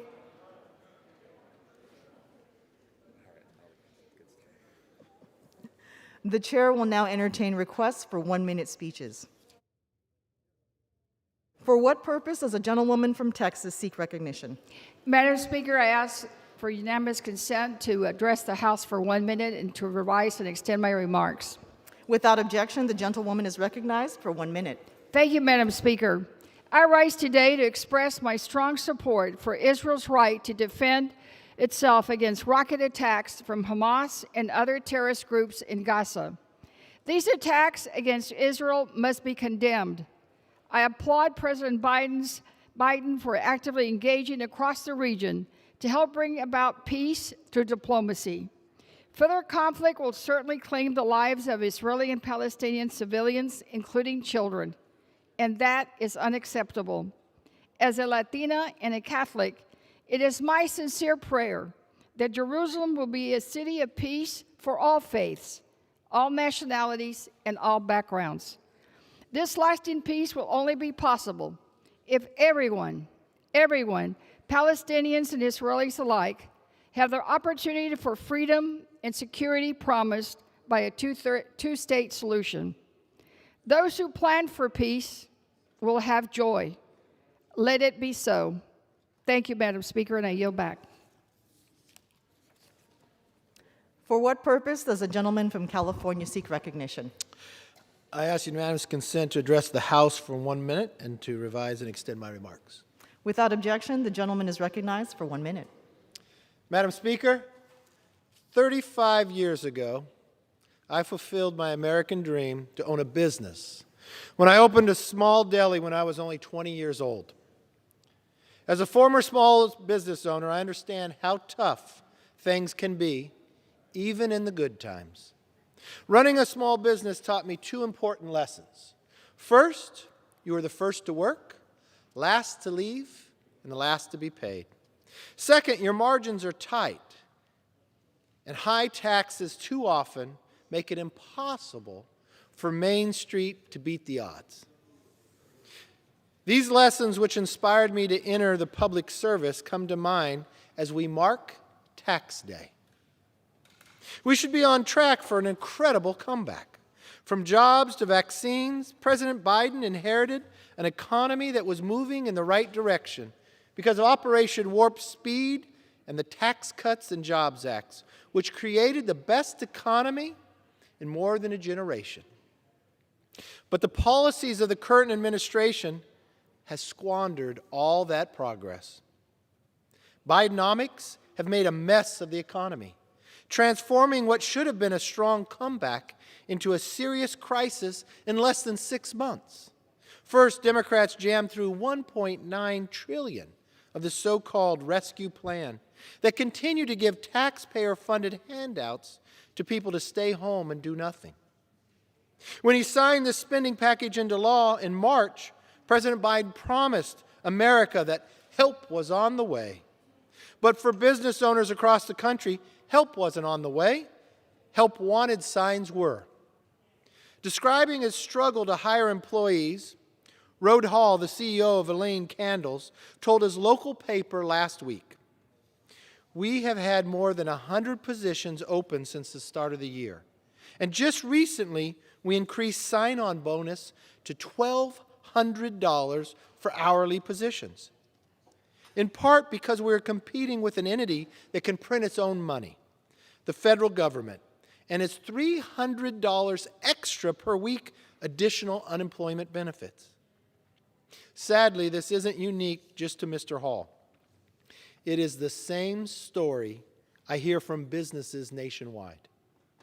In a matter of months, we went from the highest job openings on record in March, 8.1 million. Remember, that's the same month that President Biden signed his bill that he thought help was on the way, to the biggest job report miss in more than 2 decades. Unemployment actually increased despite the record number of openings.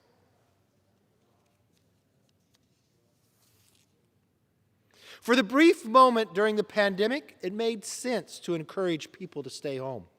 But now, in May 2021, it defies logic. We should not tax the people who are working to continue to pay people who choose not to. Another concern I'm hearing from businesses and workers is rising inflation. Consumer prices in April saw their largest increase in a single month since 1981, soaring by more than 1%. Inflation taxes every single American, especially affects those with the least income the most. But remember what President Biden promised. He wouldn't raise taxes on families making less than $400,000. By causing inflations to rise, President Biden has broken that pledge, and we are less than 5 months into this administration. Madam Speaker, any economics class would tell you the worst thing to do is exactly what the Bidenomics has done to this country.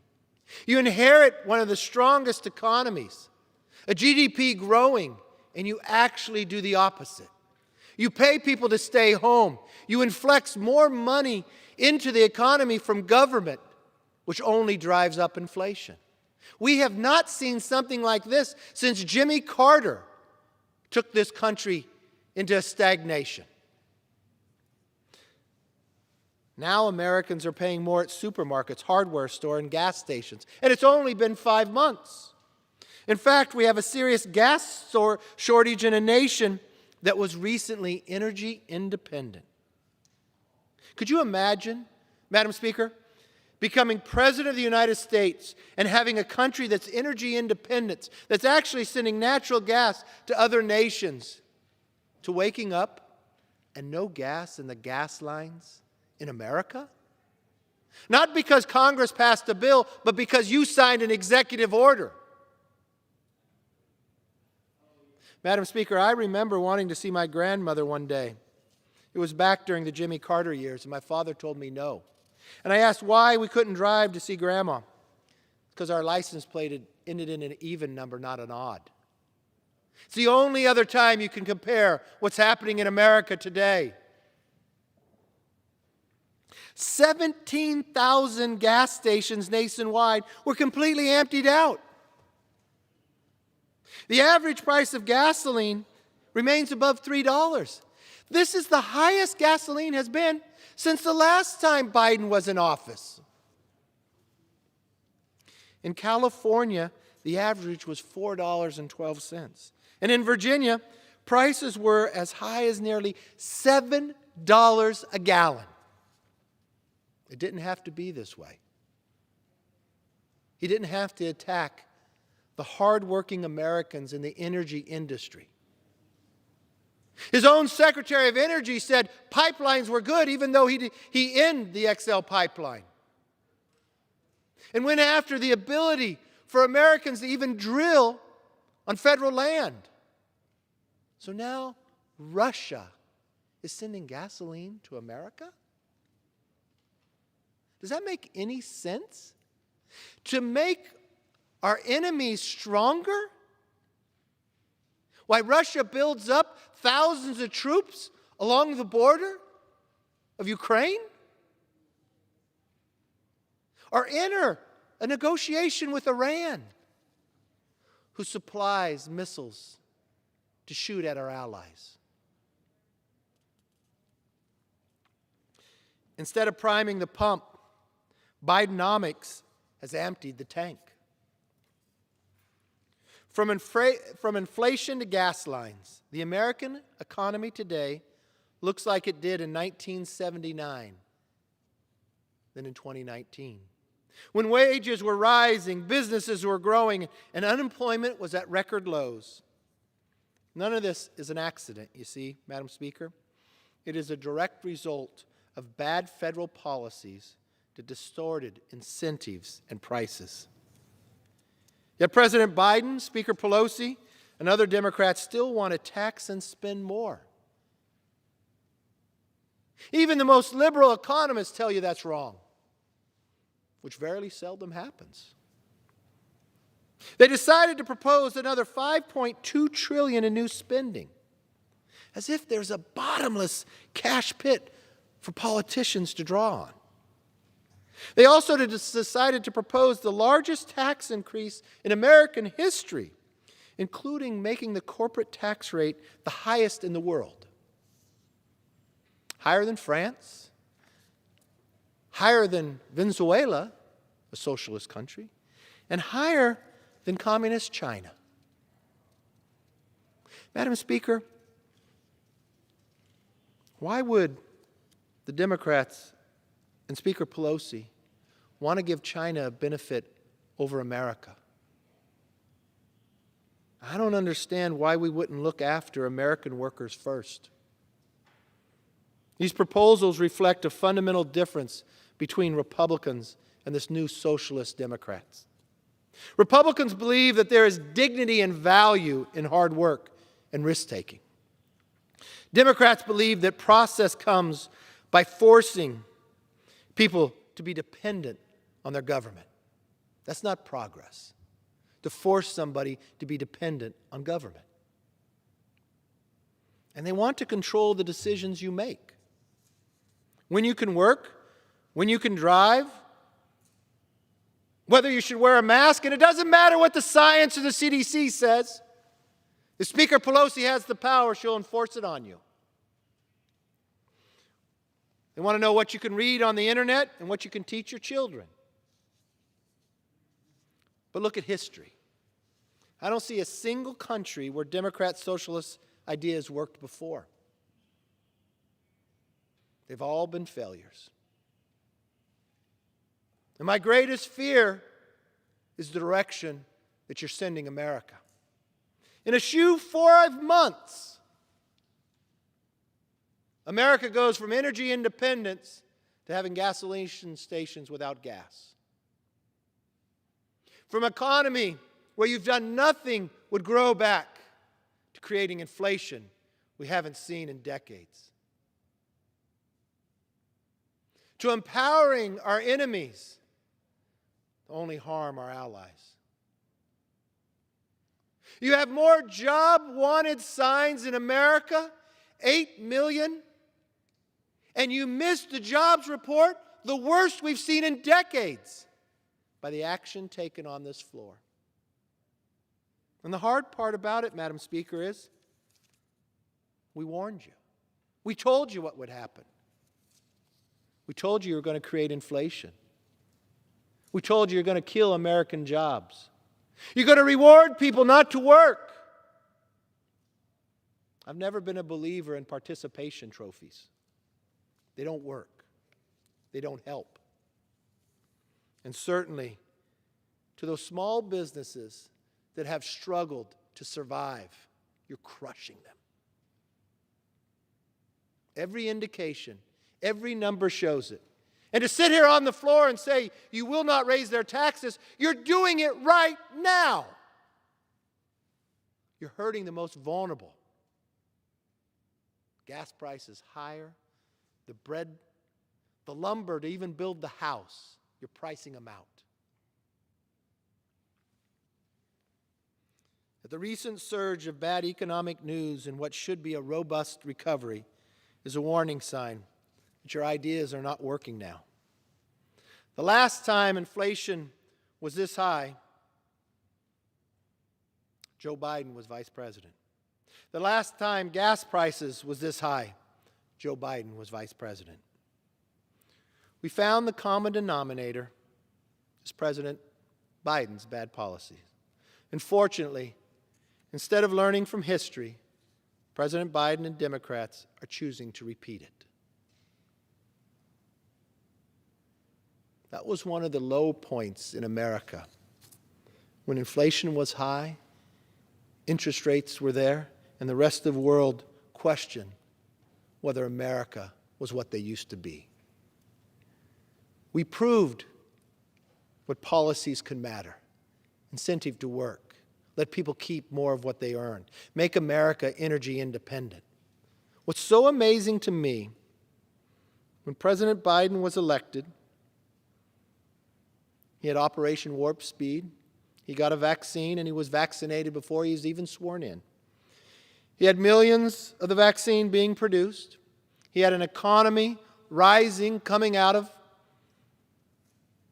the COVID pandemic. He had more job wanted signs. If he literally did nothing, America would be stronger. But he took the wrong actions, led by the socialist Democrats of this floor, Madam Speaker. Now America's hurting. The only thing I ask, study history. Listen to those who are creating jobs.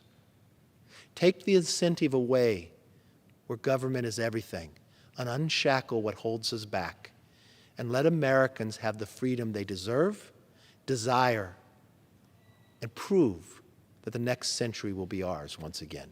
I yield back. And members are reminded to address their remarks to the chair. For what purpose does a gentlewoman from New Jersey seek recognition? Madam Speaker, I rise to address the chamber for 1 minute. Without objection, the gentlewoman is recognized for 1 minute. Thank you, Madam Speaker. I rise on tax day. Teachers, cops, single moms, seniors, veterans, middle-class Americans. I'm here to speak for all of them today, to be their voice in the fight against a tax provision that punishes states like New Jersey for investing in its residents. In states like mine, our state taxes go toward paying for top-tier public schools, investing in infrastructure and open spaces, and supporting a prevailing wage for our unions. That's why people move here. That's why families stay for generations. But without the ability to deduct state and local taxes, calling New Jersey home is becoming less and less viable for our middle-class residents. Seniors are rethinking retiring in New Jersey. Married couples are rethinking starting a family in New Jersey. Young people are rethinking moving back to New Jersey after college. The bottom line is, you don't have to be a millionaire to be impacted by the SALT cap, and New Jersey families are getting taxed twice.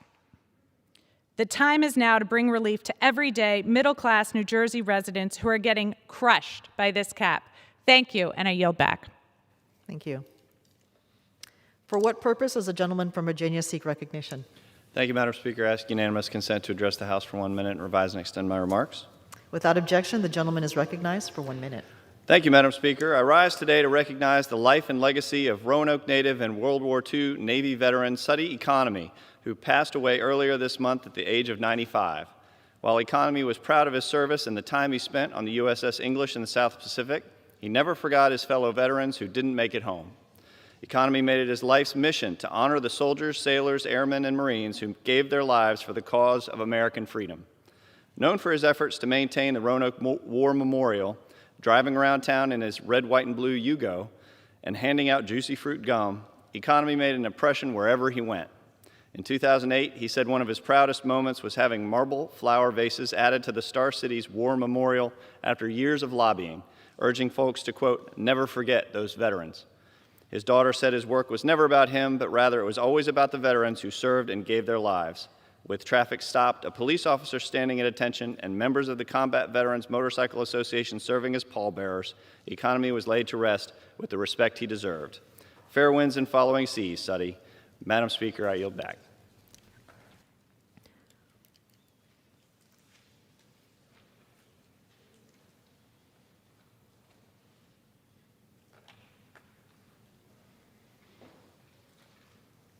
For what purpose does a gentlewoman from Florida wish to be recognized? I seek unanimous consent to address the House for 1 minute and revise and extend my remarks as necessary. Without objection, the gentlewoman is recognized for 1 minute. Thank you, Madam Speaker. I rise today to declare my community's unshakable support for the State of Israel. Israel has been under constant fire for over a week by Hamas, which is a terrorist organization supported by Iran. Over 3,100 rockets have been fired, 10 Israelis have been killed, and millions more would be at risk if not for the Iron Dome missile defense system protecting its citizens. Make no mistake, Hamas is not interested in peace. Their goal is to destroy the Jewish state of Israel. Hamas uses children as human shields and pays the terrorist families for life. Hamas launches the attacks, but tries to paint Israel as the aggressor. And at the same time, cynics or opportunists are taking advantage of this violent wave of terrorism to peddle anti-Semitic hate.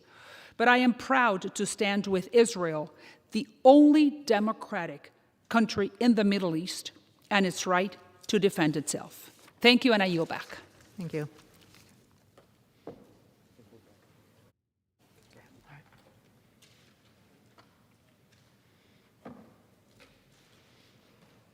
For what purpose does a gentleman from Kentucky wish to be recognized? Madam Speaker, I ask unanimous consent to address the House for 1 minute and revise and extend my remarks. Without objection, the gentleman is recognized for 1 minute. Madam Speaker, I rise today to stand with the people of Israel and their right to defend themselves against the Iranian-funded terrorist groups Hamas and Hezbollah. Last week, these terrorists began firing missiles into Israel and killing Israeli citizens. Since these unjustified attacks started, we've seen members of Congress and the media rush to declare a moral equivalence between Israel and its attackers. Let me be very clear. There is no moral equivalence between the state of Israel and terrorists who shield themselves with children, target civilian centers for missile attacks, and openly desire to destroy the Jewish people. Israel is a sovereign, democratic nation and is entitled to defend itself. The indiscriminate violence against Israeli citizens must end. Time and time again, Israel has proven itself to be America's strongest ally, and we must have Israel's back in their time of need. I urge my fellow members of Congress and the Biden administration to stand firm with Israel against those who seek its destruction. I yield the balance of my time back. For what purpose does the gentleman from Georgia seek recognition? Ask unanimous consent to address the House for 1 minute and to revise and extend my remarks. Without objection, the gentleman is recognized for 1 minute. Madam Speaker, I rise today with a heavy heart to remember and honor Gordon Saucy Varnado, who passed away on April 24th at the age of 82. Gordon was born in Savannah, Georgia, and was a proud graduate of the University of Georgia. Returning to Savannah, he became the director of the Waterfront Association and a fundraiser for Armstrong State College, the Alzheimer's Association, and the Savannah Jazz Association. Gordon's accomplishments as an athlete and contributor to Savannah sports community earned him an induction to the Greater Savannah Athletic Hall of Fame as the first recipient of the M.A. Spelman Special Award. Gordon's remarkable athletic accomplishments and contributions span multiple sports and decades. He walked on to the University of Georgia's football team as a fullback, founded the Savannah College of Art and Design rugby team, and the Savannah Scottish Games. Madam Speaker, 2 months before he died, I got a postcard from Batman. It said, "You've been getting some heat recently. Just so you know, I love you and always will." I love you too, Batman. We're going to miss you. Thank you, Madam Speaker.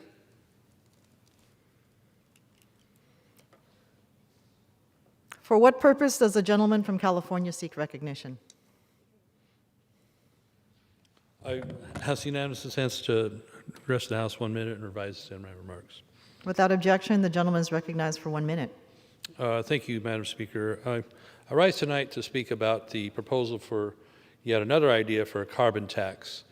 This will just drive inflation, which is already a significant problem for Americans, for fuel, for running their small businesses, for taking their kids to school, for just doing the things they do, maybe even going on a vacation. The costs will go up if we have to tax energy more and more and more for doing business, for buying groceries, for every aspect of our lives. Yet another tax heaped upon the people. There's already proposals around here to raise tax on fuel or maybe every mile you travel in your automobile. We've seen this in California already. I've watched what a carbon tax has done, and it becomes a slush fund for government to spend, to use on whatever it is they want to do, such as boondoggles like the high-speed rail in California, which is already triple over its original budget concept. So why do we want to heap more and more on the backs of families, of small businesses, of a country whose economy is trying to recover, but yet hitting them once again with one more bad idea of a carbon tax when, by the way, carbon dioxide is 0.04% of our atmosphere? A lot of hype is being made out of this. No, the science is not settled by a long stretch, certainly by what human needs are compared to what human cause is. I yield back.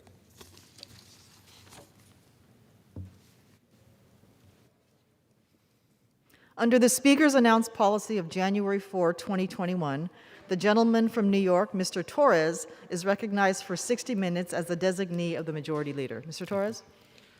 Madam Speaker, I ask unanimous consent that all members have 5 legislative days to revise and extend their remarks and include any extraneous material on the subject of this special order. Without objection. Thank you, Madam Speaker.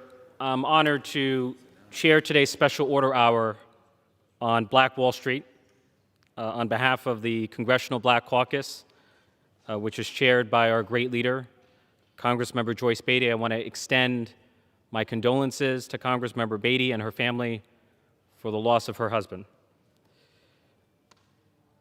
On May 30th, 1921, a single scream in an elevator became the spark that ignited a powder keg of racial terror that set on fire Black Wall Street.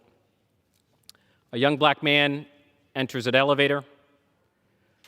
An elevator operator, a young white woman, screams, giving the impression that she had been assaulted.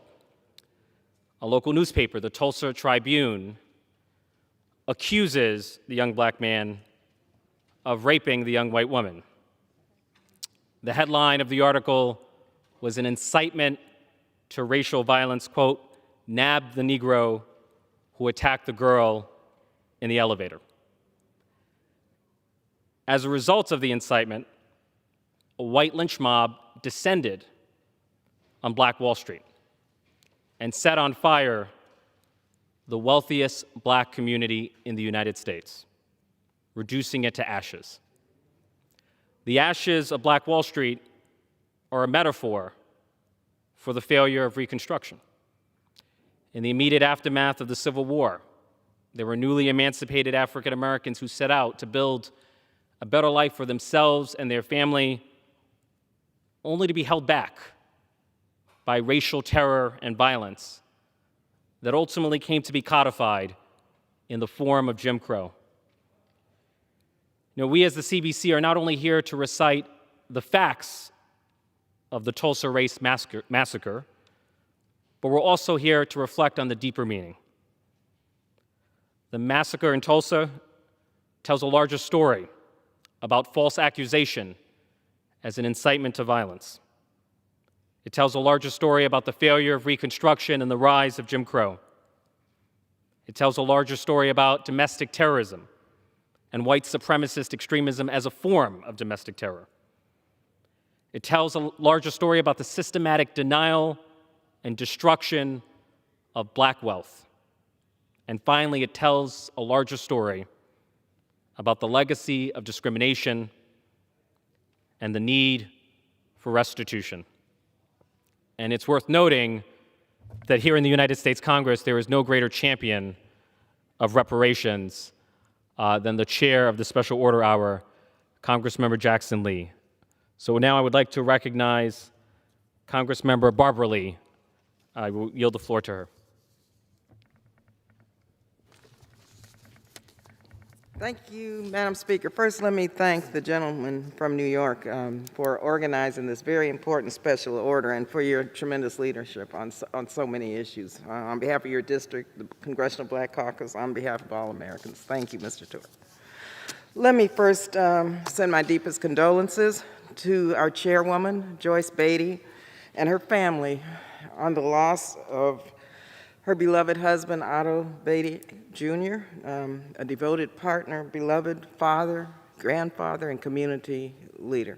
Our hearts are broken this evening as we think about Congresswoman Beatty and her family, and just know we're praying for her and her community and her family.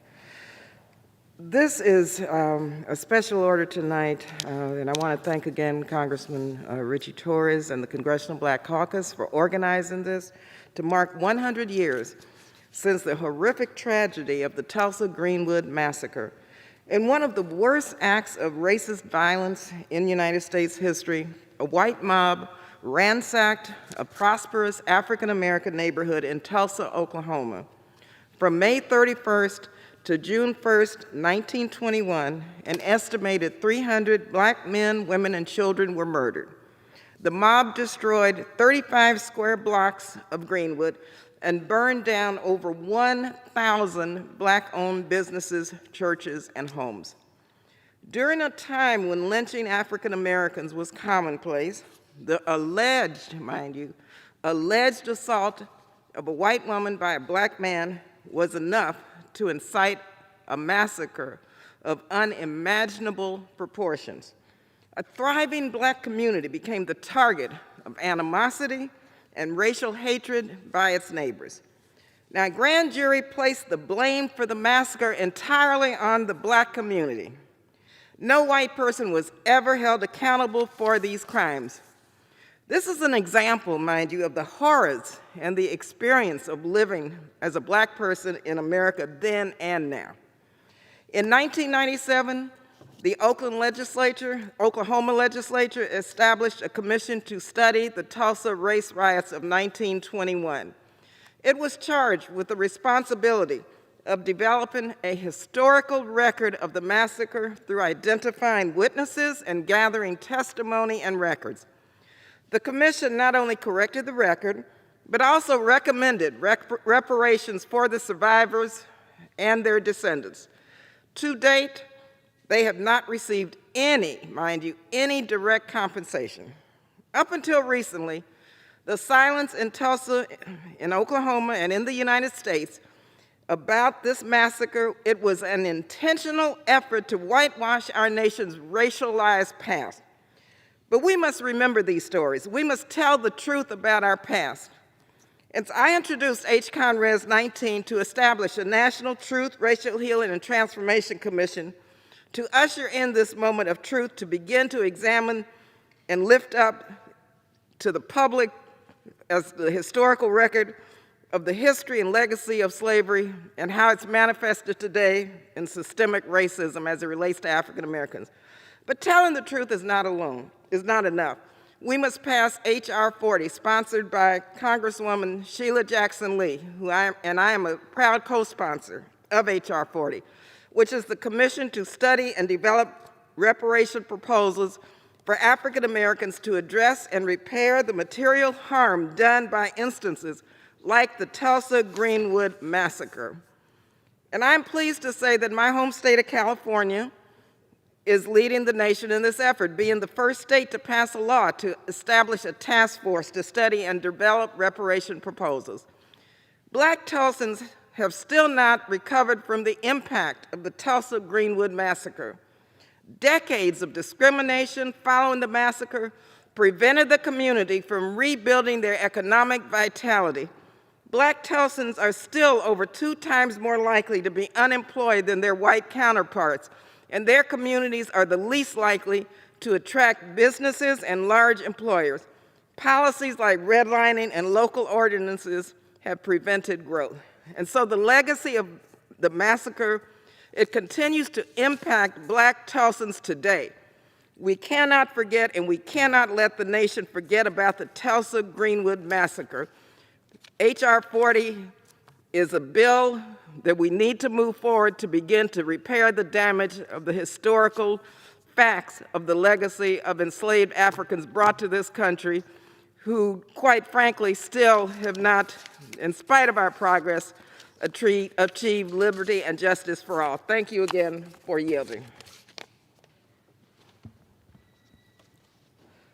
Madam Speaker, I now wish to yield to Congressmember Johnson, Hank Johnson.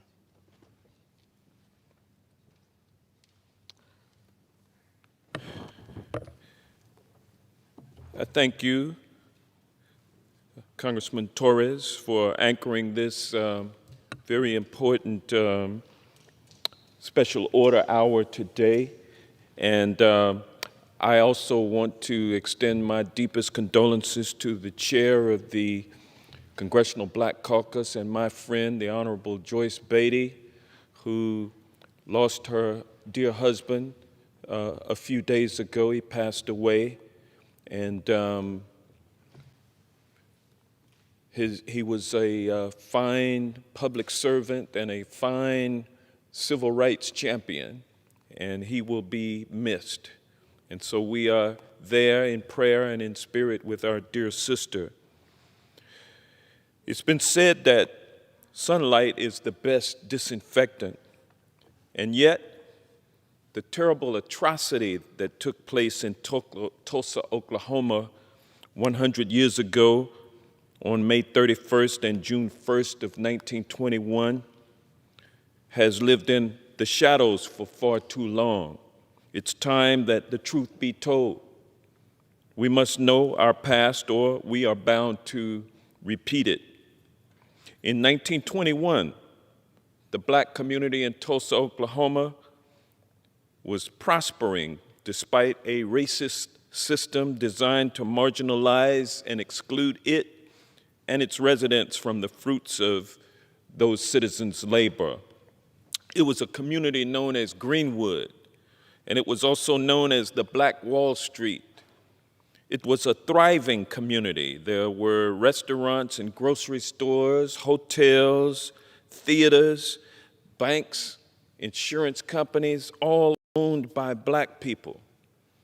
This community was self-sufficient, and it was prospering despite the fact that segregation was the norm and the lynching of black men was as common as the white hoods of the KKK. The simple fact is this: the black community was succeeding in Tulsa, so white people burned it down. White supremacy and Jim Crow were the sparks that lit the fire.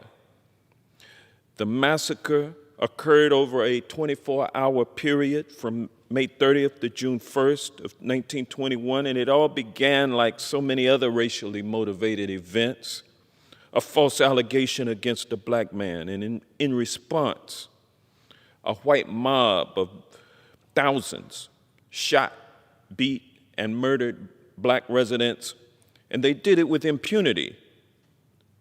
They looted black homes and businesses and set fires in their wake, this white mob.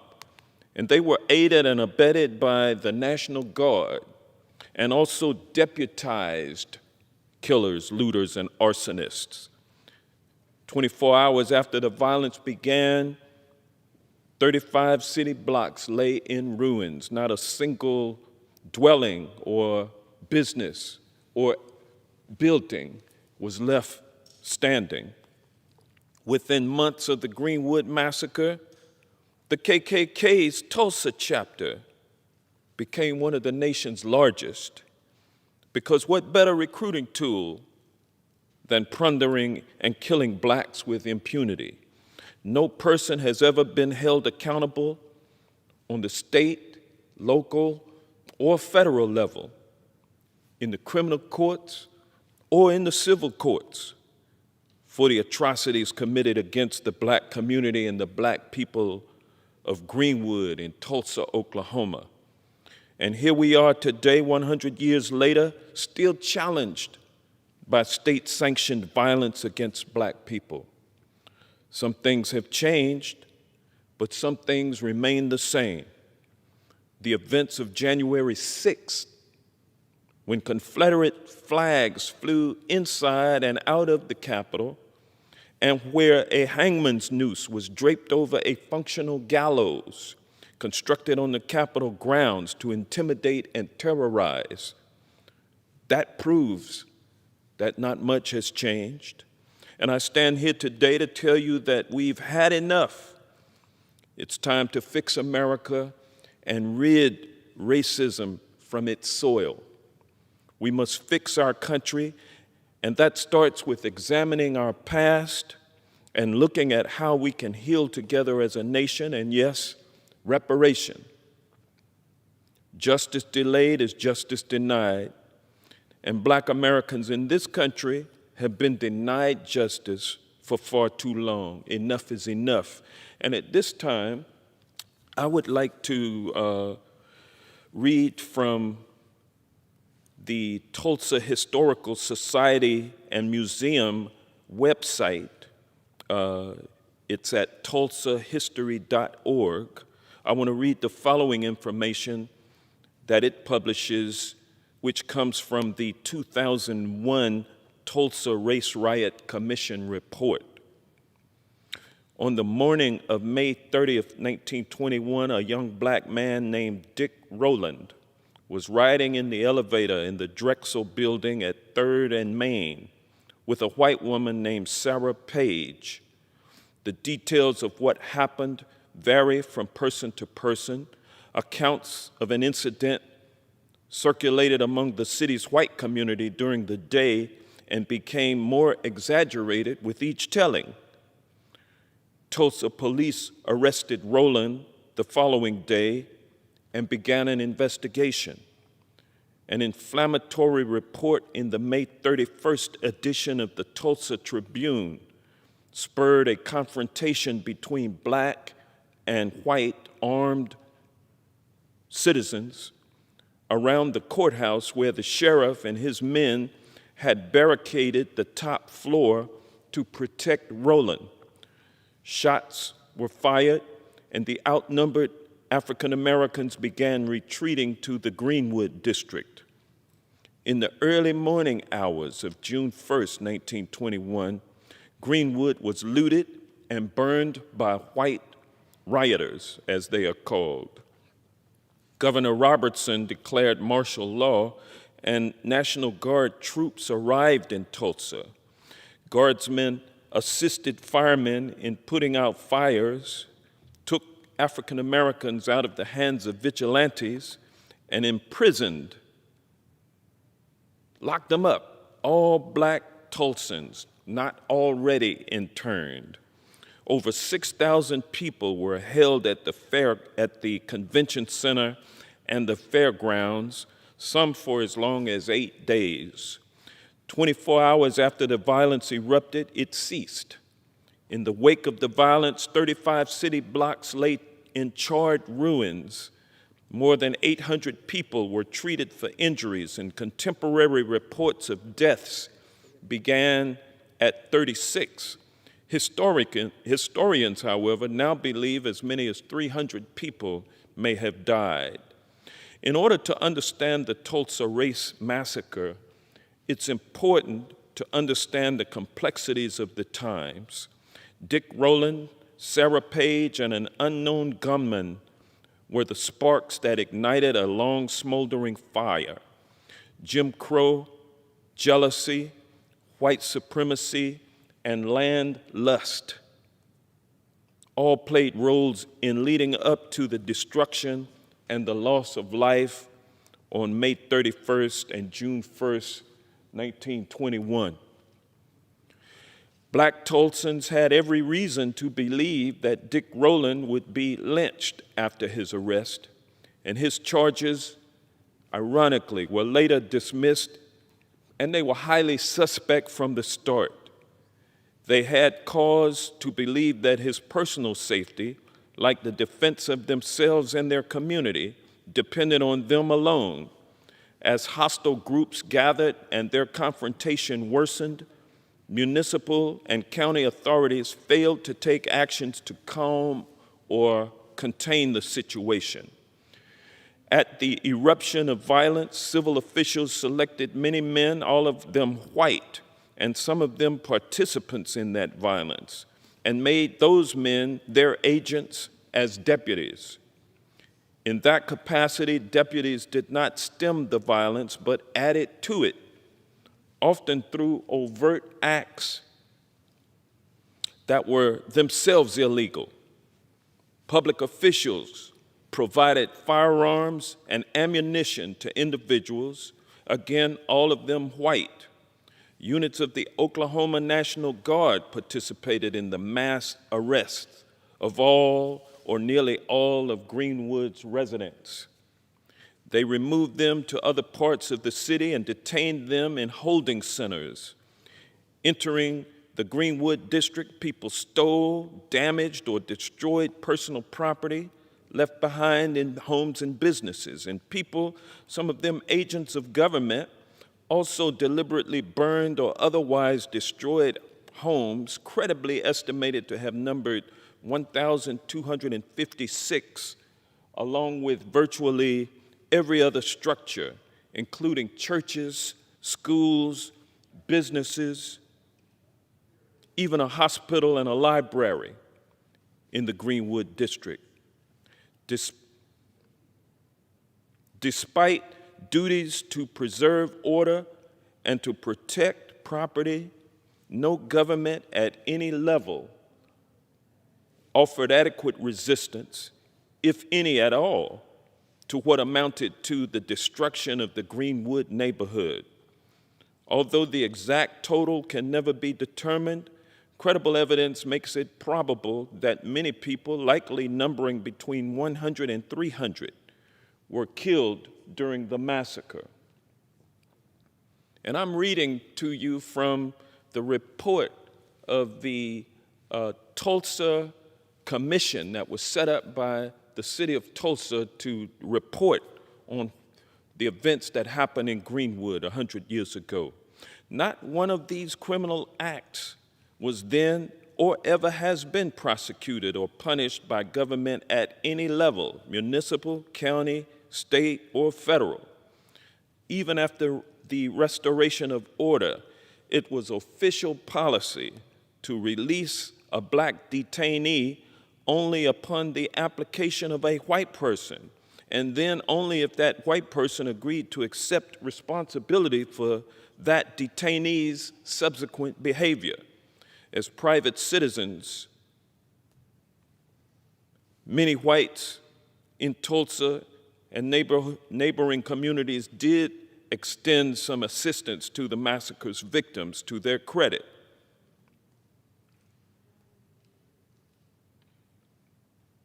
Despite being numerically at a disadvantage, black Tulsans fought valiantly to protect their homes, their businesses, and their community. But in the end, the city's African American population was simply outnumbered by the white invaders. In the end, the restoration of Greenwood, after its systematic destruction, was left to the victims of that destruction.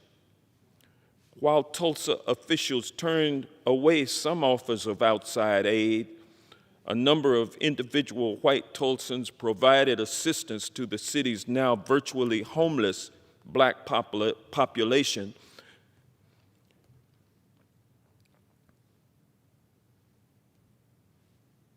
In recent years, there have been ongoing discussions about what to call the event that happened in 1921. Historically, it's been called the Tulsa Race Riot. Some say it was given that name at the time for insurance purposes, designating it a riot prevented insurance companies from having to pay benefits to the people of Greenwood whose homes and businesses were destroyed. Now, this is not me talking. I'm still reading from that report. It also was common at the time for any large-scale clash between different racial or ethnic groups to be categorized a race riot. What do you think? The report asks. Definition of riot: a tumultuous disturbance of the public peace by three or more persons assembled together and acting with common intent. Definition of massacre: the act or an instance of killing a number of usually helpless or unresisting human beings under circumstances of atrocity or cruelty. So that's why I personally refer to it as the Tulsa Greenwood Massacre as opposed to a race riot. And having read those excerpts, I'm now ready to yield back to the gentleman from New York, and I thank him for extending the time to me. Thank you, Congressman, for your deep insights, and thank you for the kind words earlier. Just some background: in Tulsa, Oklahoma, the district of Greenwood in its prime was famously described by Booker T. Washington as Black Wall Street. It was so named because it was the most vibrant and affluent African-American community in the United States. It was an oasis of opportunity in a desert of de jure discrimination. For many African Americans in search for a better life, it was a promised land amid the broken promise of Reconstruction. It was home to 10,000 residents. There were 30 vibrant restaurants, 45 vibrant grocers and meat markets. There was a 54-room hotel. There was a theater and a hospital. Black Wall Street was a self-contained, self-sufficient community of black wealth, a community of black entrepreneurship and black ownership.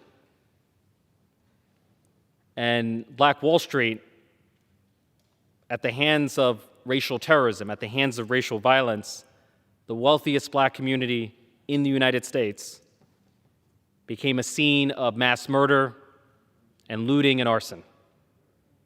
became a scene of death, destruction, and displacement, and nothing was spared in the Tulsa Race Massacre. Churches and schools and hospitals were burned down. 12,000 homes burned down, 35 blocks burned down. The Tulsa burning had a death toll of 300 and a displacement toll of 10,000. 10,000 people lost their homes and their businesses and their livelihoods. And 6,000 of those people were relegated to internment camps. And then after the internment camps, black professionals, black business owners who lost everything were forced to live in tents and shacks. It was the worst act of racial terrorism and one of the worst acts of domestic terrorism in the history of the United States. You know, I see a parallel between the Tulsa Race Massacre and January 6th.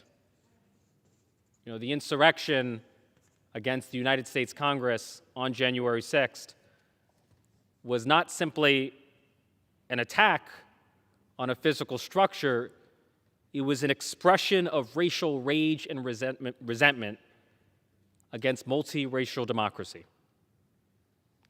And the same is true of the Tulsa Race Massacre. We have to recognize that the domestic terrorism that we saw unfold on January 6th did not happen in a vacuum. It has a history. And that history includes the KKK, it includes Jim Crow, and yes, it includes the Tulsa Race Massacre. And it is a scandal in America that most Americans have never heard of the Tulsa Race Massacre. And as Congressman Johnson noted earlier, it's been referred to as a race riot, which is an attempt to whitewash the white supremacist domestic terrorism at the heart of the massacre. And so we are here to tell the truth about the Tulsa Greenwood Massacre because we see a proper revision of history away from whitewashing as part of our national reckoning with race in America. And I want to, part of our national reckoning with race in America. You know, it's worth noting that in 2021, black home ownership is at historic lows. The rate of black home ownership is lower today than it was before the Fair Housing Act in the 1960s. The gap between black and white home ownership has never been greater. According to the Federal Reserve, white households on average have 8 times more wealth than black households. And part of the reason is the Tulsa Massacre and the systemic racism that it represents. Right? There's a racial income gap between white households and black households, but there's an even greater wealth gap. And the wealth gap is not an accident. It is a product of public policy. It is a consequence of systemic racism. You know, during the post-war era, we saw black Americans systematically excluded from programs providing home ownership and higher education, which are the pillars of wealth building. And if you have no home to own, then you have no home equity to build. And if you have no home equity to build, then you have no wealth to pass down from one generation to the next. And so instead of realizing the dream of intergenerational wealth, too many black Americans were condemned by public policy, condemned by systemic racism to the nightmare of intergenerational poverty. You know, the Tulsa Race Massacre should be understood as a microcosm of what white supremacy has done to black people and black property, to black business and black community. And the ghosts of Jim Crow, the ghosts of the Tulsa and Greenwood massacre haunts us till this day. You know, I represent a neighborhood known as Arthur Avenue in the Bronx, and many of the businesses on Arthur Avenue have been owned by the same family for more than 100 years. But those businesses, all of them are white. And I thought to myself, what if Black Wall Street had been left alone, had been left to survive and thrive? It may very well be the case that some of those businesses would have endured until 2021. We could have had businesses owned by black families for more than a century had it not been for the racial terrorism that took hold in 1921. And we know that when it comes to business, longevity is often the basis for resilience. Established businesses, which tend to be wealthier and whiter, had greater resilience in the face of COVID-19. Whereas newer businesses, which tend to be black and brown, were too fragile to survive the cataclysm of COVID-19. You know, in the first 2 months of the outbreak, 44% of black businesses were wiped out. 44%. Which raises the question, what if Black Wall Street were left to thrive? And what if we could have had businesses that would have endured for more than a century and could have had the resilience, the longevity to overcome even a cataclysmic event like COVID-19? I want to provide some more historical background. On May 31st, June 1st, 1921, a white mob attacked America's Black Wall Street, the Greenwood district of Tulsa, Oklahoma, in what is known as the Tulsa Greenwood Race Massacre. The white mob of thousands of people shot and murdered black residents, looted their homes and businesses, and burned more than 1,000 homes, churches, schools, and businesses. Not only did local authorities and law enforcement fail to maintain civil order and protect Tulsa's black residents, some government agents aided the white mob in carrying out the massacre. Many of the residents who fled the massacre were detained in internment camps immediately following the massacre. And local officials later made an ultimately failed attempt to block the ability of the black community to rebuild the Greenwood Commercial District by enacting a restrictive building ordinance. Less than a month after the massacre, a grand jury placed the blame entirely on the black community and indicted 85 people, mostly African Americans, with massacre-related offenses. No white person was ever held individually accountable for crimes committed during the massacre. And the vast majority of survivors and their descendants were never directly compensated for these harms. So not only did a white lynch mob set the most vibrant black community on fire, but then the United States proceeded to whitewash the history of the Tulsa Massacre, claiming that it was a race riot rather than the act of domestic terrorism that it was and should always be seen as. No white person was held to account, and no black person was made whole.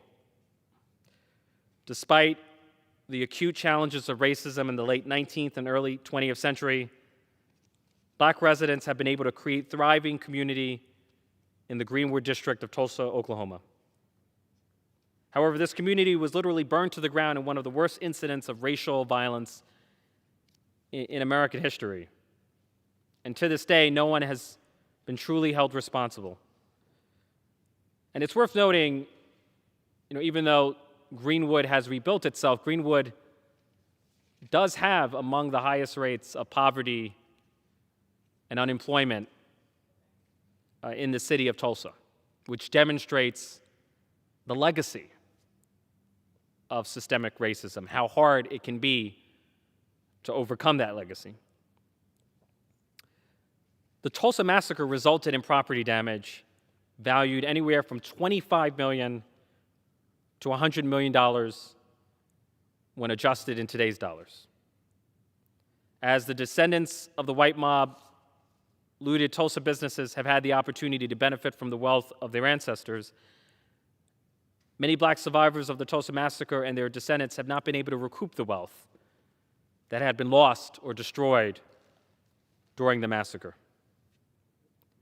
Despite the Oklahoma Commission to Study the Race Massacre of 1921 stating, quote, reparations to the historic Greenwood community in real and tangible form would be good public policy and do much to repair the emotional and physical scars of this terrible incident in our shared past. Despite that finding, neither the state of Oklahoma nor the city of Tulsa has provided direct compensation to survivors or their descendants. Discrimination against black Tulsans did not end following the massacre. Over the local decades, local ordinances to prevent rebuilding, redlining, urban renewal and slum clearance, gentrification, highway construction, tearing apart communities. I'll offer a note of personal reflection. I represent the South Bronx, which has been ravaged by a racist highway known as the Cross Bronx Expressway. It was built by Robert Moses and largely funded by federal dollars. And the Cross Bronx Expressway has left behind decades of displacement and environmental degradation. There are children who are born in the Bronx, who live near the Cross Bronx Expressway, who breathe in pollutants every day that cause respiratory disease and cardiovascular disease. And we saw those diseases become lethal during COVID-19. You know, as a son of the Bronx, I was often in three places. I was at home, I was at school, and I was in the emergency room because I was repeatedly hospitalized for asthma. And the asthma epidemic in the Bronx, again, is not an accident. It is a consequence of the Cross Bronx Expressway, which is both literally and metaphorically a structure of racism. The South Bronx has an asthma hospitalization rate, a childhood asthma hospitalization rate, that is double to 3 times the national average. So like the South Bronx, the neighborhood of Greenwood has its own racist highway. And one of the most exciting features of the American Jobs Plan is a $20 billion fund, a proposed $20 billion fund, that would rebuild neighborhoods that have been divided and devastated by the structural racism of highways. And I hope neighborhoods like Greenwood and the South Bronx will benefit from our national reckoning with race. The impact of the massacre and the ongoing systemic discrimination is clear when you compare North Tulsa, where many black residents of Tulsa now live, to other areas. North Tulsan residents are significantly poorer than residents in other parts of the city. There are fewer businesses and large-scale employers in North Tulsa than in other cities. According to a 2018 city study, North Tulsa had the fewest jobs of any region of Tulsa. The unemployment rate is 2.37% times higher for black Tulsans than for white Tulsans. The lowest life expectancy in Tulsa occurs in the poorest regions with the greatest concentration of black residents. The United States has a responsibility to both acknowledge the harm caused by the Tulsa massacre and to enact legal remedies and policy proposals to compensate survivors and their descendants And as many of you know, there is no greater champion of making the victims of systemic racism whole, no greater champion of reparations than the chair of our special order hour, Congressmember Jackson Lee. And it would be my honor to yield the floor to you. I thank the gentleman from New York for illustrating, elaborating on, detailing, and bringing to the 21st century the horrors of the Tulsa race riots, calling it what it is, and not being fearful of acknowledging the riotous and violent impact of the Tulsa race riots. Madam Speaker, it's my honor to now continue the discussion on behalf of the Congressional Black Caucus and my co-chair of the Special Order Hour, the Honorable Congressman Torres of New York. Let me first of all thank our chair, Chairwoman Beatty, for matching her members with this process of ensuring that the history, the unbiased history of a people in all of our variations is told truthfully.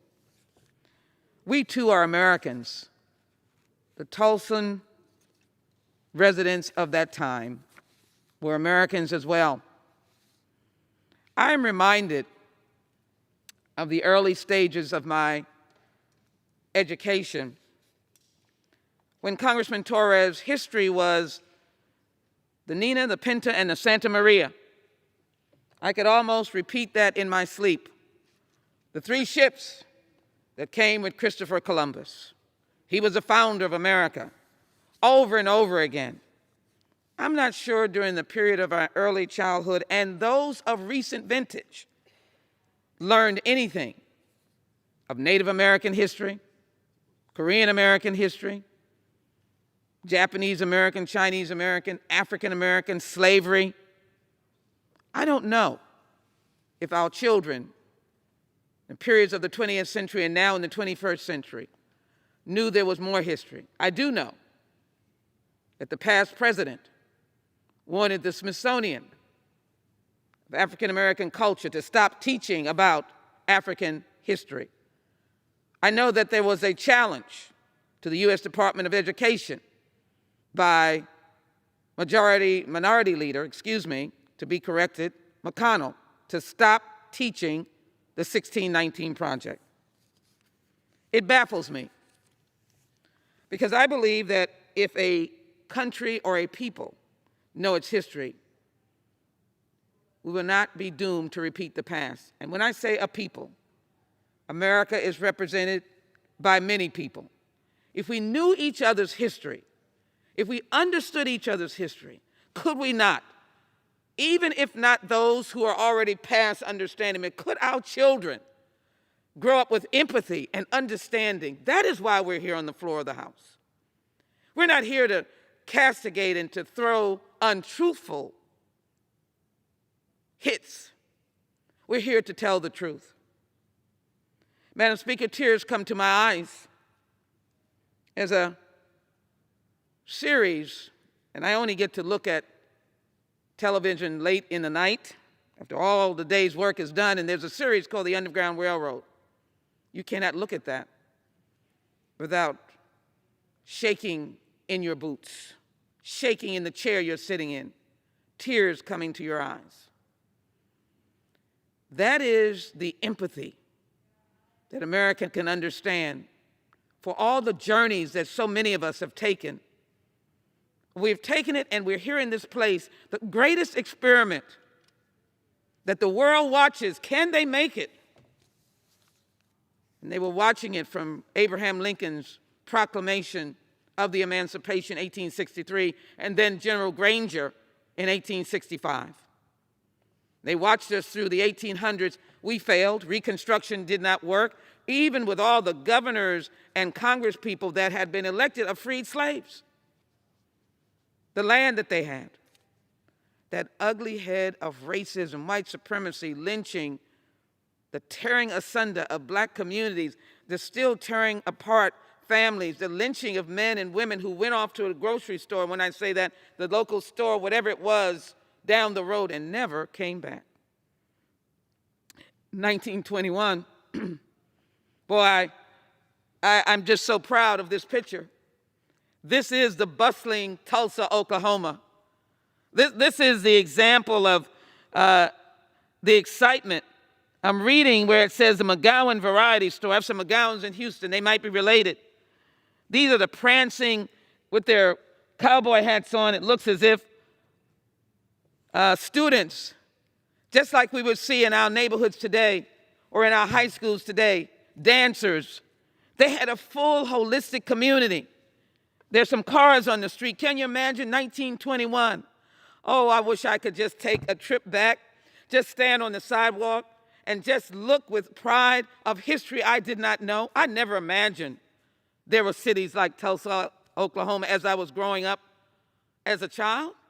I never imagined we had anything, we were worth anything, except for what my mother and father and grandparents poured into me. My big mother, which was my great-grandmother who owned property, obviously destroyed Brother Torres by highways and freeways that came in and took it away in St. Petersburg, Florida. I just thought that was our way of life, just like I thought riding in the back of a train going south to visit her, sitting by my lonely with a bag of fried chicken. That's right, I'm not embarrassed, to carry me through to visit my grandmother in St. Petersburg, Florida. Thank God I got there safely. I was just about 8 or 9 or 10, and I was sitting in the colored car. And I wasn't supposed to move except for necessary purposes. I didn't know. I didn't know I could come here and see this. And our children don't know it. That's why we're on the floor today. We're on the floor today because we have to begin to embrace each other's story. And so I'm very delighted that I'm leading on HRES 398, embraced by the Congressional Black Caucus. This will be on the floor of the House this coming Wednesday, and my counterpart in the United States Senate is a very dear friend, Senator Elizabeth Warren, who believes in this resolution that is the recognizing of the forthcoming centennial of the 1921 Tulsa Race Massacre. And it doesn't say riot, it says massacre. It was a massacre. Thank you to the House leadership. Thank you for their understanding the value and importance of this as we lead into June and begin to move on H.R. 40, the Commissioner's study and develop reparation proposals. Nothing harmful, nothing that will undermine anyone. It is to accept what happened. I'm so grateful we have almost 100 co-sponsors and maybe more to come in the next 24 hours for a story that was never told. Oh yes, I could tell you about Columbus, tell you about Abraham Lincoln, tell you about George Washington. There's a little black girl, and most of them today in the 21st century, they're not hearing about the wide diversity of our history, Madam Speaker, yours and mine, and the many people that are on this side of the aisle or that side of the aisle. And so let me just recount very briefly again. A century ago, white rioters, local law enforcement, and self-appointed vigilantes claimed to be acting reasonably and in self-defense against what they feared was an upcoming black uprising. Same as January 6th, where there are people who had the audacity to say, look like tourists on any normal day, when we were laying flat on the floor in this building while banging and screams and guns drawn on this side of that door. We didn't know whether we would live, and a life-saving shot for that person who did not know what was happening, attempting to save lives. Sadly, someone lost their life. Members in near panic, rightly so, leaving these chambers and walking down and seeing AK-47 in the hands of individuals laying flat on the ground that our brave officers had under their watch. Yes, rioters. But in Greenwood, I want this picture to be embedded in your DNA, because you will see economic prosperity, self-sufficiency. Yes, it was known as the Black Wall Street. They viewed, however, black males as fearsome physical threats to their personal safety and the rivals of white women. I don't know what happened in an elevator. Allegedly, the story, it's always a mystery. but some claim of some insult that occurred.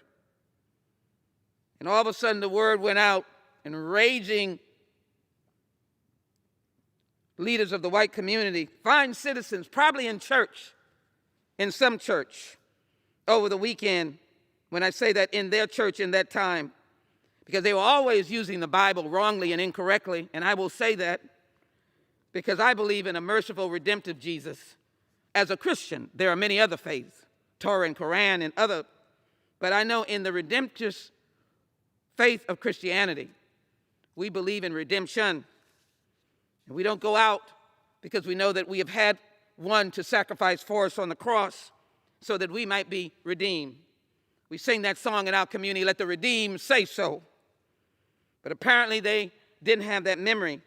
100,000 black people lived in that area, sold luxury items, 21 restaurants, 30 grocery stores, a hospital, savings and loan, a post office, 3 hotels, jewelry and clothing, 2 movie theaters, a library, pool halls, a bus and cab service, nationally recognized school system. Nationally recognized school system when all of us are fighting for our children to be educated. Today I left Houston, and guess what? We have a new resident of Texas, Curtis Jackson, known as 50 Cents. And we were standing together because he was producing with our Mayor Turner and Al Kashani and the school superintendent, Gratham, and all of elected officials to announce an entrepreneurial program. Can you imagine? To be able to build up our children. This had 2 black newspapers, 6 private planes, and I want to say it again, a recognized school system. On May 31st of that year, 35 city blocks went up in flames and 300 persons were murdered and, to my knowledge, buried in an unmarked grave. 800 were injured and 9,000 were left homeless. Yes, one cannot ignore this history, but it has been ignored. It's been snuffed out. It's been put under. I never knew about it until people like Dr. Crutcher from this great city and various leaders that have brought to our attention even more. But over the years, obviously, in my study of reparations, I've seen the insults that have happened when no one bothered to respond. Brutality that we are now trying to correct by acknowledging in HRES 398, and I hope my colleagues will come to the floor of the House to be able to address it. Let me show you what that massacre generated, and you'll understand. As Madam Speaker, how much time is remaining? 7 minutes. You could say. 7 minutes. Thank you so very much. I'm sorry. So you saw the bustling town. You saw the bustling town.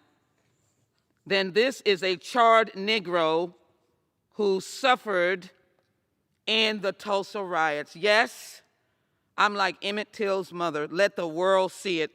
This is what happened to an innocent black person. And by the way, the dead included children. Tulsa Historical Society, this is America. And this is a story that we failed to tell. This is what happened. We have more stories to tell. We believe a picture's worth 1,000 words. We can never, never overcome that burned, charred body. I showed you what Tulsa looked like, the Black Wall Street, burned out ruins of Greenwood, Tulsa, Oklahoma Library. They've even got it in the library. I don't know how many people have seen it. A wasteland, a literal wasteland. Smoke coming up, people's homes gone, wealth gone, never to be presented with any relief. None. Don't even think they got a thank you.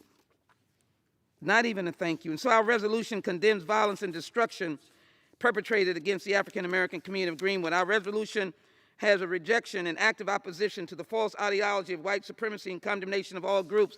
Our resolution believes in promoting tolerance and unity and taking actions to ensure governmental policies and actions do not foster division, disharmony, or tolerance. Our resolution is calling upon all Americans to celebrate the ethnic, racial, and religious diversity that has made the United States great.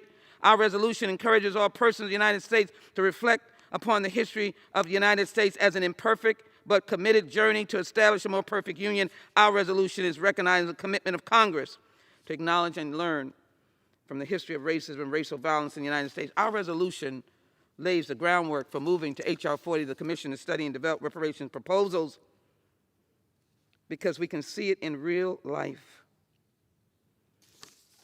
So this is part of the Tulsa that never got acknowledged.